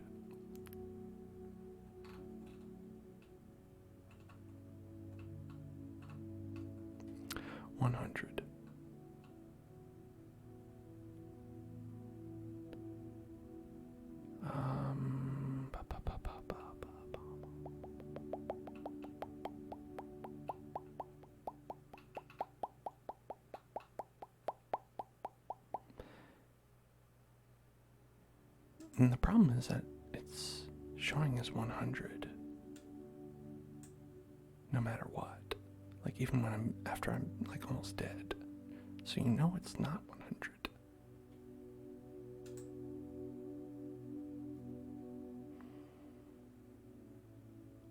And when we have let's see, the enemy, where do we have that? Player, do we have it in character function? Damage player, right. Okay. Take damage equal to the attack power of the enemy.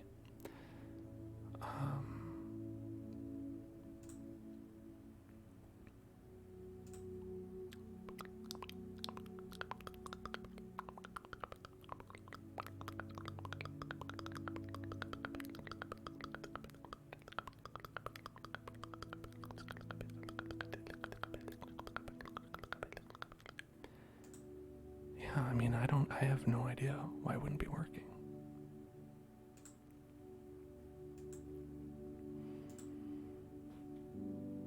You know, it's like we are literally using the code from the Roblox website. And it does not work. I've even taken,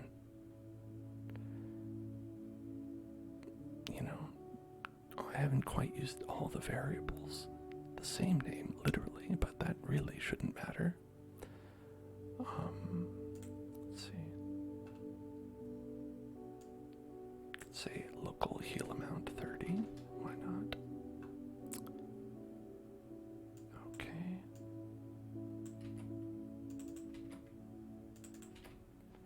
Now it is 100% the same. Alright, if humanoid, like this part's getting through because we're getting the name, the health, and the health. So this code is running, so we know that all this is fine. Let's see.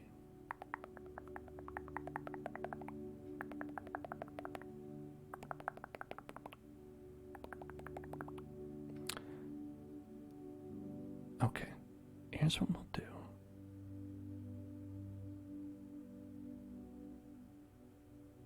Current health. Is current health not updating for some reason? Right, because it's showing us 100, which is full. So when we're damaged, let's check this when we're damaged. Okay, so that's in character function. Alright, and so let's just print the humanoid health after we take damage. So we'll be able to see exactly what our humanoid health is at all times. Okay, so when we get hit, 90, 80, okay. But it's actually, it's 100 according to that box. Now it's 50 according to the skeleton. But it's 100 according to the box.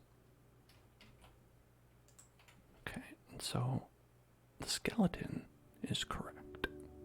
Right? Humanoid.health. That's what it would be. So, the only thing this can lead me to believe is that we're not healing the right thing. Right? We have to be referencing and healing the wrong thing for this not to be working. Which would be weird because we are getting Hellzone Club, right? That's me. I'm Hellzone Club.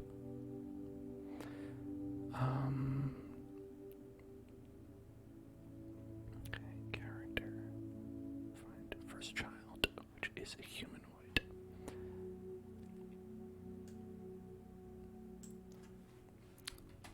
Parent dot name. Let's not check the.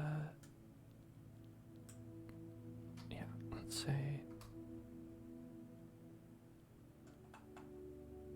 Good character. Find other part dot parent. Yeah, maybe. I don't know. Humanoid.parent.name should be Hellzone Club. I believe so. Yep, okay. Still is. Still is. Current health equals humanoid health, and then that, and then that, and then that, and then that. Okay.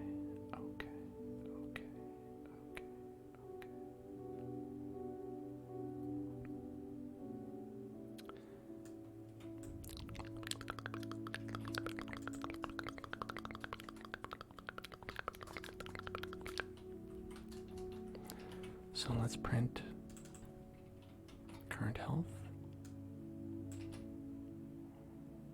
and then let's print new health,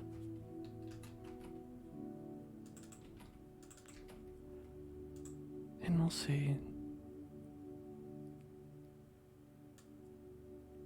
if that is in fact changing.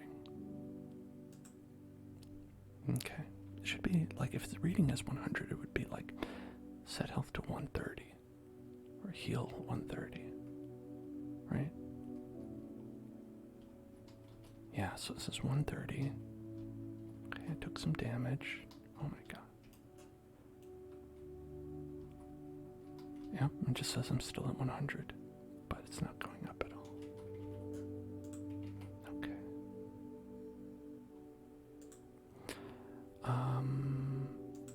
If we did this,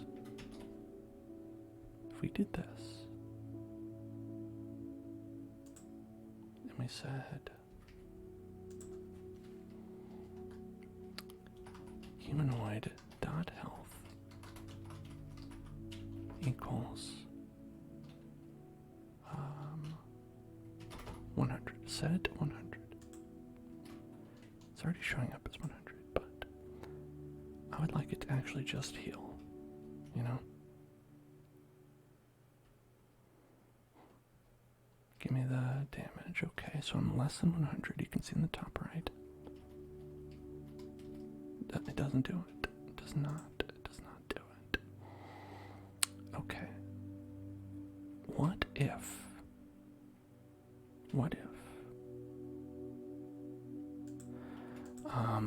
We say instead of this, we go, we just find ourselves players. Game dot players.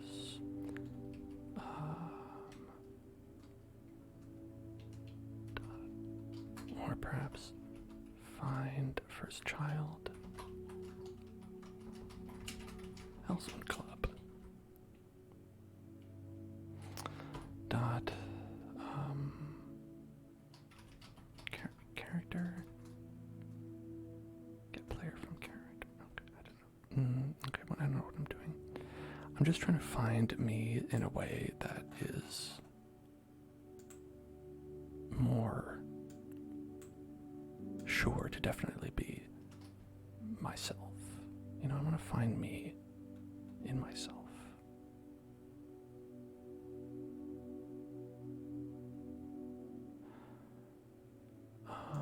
Let's see.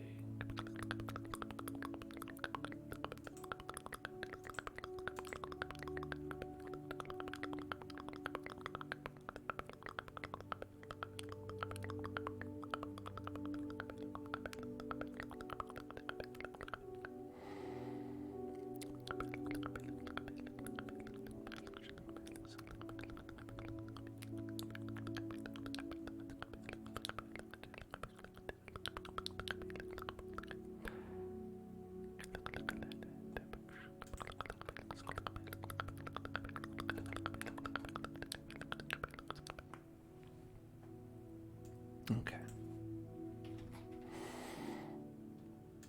Here.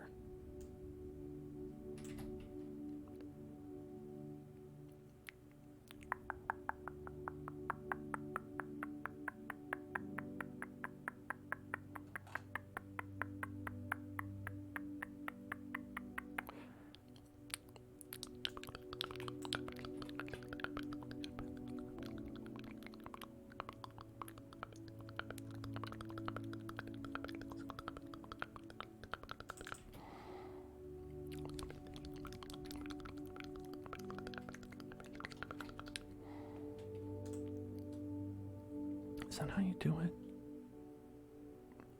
Game.players. Game.players get characters. One dot character, maybe.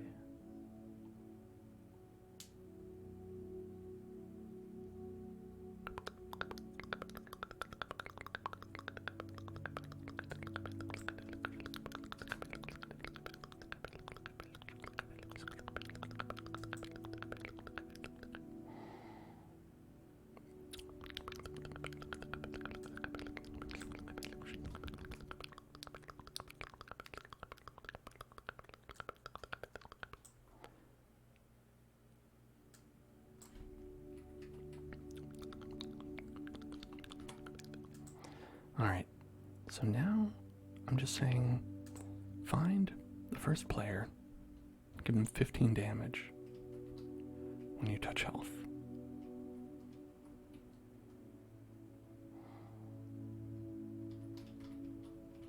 Nope. Okay, it says 85, 115. So my health is showing as like going down.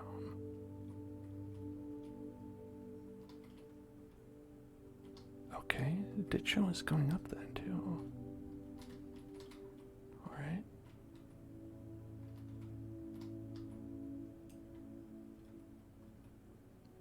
Okay, the health went up. The health went up somehow when I said to take the damage. Let's see, character, parent.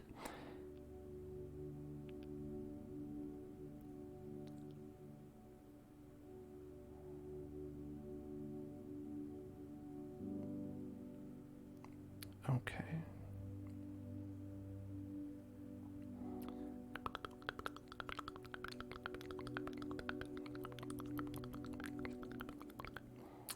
Let's do it this way then, right? Maybe the problem is something really persnickety, right? So let's just do this.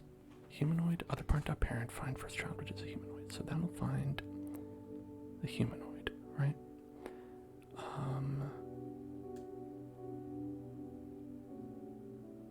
Okay. And then we have local character equals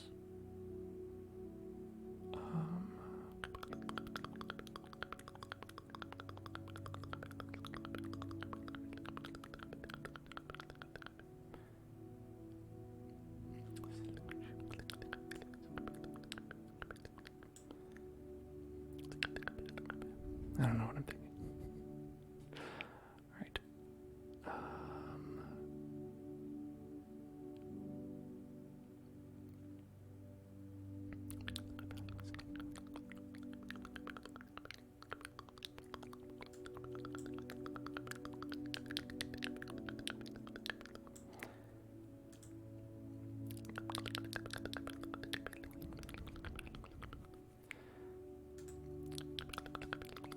Alright, let's...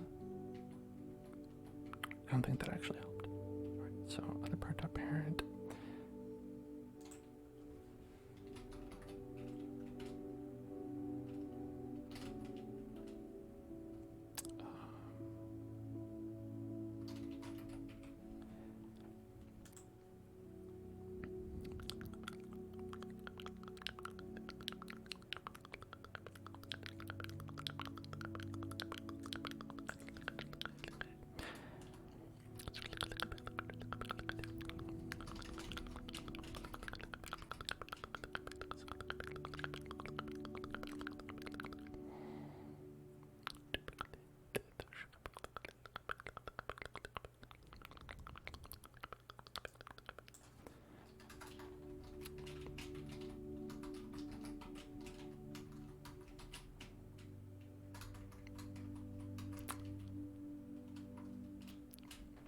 How do we say is a type of character? I want to say is character a type of character? Let's see. Alright.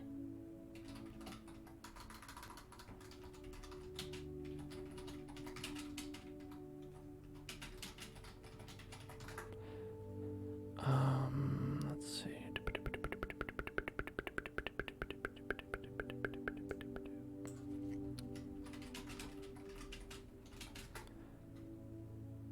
Okay.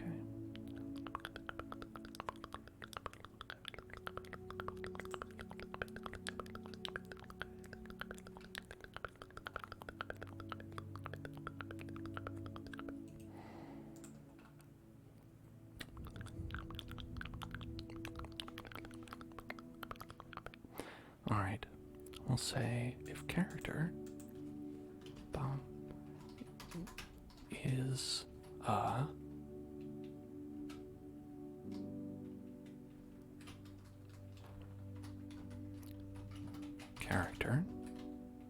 character is a character, then do this.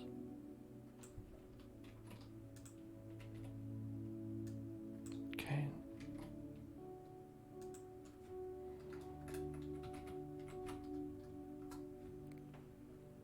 And we'll see if that continues to go. So I want to make sure that we're talking about a character, right? I don't know that we are. I think we are, but just to make sure.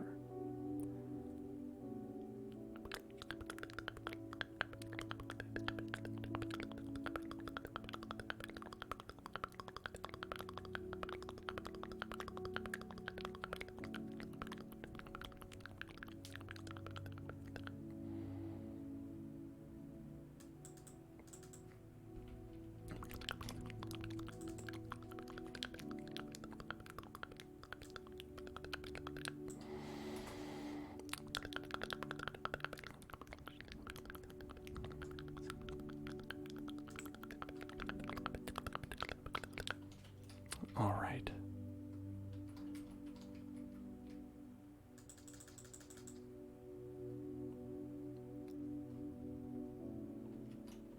Alright, took some damage. Then we're going to touch this. Okay. Or maybe character is not a character.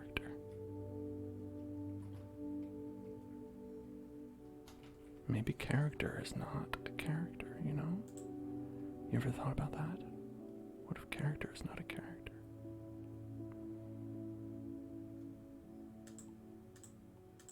Seems messed up, but it could be true.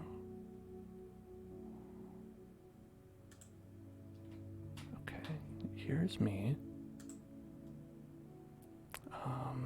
The skeletons and food all spawning around. Alright, and Hellzone Club. There's me. I'm the Hellzone Club. Hello. And we have the humanoid, right? Okay. And we are asking,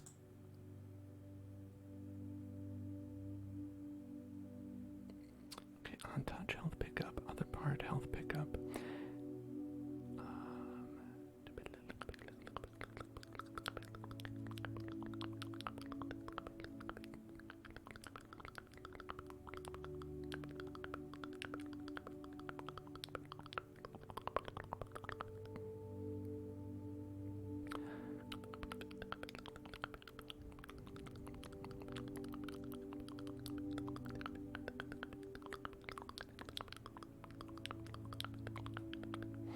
Now, why would this be not true, though?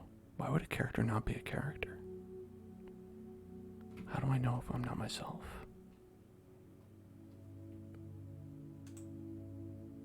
Right? Like, if you look at these big stacking boxes that we have, you know, none of them are going away. This is ridiculous.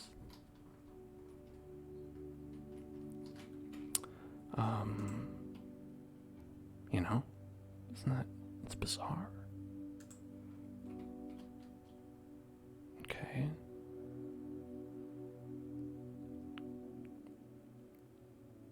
Okay, this character should be a character.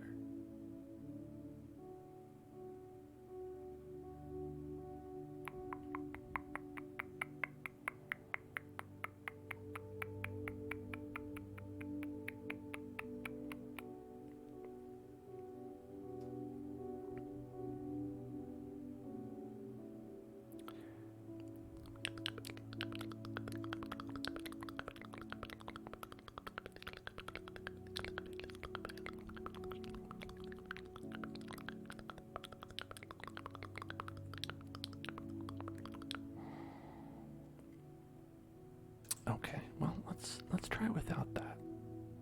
Right? Let's try without that.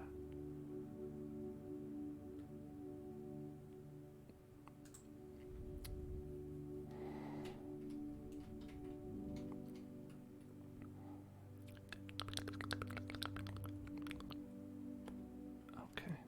Touched me a little bit. Then, okay, yeah, so it goes away. Does go away.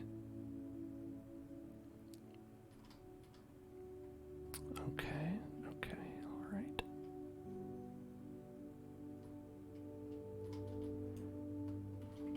Yeah, so apparently we're not a character. Apparently I'm not a character. I thought I was a character, but I guess I'm not. And then class name.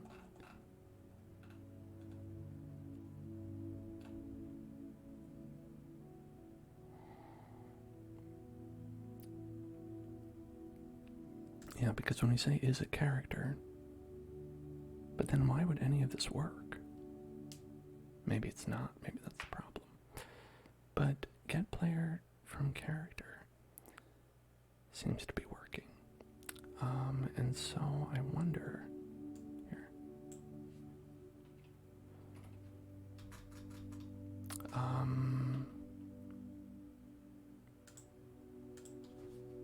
since we're going through, let's see what's happening. We'll do print that.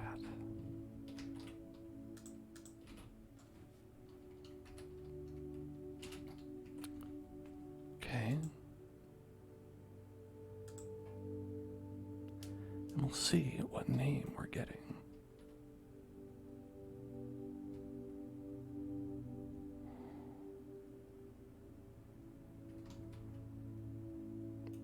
Hellzone Club. That's me.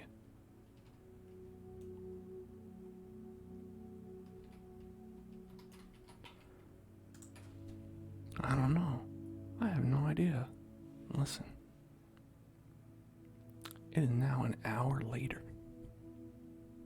1 hour later. Yeah, it's been about an hour trying to figure out why we couldn't simply increase the health of player when they touch a box. I don't know. Roblox? I don't know. Don't know. I can't with you sometimes. Listen, if any of you out there are programming geniuses and can figure this out, please let me know. Otherwise, I guess we'll try and figure it out some other time. All I know is nothing. I know nothing. Jon Snow. I guess I would be Jon Snow in that situation. Damn. Oh well. I think that'll call it for tonight. I'm tired. You're never gonna find the answer to any problems when you're tired. So, if you are facing a challenge in your life, take a break. Sleep on it. Come back when your mind is fresh. And you can do anything. Even be a character. Don't let anyone tell you you're not a character. You're a character, okay? You're valid, and you're awesome. And I will see you in hell.